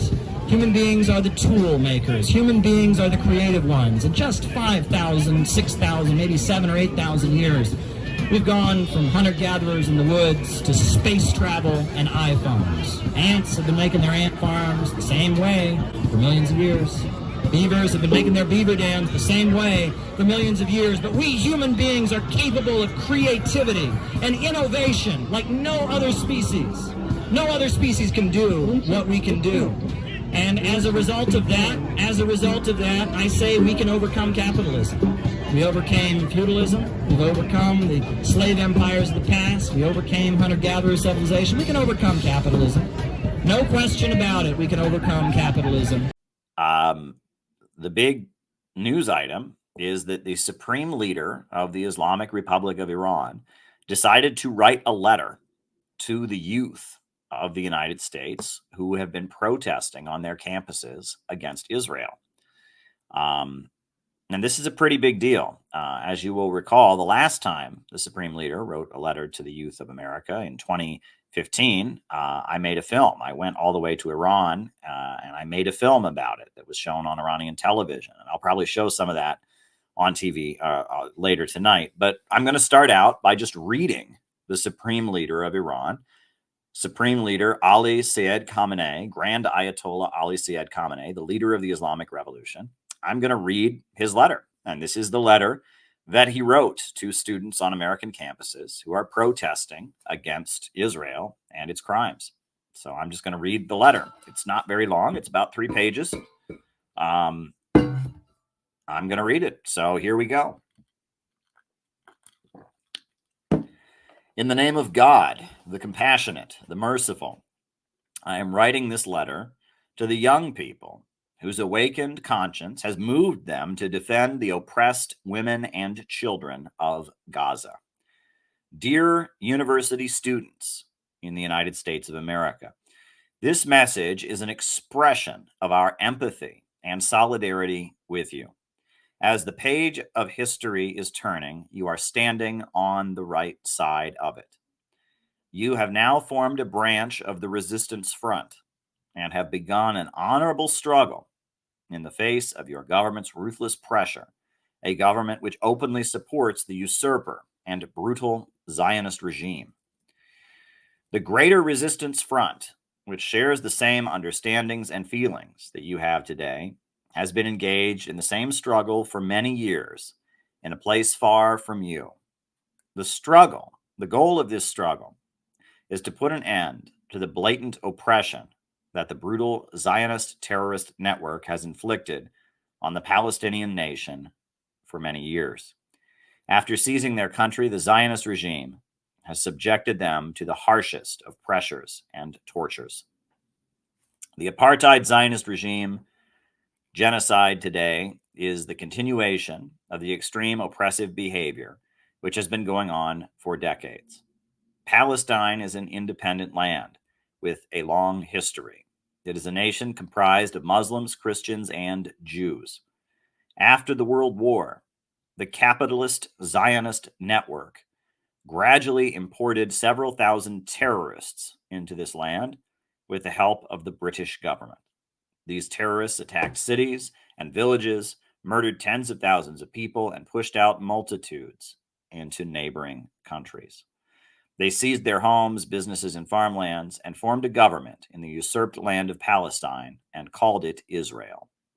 After England's initial help, the United States became the greatest supporter of this usurper regime, ceaselessly providing it with political, economic, and military support.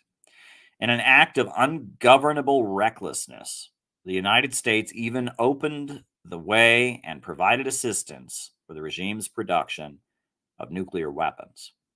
The Zionist regime used an iron fist policy against the defenseless people of Palestine from the very beginning, and has, day by day, intensified its brutality, terror, and repression in complete disregard of all moral, human, and religious values. The United States government and its allies refused to even frown upon this state terrorism and ongoing oppression. And today, some remarks by the U.S. government regarding the horrific crimes taking place in Gaza are more hypocritical than real. The resistance front emerged from this dark environment of despair, and the establishment of the government of the Islamic Republic of Iran expanded and fortified it. The global Zionist elite, who owns most U.S. and European media corporations or influences them through funding and bribery, has labeled this courageous, humane resistance movement as terrorism. Can one call a people a terrorist nation for defending themselves on their own land against the crimes of the occupying Zionists? And is helping such a nation and strengthening it an act of terrorism? The oppressive leaders of global hegemony mercilessly distort even the most basic human concepts. They portray the ruthless terrorist Israeli regime as acting in self-defense.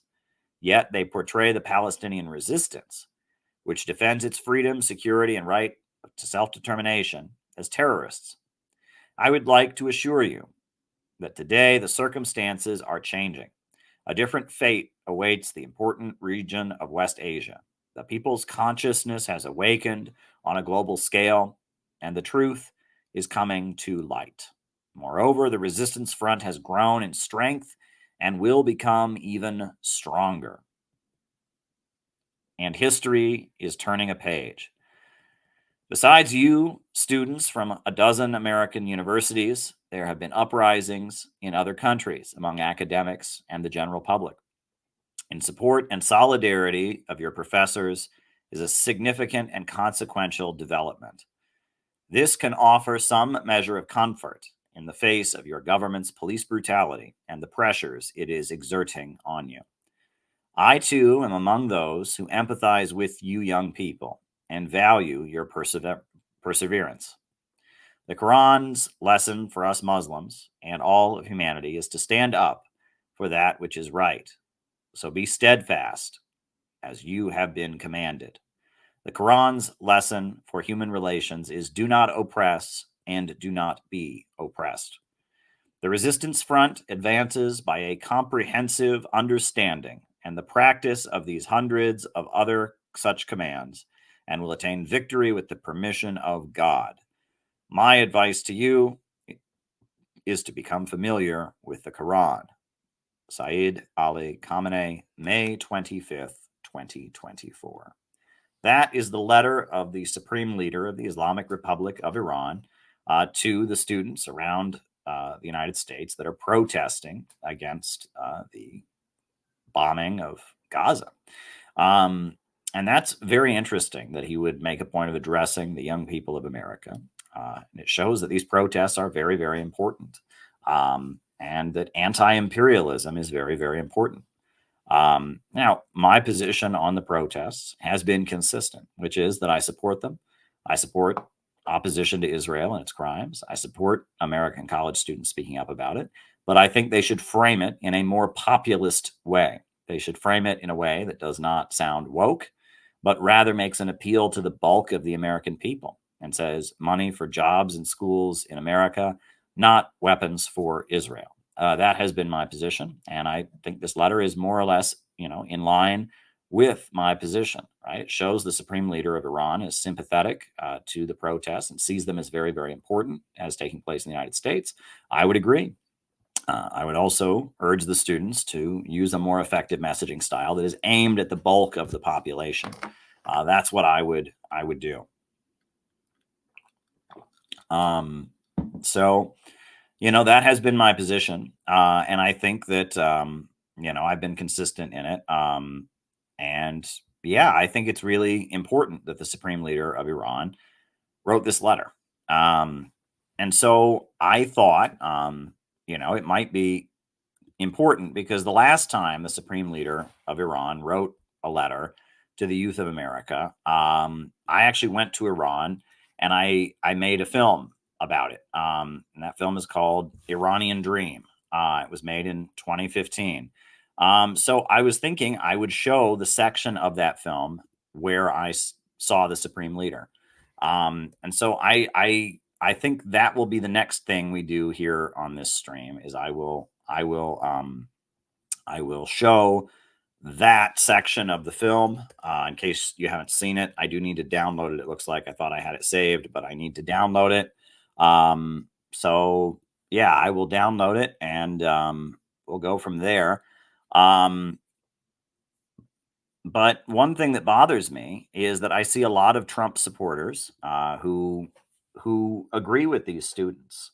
They agree that we should be spending money for jobs and schools and healthcare here in America, not on wars around the world.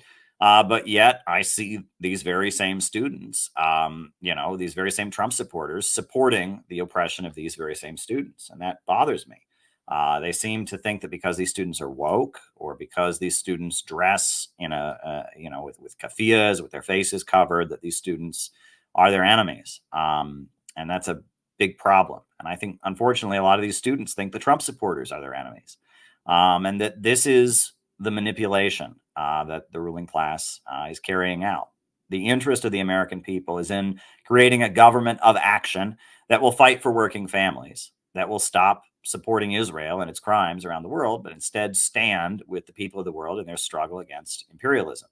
And breaking this country out of imperialism, that is the future of America. To be truly America first means to not be Israel first.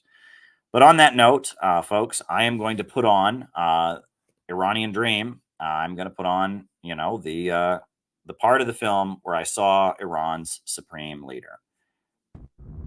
So, yeah. I guess I'll show you the church in Iran that I went to. And after I show you the church in Iran, I will then, from there, I see the supreme leader. As Iran is on the revolutionary road, they're going to try to suppress Iran. Like, they don't want any independent country. And that's a mistake that I think that's a confusion that is kind of widespread. There have been a lot of leaders who lead independent countries who've been convinced that they can come to an understanding with the United States. Right next to anti-American paintings, you could see a Catholic church on the street. All right, so we're here at St. Sarkis Church. This is an Armenian Christian church here in Tehran. And today they're going to say prayers in honor of Imam Khomeini, the founder of the Islamic Republic. So I'm just going to go inside.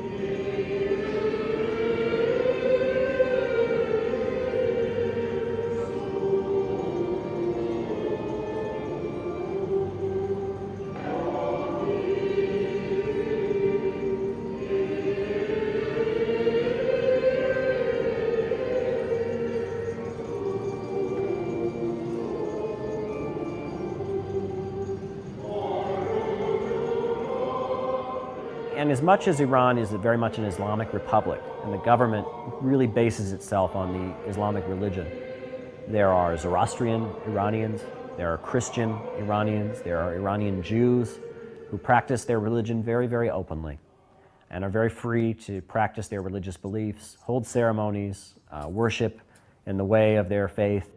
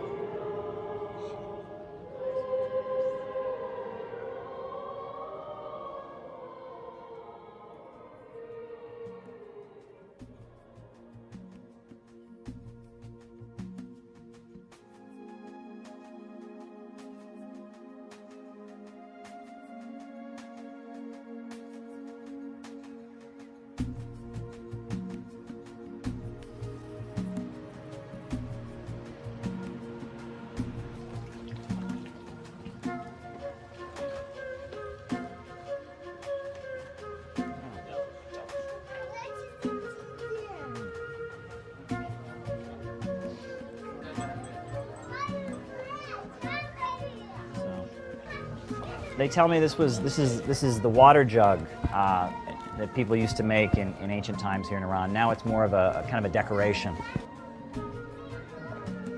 Are you? And they really love tea in Iran. They really love tea in Iran. Almost every moment they're pouring me some tea and I'm drinking some tea. So, and we have some traditional Iranian clothing here. Very, very nice. This is a side of Iran that we never really get to see in the United States. Whenever we see images of Iran, we see pictures of people waving guns around or military things. We never get to see this kind of cultural side of the Iranian society. You know, this vast civilization, this vibrant civilization that is. You know, there's so much history about Iran that is never taught to us in the United States. This looks.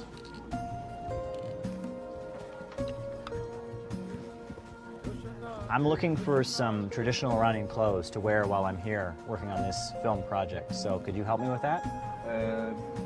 من برای شما اینو ترجیح میدم. همین که کار خیلی خنکیه.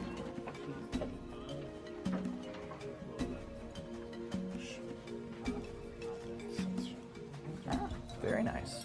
Absolutely. Oh, you have a changing room. Oh, good. Good, good. Oh, perfect. All right. Well, all right.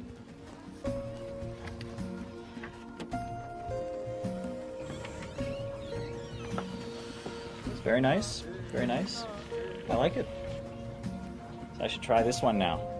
I'm going to try this one on.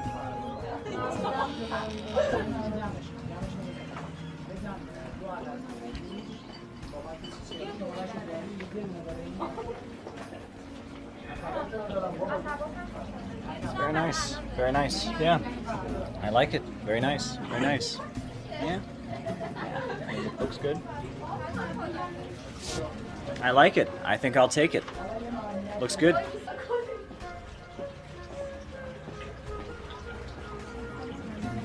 This and this. Thank you very much. Tashakkur.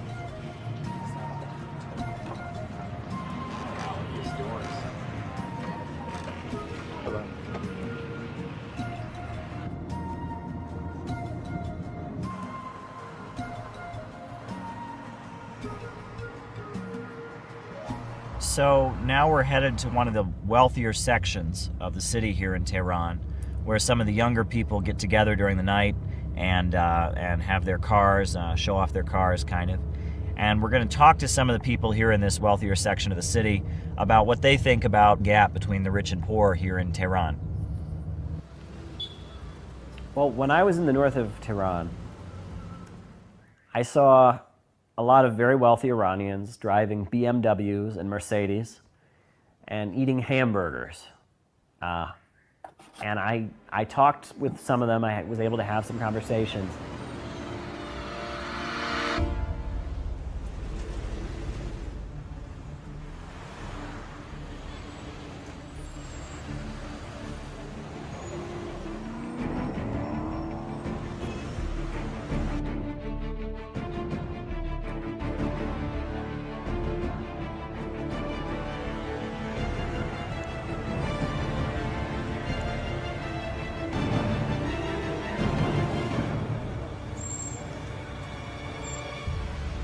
Hello, my name's Caleb.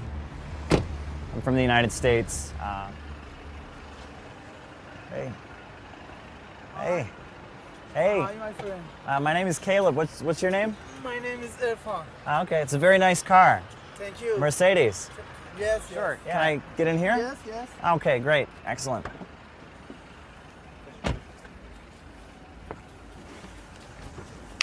Thank you. Oh, it's so very nice. Very nice seats. Oh, wow. Look at this leather. Yeah. So I've heard that there's kind of a growing gap between the rich and the poor in Iran. That there's a gap growing. Do you think that's true? بله هستش. ولی پول توی کشور ما فراوونه زیاده. توی ایران همه چی خوبه. بعدم اینکه دوستای خوبی دارم. Now, what do you think about the United States? خب بالاخره آمریکا یک کشور پیشرفته است. از نظر زندگی رفاهی فکر می‌کنم کشور خوبیه. It just seemed to me they did not understand what the United States was really like. They really believe the propaganda that they're seeing on their satellite TVs, that they really believe that the U.S. is just a Disneyland playground where everyone's happy and wealthy all the time, and they are convinced that that's what the U.S. would bring to Iran. And I also tried to point out to them that the wealth of U.S. society it involved a lot of people being killed. A lot of people, millions of people were killed in order to keep the U.S. at the center of the world economy. They seemed uninterested in that. They didn't really want to hear about that. They didn't really care. And you know, they live in a fantasy land. And they're the most privileged people in Iranian society. They're people who, you know, their family has a lot of money from the capitalist sector of the Iranian economy. And they are deluding themselves. And they are convinced that they could be even richer if only Iran and the U.S. were to become great friends and the Iranian Revolution was to be overthrown. And they're wrong. Okay, well, thank you very much. Thank you. Yeah, I appreciate it. Thank you. Thank you for letting me get in your nice car. Very nice. Thank you so much. Thank you. Have a good evening, okay? Okay. Yeah, be well. Thanks. Thank you. Yep.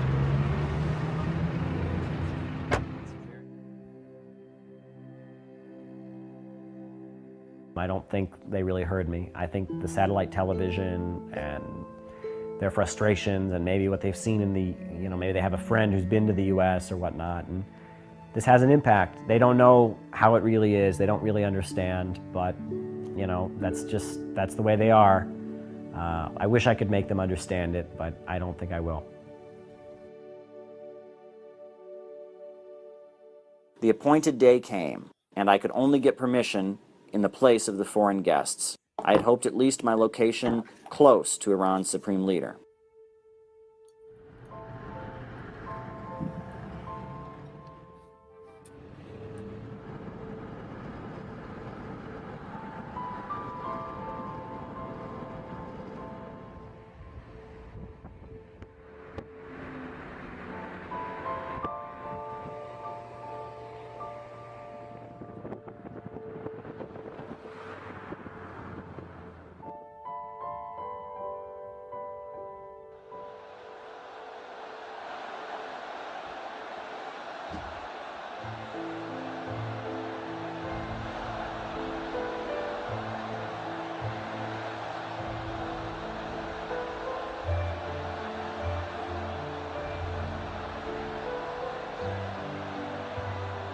I was successful.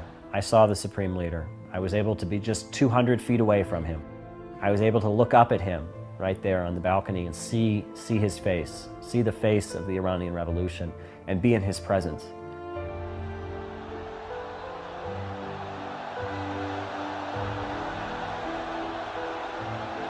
The first time that I teared up was when I saw, the Supreme Leader and was able to look at him and just to see him come out and to just see his presence. He has this presence, like you could feel the difference. Even if I hadn't seen him, I would have known when he walked into the room and when he left, even if I were completely blind. You can feel his presence.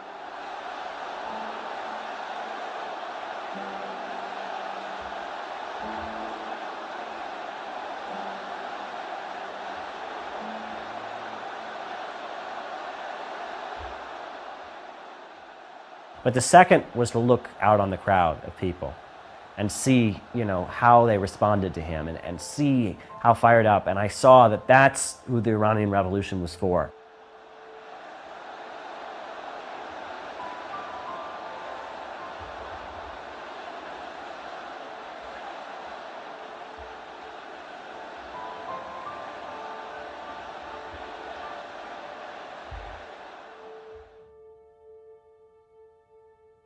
My Iranian dream was to look on the face of the Supreme Leader and see who it was who wrote that letter and come to understand what was behind that beautifully worded letter. Find out what was behind it. Find out what the society that has a leader like that is like. I felt like I was not just looking at the face of one man, I was looking at the face of the Iranian Revolution. I saw with my eyes the Iranian Revolution. I looked at it with my own eyes. I saw it with my eyes. I saw what this country is about and what it's fighting for. I saw it, all the passion of the people who unfurled those flags and screamed for Palestine, screamed death to America. This is what Iran has. This is the mission that Iran is on, struggling for independence. And the only thing I can hope for is that someday in the US we can have a revolution like Iran had. That someday, the Americans who are losing their jobs and are in a desperate economic situation because of the same class of bankers, that they can rise up. They can do what the Iranians did and rise up and fight back. That would be so glorious if that could happen. That's a song from a different United States. When people fought in the Civil War, they were fighting against slavery. They were fighting against injustice. It was a different time. Nowadays, US soldiers are attacking countries, murdering people.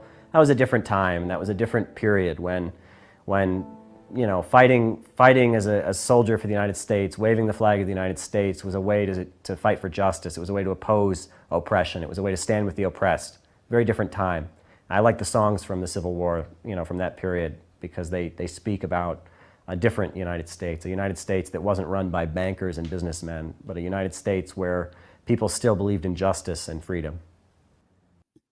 Anyway, if you want to watch me sing, you can watch the last couple minutes of the film where they have me singing. I have never thought I had a very good singing voice. But yeah, that was my encounter with the Supreme Leader of the Islamic Republic of Iran. And to build, that's what they remember about communism. In Cuba, people don't remember Fidel Castro coming to power and executing lots of people from the old regime and stadiums full of people cheering as the old regime is executed. People don't remember those as good years.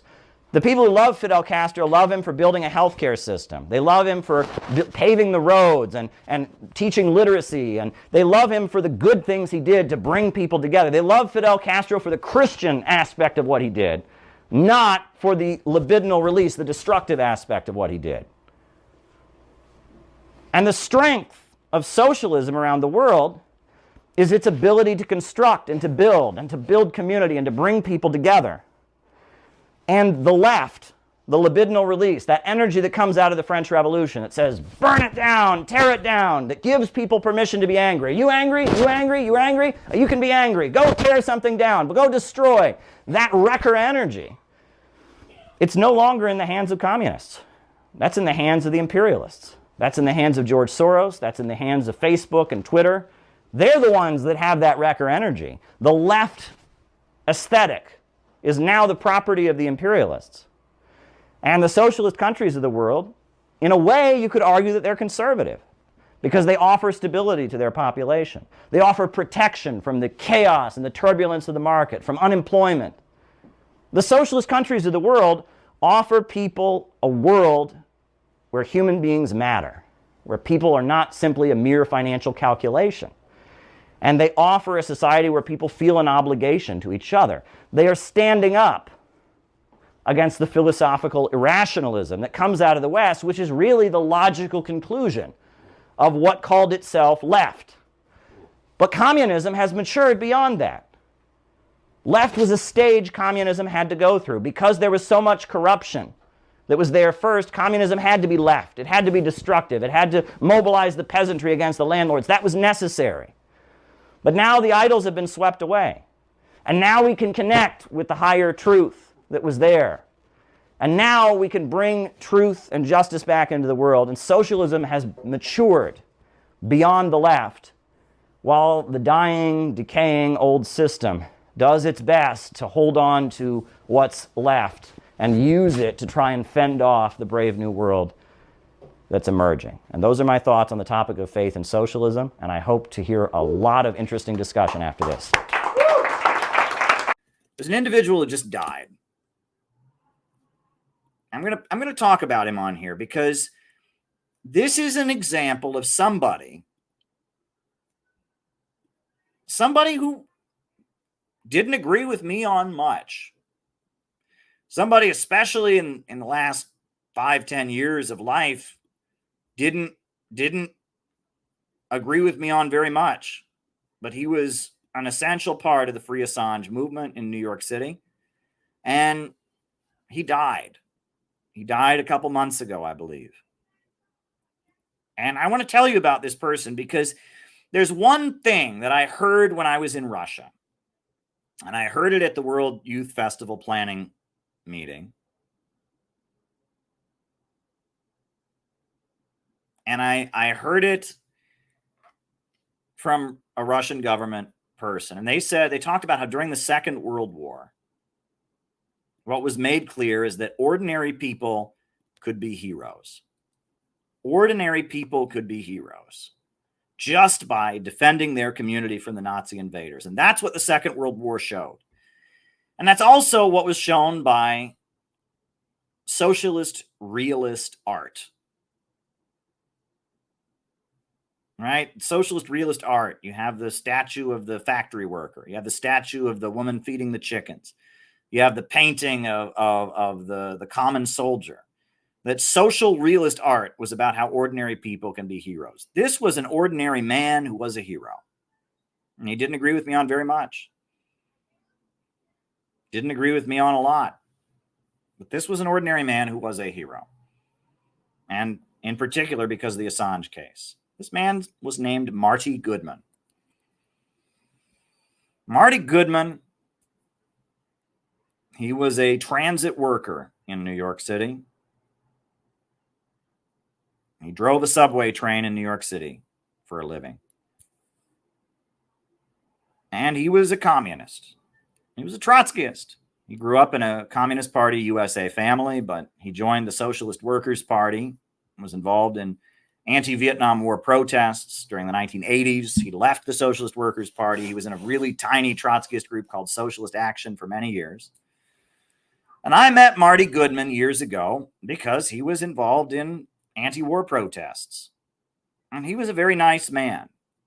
He wasn't very tall. He had a thick accent. He used to talk like this.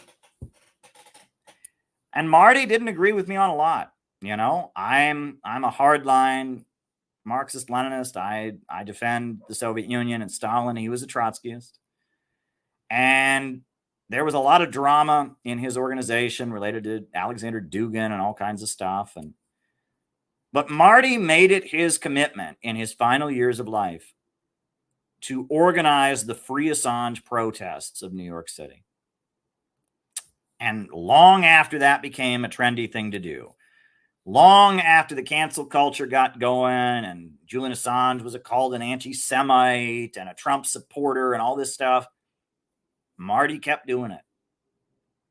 And he organized protests where Roger Waters and Chris Hedges and Max Blumenthal spoke.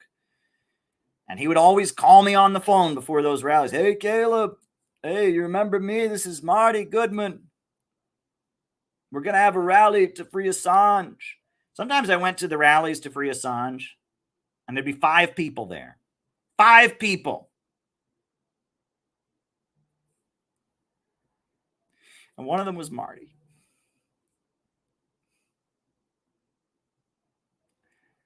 No, I am being dead honest with you all. There was a day where he called me, Caleb, we're having a rally to free Julian Assange. It's outside the British consulate or whatever. And I went there and there were 5 people there. There were 5 people at the rally. And one of them was Marty. Marty knew that Julian Assange was right. And he was a Trotskyist, and he was a transit worker, and he was a lot of different things. And he knew that Julian Assange was right. And as he got older, he was retired, as he had a falling out with different anti-war groups, as lifelong friends, he just decided, I am going to support Julian Assange. And week after week and month after month, I was getting calls from Marty Goodman. Caleb, we're having a rally for Julian Assange.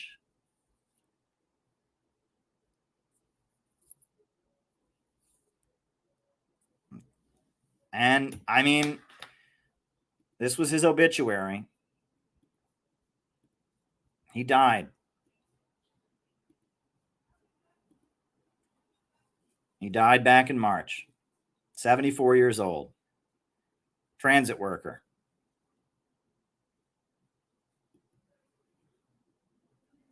And if it wasn't for the fact that there were millions of people all over the world like Marty, millions of unsung heroes like Marty Goodman,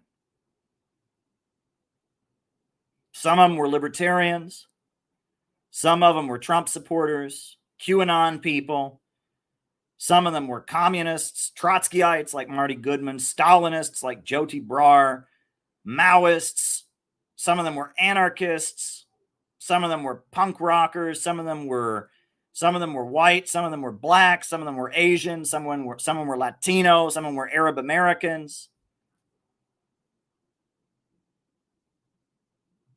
It wasn't for the fact that there were so many people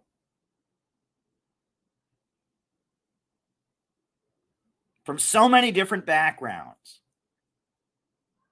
who knew what was right and knew that they would never abandon Julian Assange, Julian would still be locked up today.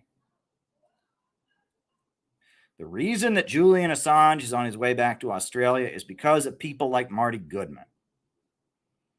With all due respect to Roger Waters and Chris Hedges and, celebrities, it's great when you get a celebrity endorsement, but those celebrities,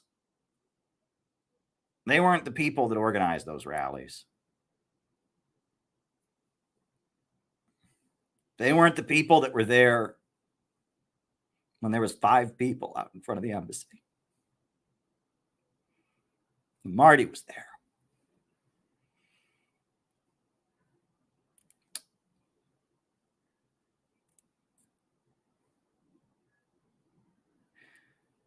The American Revolution, they used to talk about winter soldiers and summer soldiers. Now, during the American Revolution, there were some people that were with George Washington. They were with the American Revolution in the summertime. But once it got cold, they were out of there. But there were some people in the American Revolution they called the winter soldiers. And those were the guys that were there all year long. And they weren't just fighting when it was warm. They were fighting when it was freezing cold in the mountains in Valley Forge. And the reason that Julian Assange is on his way back to Australia is not because of the summer soldiers. It's because of the winter soldiers. It's because of the people who never backed down from supporting Julian Assange. It's because of the people who made it their issue. It's because of the people who made it clear that they weren't going to budge on Julian Assange. They were going to work with anybody who could be worked with on the issue of Julian Assange. It's because of people like Marty Goodman. It's because of ordinary people, an ordinary transit worker who happened to be in a tiny little communist group. Every time I'd see him, I'd buy a copy of his newspaper. He was physically quite short. He had a thick New York accent, and he supported Julian Assange. It's because of people like Marty Goodman that Julian Assange is free today. Roger Waters, other people, we appreciate their support. But in order to have a movement, you need people like Marty Goodman. You need people who just hang on and don't back down. That's what you need. And I wish people could understand that. When we talk about a movement isn't a Facebook like or share. A movement isn't an online petition that you sign. A movement isn't a YouTube live stream. A movement is people who are in this for the long haul. People that are willing to make sacrifices. People who are willing to take risks. People who are willing to take difficult stands. People who are calling you at midnight about a protest happening in a few days. Hey, Caleb, I know you're an RT reporter. Me and my friends, we're going to be in front of the British Embassy. We're going to be supporting Assange. Can you be there? Can you be there? That was Marty.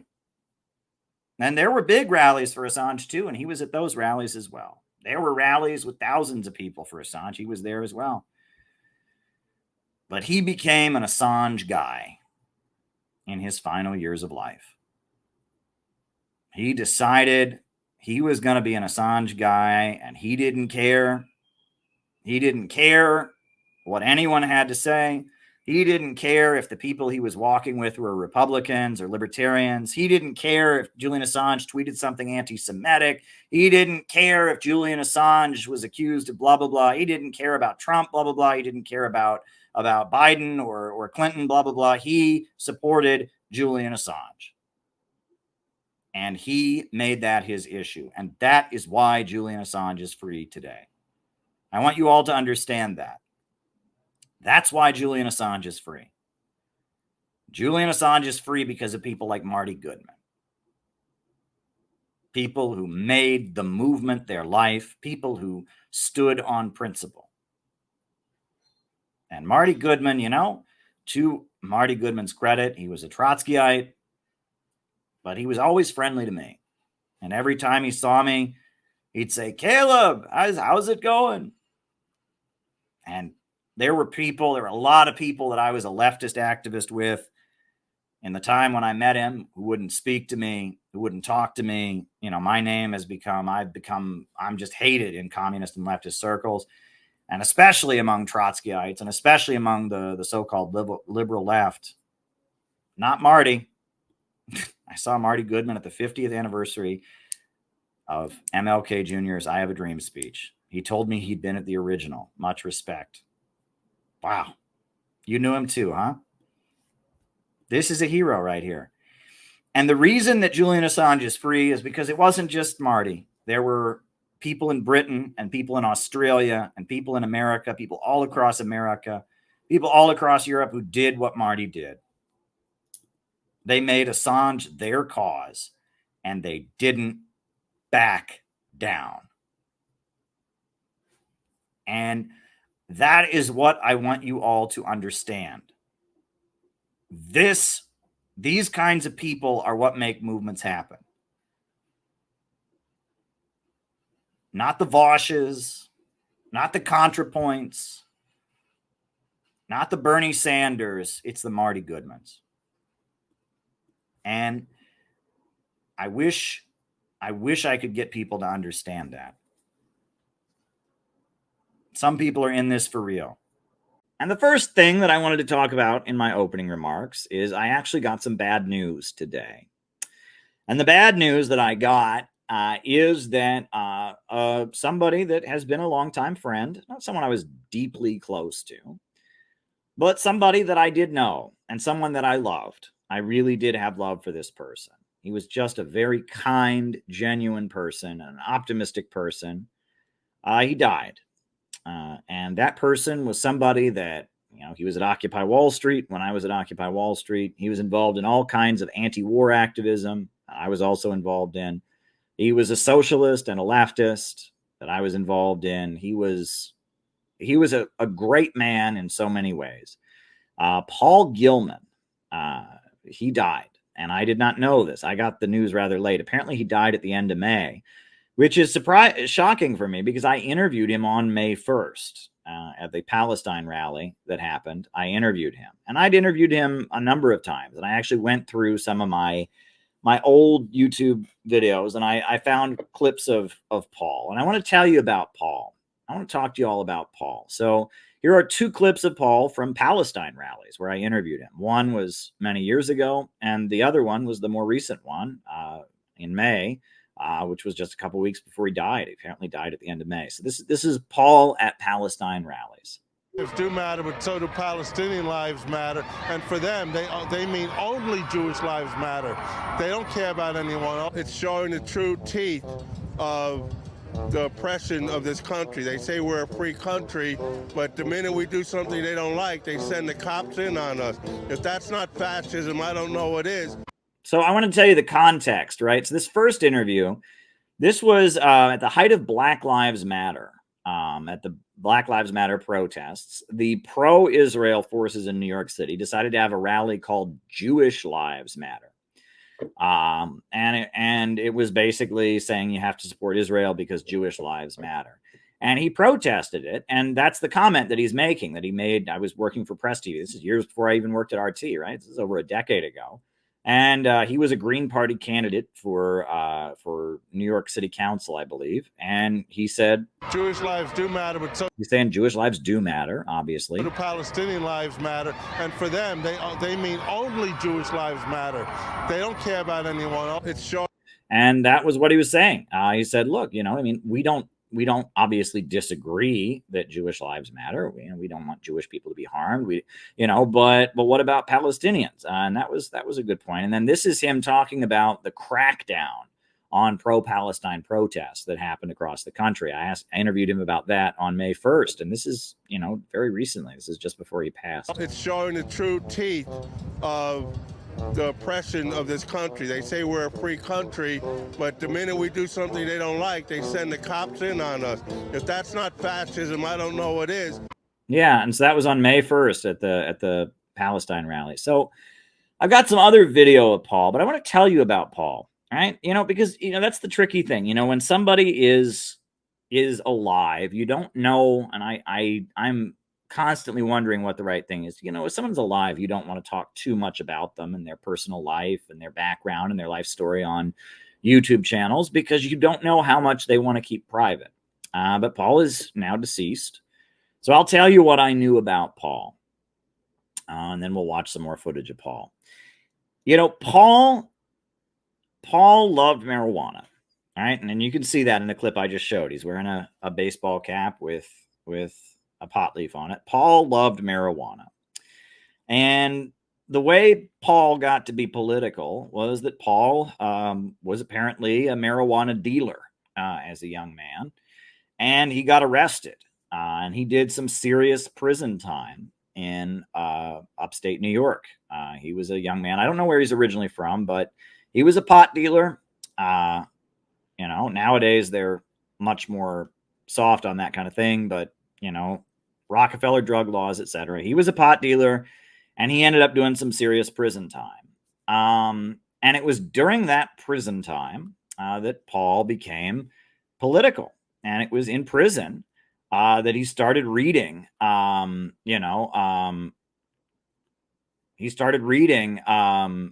the political stuff. He started reading about the Black Panthers. He started reading about socialism and communism. And he came out of prison as somebody that was an activist, right? I think this was in like the 70s or 80s. I think it was the 80s that he went to prison. And he came out of prison politicized, right? Because there was a movement, what they called a movement in those days. And there was, and he came out of prison as somebody who admired the Black Panthers, and he admired Native American activists. And as a result of being in prison, and in prison, you have a lot of time to read.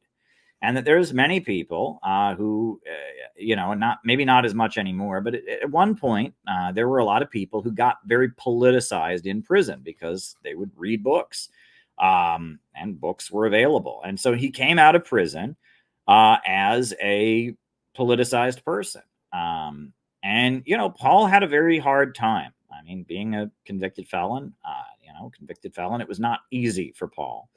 But Paul was at all the rallies. He was at every anti-war rally that the Workers' World Party organized. He was at all kinds of demonstrations.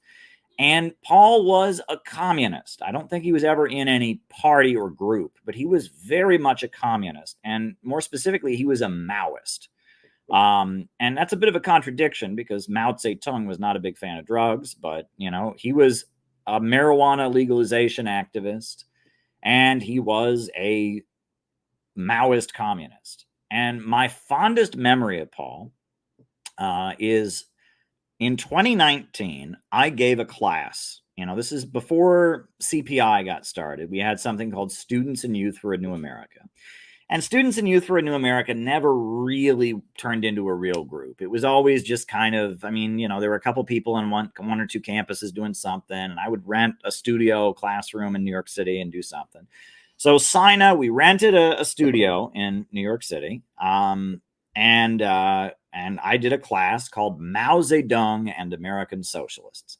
That's what I called it. I had no idea that Paul was coming. But Paul showed up to the class, total surprise to me. I knew Paul from protests. He was a friendly guy, but I'd never been over to his home, and I didn't know him intimately, but he showed up. He brought his girlfriend with him, and he brought books of his own to the class, and he was so into it. And, I'm going to show you the contribution that Paul made to my Mao and American Socialist class. I'm just going to show it to you because when you watch it, you can tell how into communism and into Chinese communism Paul really was. He was a history buff.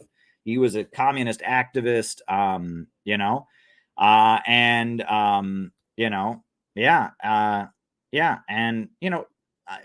get to that, Noah, but Paul is one of the many unsung heroes. We need to talk about people like Paul, and I don't want to get ahead of myself, Noah, but there's so many great people like this, and we need to talk about people like this. And I'll get to that later. But let's just watch, and we're going to watch Paul's contributions to my Mao class. This is what Paul said, the contributions he made to my class on Chinese history, filling in the gaps of where I missed it, talking about what he thought was important. Chiang Kai-shek had killed Mao's first wife and sister. Wow. And it was Stalin that ordered, and they were deciding what to do. It was Stalin that was said, well, you got to form a united front with the KMT. And, like Mao and his party were still deciding what to do, Stalin stepped in and did it. Now, the reason the generals did it was two reasons, right? The first reason is because the KMT refused to fight the Japanese. They had retreated as far as in western China as you can get and still be in China. They were in Chongqing, and they were hoping that the Japanese fascists and the Manchukuo would wipe out all the communists. They couldn't do it. By then, the communists were in Yan'an, which is after the Long March. They had made it there. Now, in the very beginning, you kind of left this part out, which is kind of important. When Trotsky and all of them were talking about a united front with the KMT, the Soviet Union had sent a general, and they founded what they call the Whampoa Military Academy. The Whampoa Military Academy is where both sides started getting their armies. An interesting note to that, Chiang Kai-shek was the president of, or the chancellor, whatever they called the head of that. The political commissar was Zhou Enlai. And on a little interesting minutiae side note, Ho Chi Minh was the translator because he could speak Chinese, Russian, and Vietnamese. He was in, you know, when they found, he was in Moscow, part of the Comintern. So Ho Chi Minh was the translator between the Russians and the Chinese. The Dalai Lama himself admitted that Mao was a great man. And you always see the hints of, in the Bertolucci film on the Tibetan Lama, when he's leaving, the last thing they did was commit human sacrifices, these lamas. Yeah. And this is actually hinted in the movie where the guy who plays the Dalai Lama turns and says, is this necessary? And the reactionary a-holes that are actually the political powers in Tibet say, yes, it is. And so here's the funny story. I'll just share this before Paul continues. Speaking of the Dalai Lama, I just remembered this, but you know, I used to do a lot of activism near Union Square, and you know, Union Square, the political group I was working with, they had their headquarters like up on 17th Street, which was, you know, pretty close to Union Square.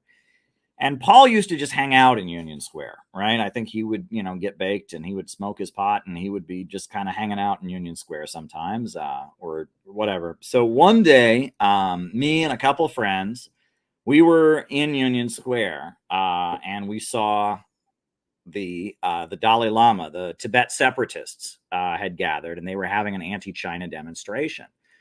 So,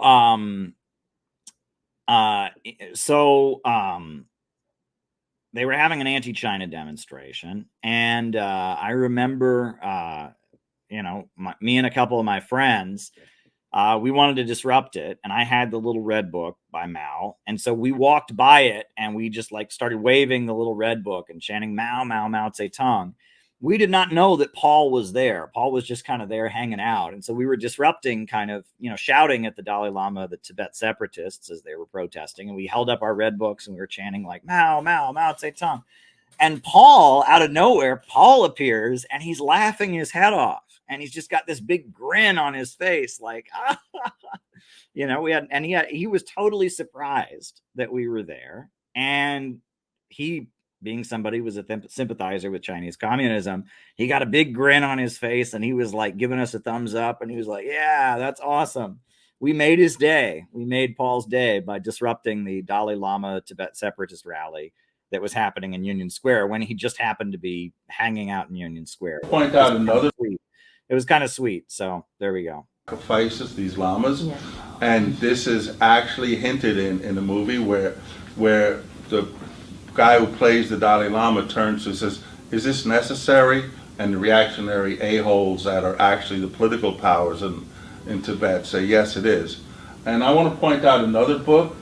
This is C.K. Yang's book. C.K. Yang was a American sociologist from Hawaii who actually went to China. I think this was his ancestral village in southern China. And C.K. Yang did a really intense, minute sociological study of this village. And the big thing was the oppression of women, which was, he wrote about that extensively, and the hierarchies within the Chinese family.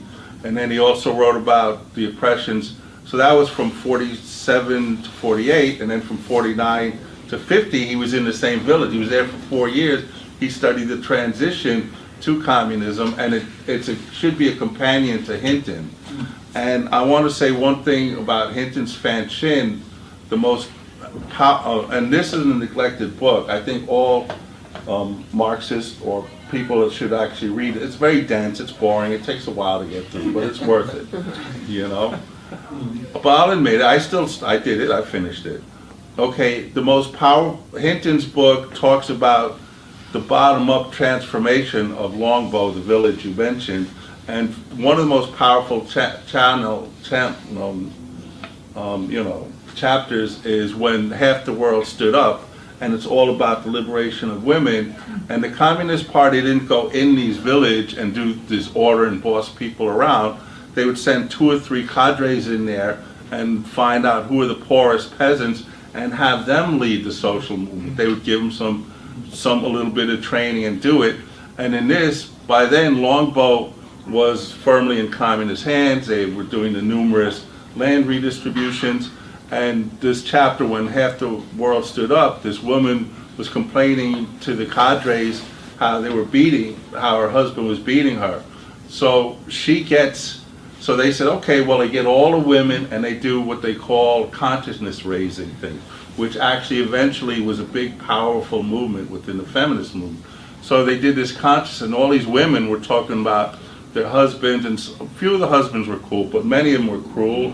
So they got together, they went after that woman's husband, and they gave him a chance to either apologize or leave. He refused, so they beat him up.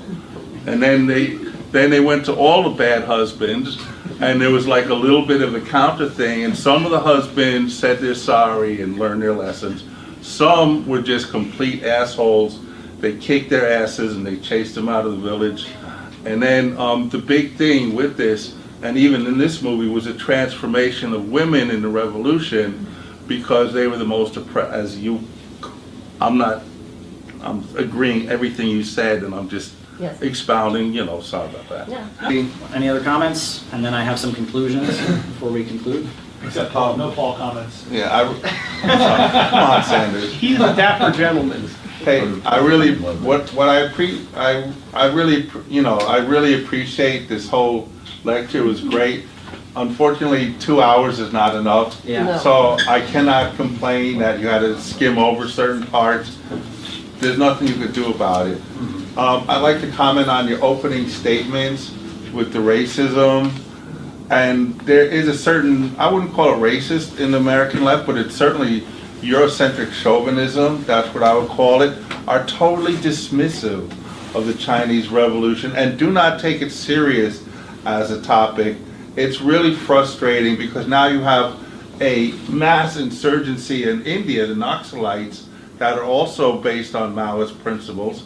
I mean, it's a big mess, but no one's even studying it. Whether you support it, whatever, there's very little interest in it, which is fascinating.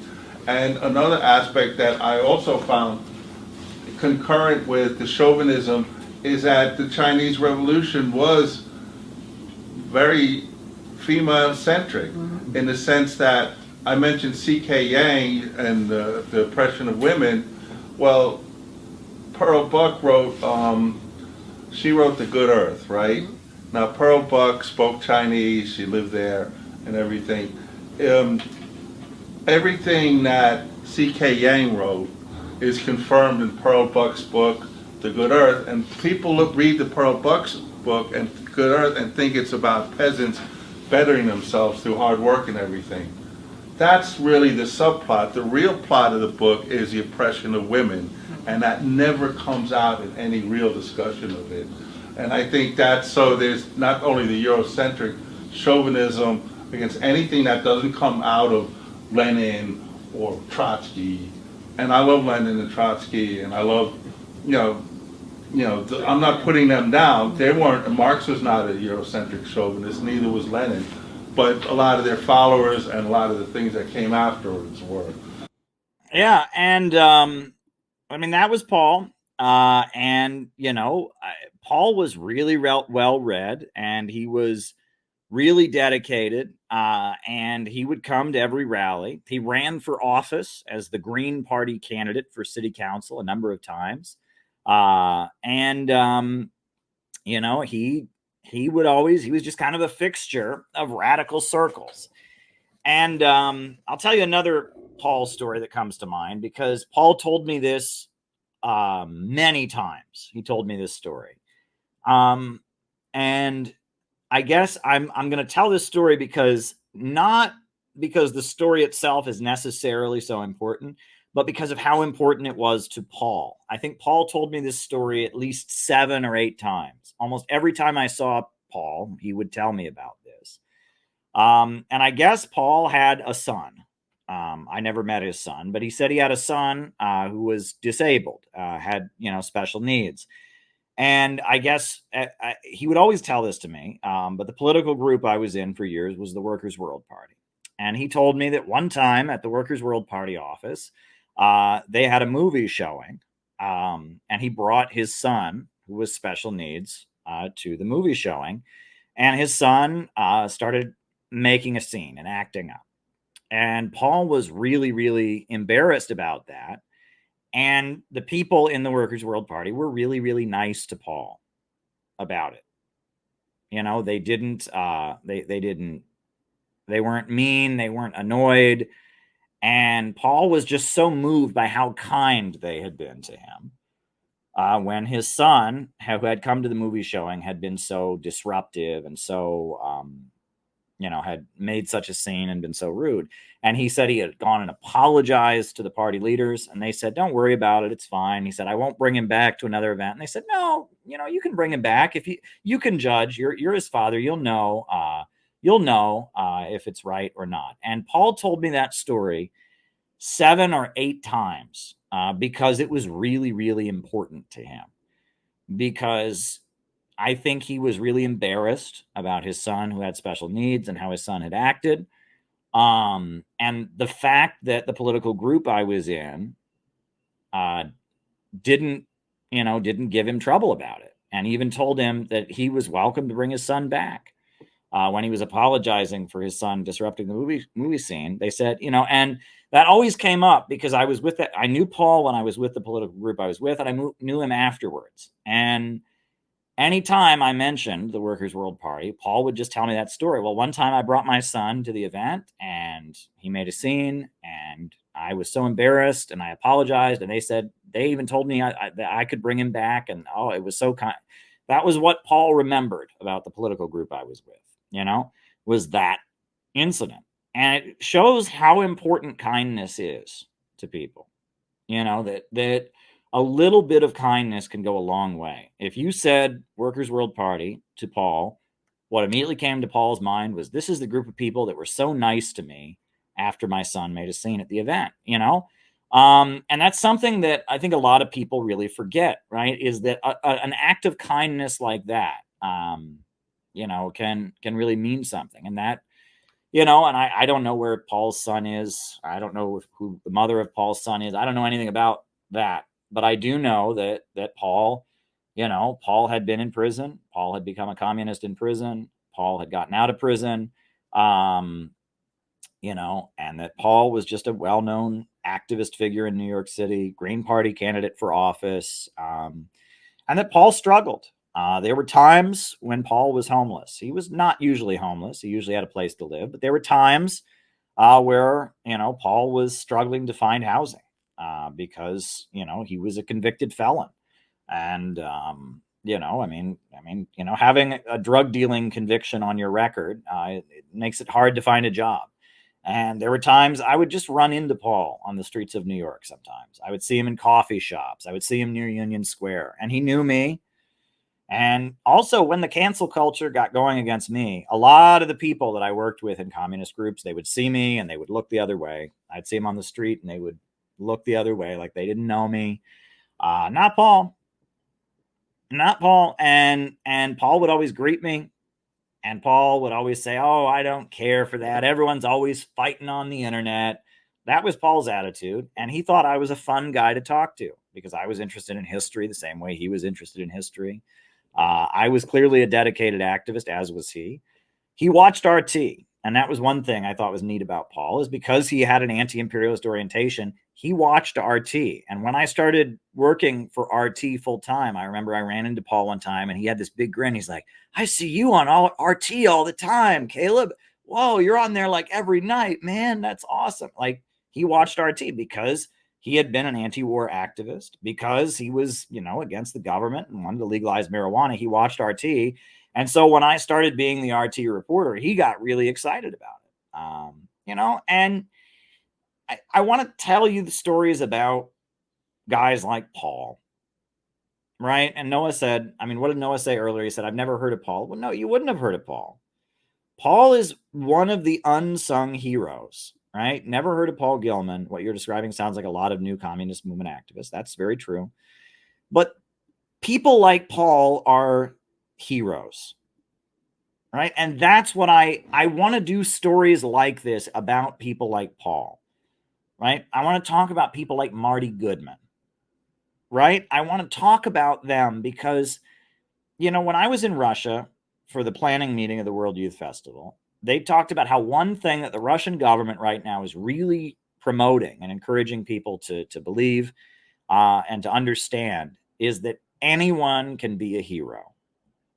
Ordinary people can be heroes just by doing the right thing, just by protecting their community. And they talk about how during World War II, millions of Russian people became heroes because the Nazis invaded their homeland, and 27 million people in Russia gave their lives to drive out the invaders. And there were heroes in every town and every village and every corner of the country. And there needed to be heroes, or else they would have never been able to defeat the Nazi invaders. And that is a really important point, because just like Marty Goodman was a hero who organized Free Assange rallies, and even if there was just 5 people there, he was there. Paul is a hero. And this is what I would like people to understand. I think it is more important in a sense to do biographies of people like Paul and people like Marty, because we need more people like them. Let me just tell you, if we're going to save our country, we need more people like Paul and more people like Marty and more people that just do it, that see the job needs to be done. They need to build a movement. We need to build a movement against war and against the low-wage police state. And we need people who just do it. And it's these unsung heroes. These are the people that make a movement. You think about Dr. Martin Luther King Jr. There were millions of guys like Paul who made Dr. Martin Luther King Jr. We think that one man made the civil rights movement, but that's not true. Behind Dr. Martin Luther King Jr., there were millions and millions of people like Paul. And there were millions and millions of people like Marty Goodman. And that we need people to do that. And that unfortunately, because of social media and because of the way our culture is, people have it in their mind that, that if you're not the center of attention, and if you're not, you know, in the spotlight, that you don't count. And that's not true. That is not true at all. Everybody in the activist scene in New York City loved Paul Gilman. In fact, the way that I found out about his death was that a friend of mine who has run for city council, she was just a city council candidate who was part of Occupy Wall Street. She wrote an article honoring her friend Paul, and it was a member of our community. Shout out to Peter L. Peter L. saw the article that Marnie wrote, and he sent it to me, and that's how I got the news today, because Paul was a hero to everyone he interacted with. I want to show you something about Paul. This is one thing I will never forget about Paul. Right? And I'm going to turn the sound off. I just want you to look at Paul's face. There was always a twinkle in his eyes. You know, he was always happy. There was always a twinkle in his eyes. There was always a grin on his face. Look at that. That's Paul. Right? There was always kind of a happiness, a playfulness, an honesty underlying everything that he did. You know, Paul had been through, this guy had been in prison for a long time. I think almost a decade, maybe longer than that. I don't know how long exactly, but he did some serious prison time, right? And, you know, he was missing teeth, and he, he'd had some hardship in his life, but he just had this happiness, right? When you saw him, there was this twinkle in his eyes, There was this optimism about him. He stayed optimistic through all the hardship that he'd been through. And he wasn't just a communist on the internet. He was a communist activist. He needed to be part of the movement, right? He was at every protest he could get to. He was at every demonstration because it was like, that's what fed that happiness. He had that twinkle in his eye. He had that playfulness. He had that kindness. And that came from being part of a movement, right? From being part of an organization, not necessarily, I don't think he was in any particular party, but being involved in community struggles to change the world. You know, if you looked at his face, there was always this kind of glow because for him, you know, he read about communism. He'd read every book ever. He was a big history buff, but it wasn't just a matter of knowing about it in an academic or intellectual way.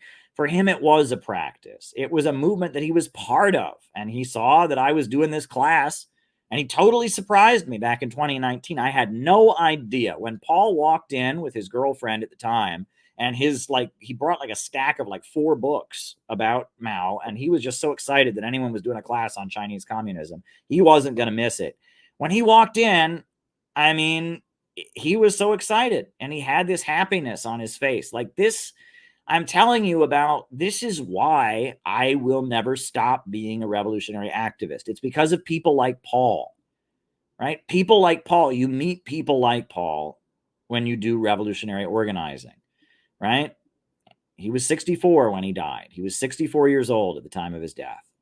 And you meet people like Paul who are inspired, people who are passionate about ideas, people who want to struggle for truth and justice. And that is why, I mean, I have been a revolutionary organizer, not just because I believe in the cause, but because it gives me joy. Again, he wanted his entry into the Vouch CU or whatever. All right. Cinematic universe. The destruction of Gaza, the murder of children being carried out by Israel right now is something we oppose. It is bad for the Palestinians. It is bad for the people of the world. It's also bad for America.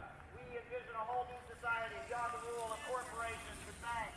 An America for working families, people before profits. That's what we are out here to talk about here in Portland, Oregon. Free Palestine! Free Palestine! Hands off the Palestinian people. Jobs, schools, healthcare for America, not more money for Israeli crimes against the people. We are here as the real patriots, the people who really love America, to say that American funding of Israeli war crimes is unacceptable. Jobs, schools, and healthcare. Free Palestine! Free Palestine!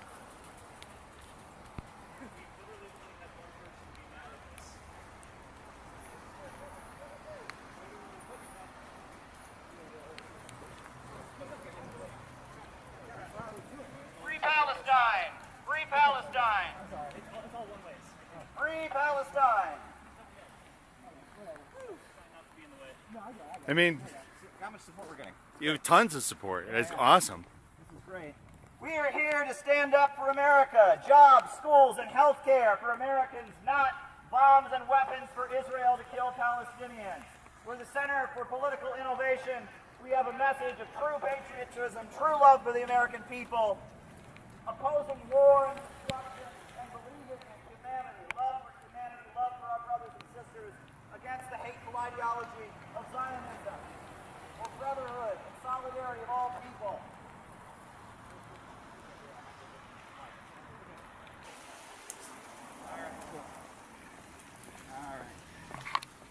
Free Palestine! Free Palestine! Free Palestine!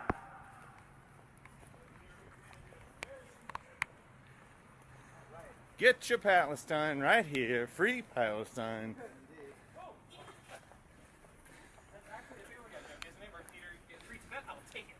China, I got the T1. That's right. All the T.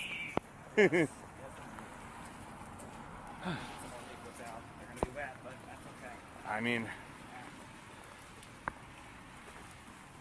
a lot of people receptive to this.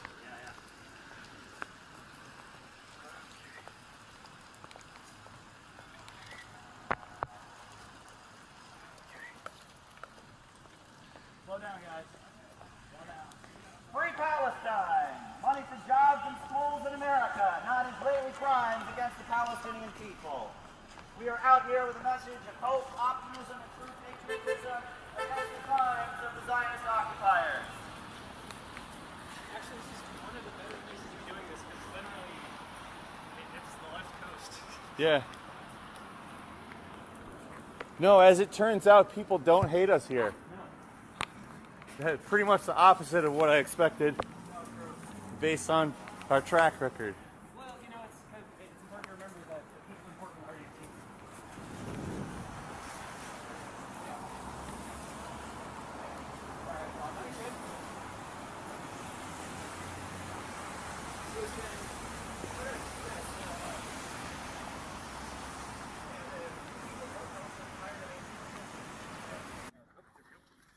Careful with the American flag.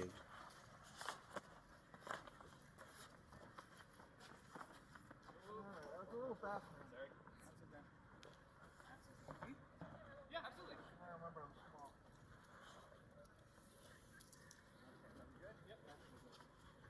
All right, we're here. All right. All right. All right. Then you go wet. Just gotta go. Then you go wet. Hello? Did the volume go down? Is there a volume knob on it? All right. On. LED. Check.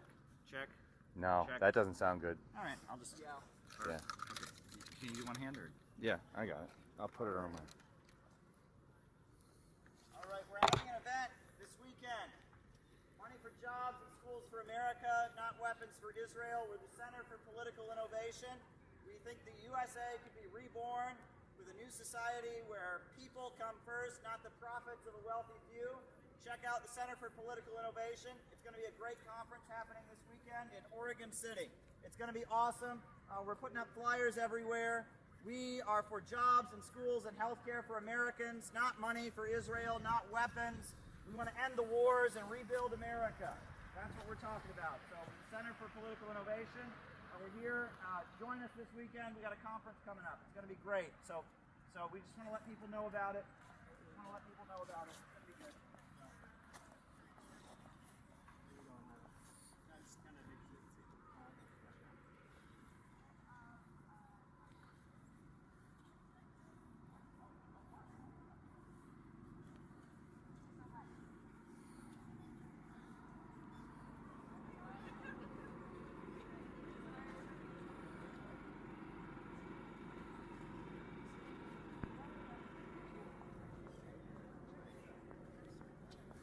Free Palestine!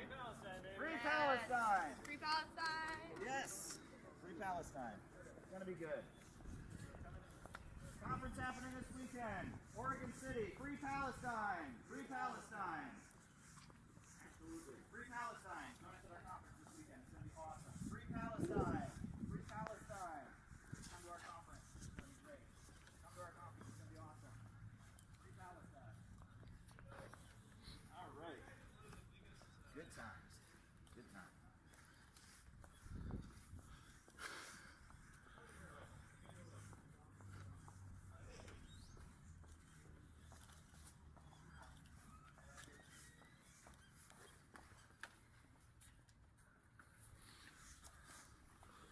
Whew.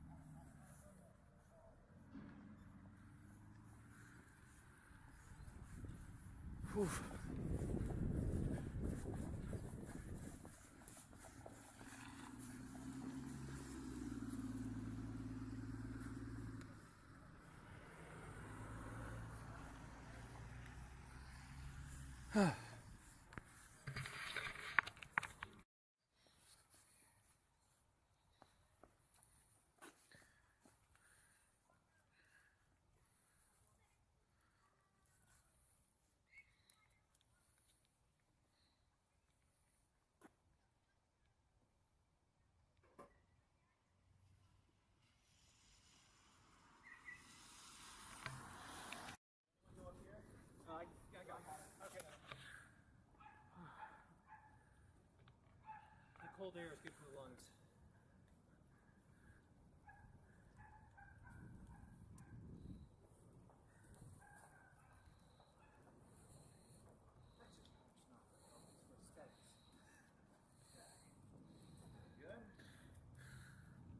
Okay, so if we go there, are we like in the campus now? Very good. And classes tomorrow. So good.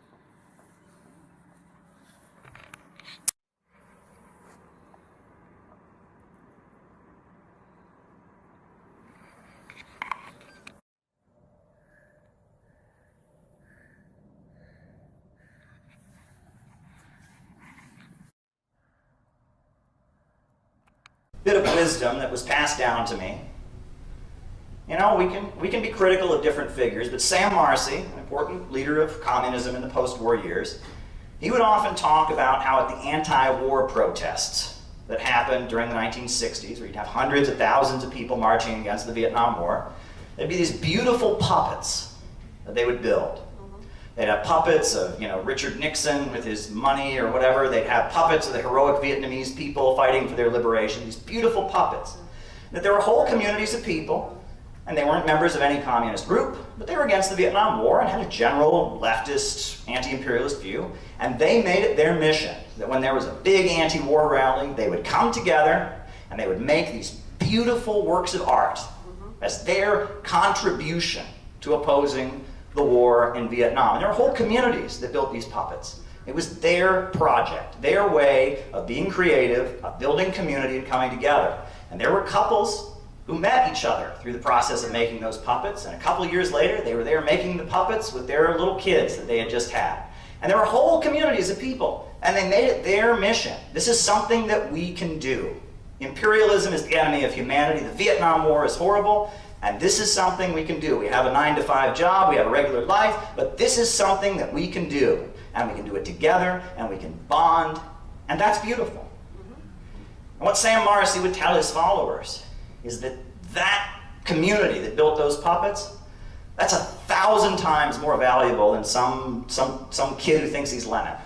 You know what I'm saying? Yeah. A community like that has longevity. People are doing that their whole life, and they're taking on a contribution. And that, you know, if you've been doing this as long as I have, which is, you know, not that long, relatively speaking, but you realize that there are some people who come around and they see that they don't get the immediate result that they want. They see that they don't, you know, they don't fulfill their dictator fantasy that they have. You know, they see that they, you know, they see that this isn't exactly the way they want to resolve their parental issues or whatever. And then they go away after a year. They go away after a year. For a year, they know more than everybody. No one knows anything better. They can debate everybody, but they're gone. But those people who came together to build the puppets and build community around it and learn to work together, they keep going. And generation after generation, year after year, they build those puppets. And that is what we need to build with the Center for Political Innovation. We need a network of people who are committed to opposing imperialism, who learn to trust each other and rely on each other and carry out operations, build some beautiful puppets, some beautiful artwork, put on beautiful conferences, and keep this movement alive. That is what we need to build. We need a network of people who love each other and trust each other and can work together and can serve the purpose of representing the anti-imperialist movement in America. That is what we need, and that is what I want us to build with the Center for Political Innovation.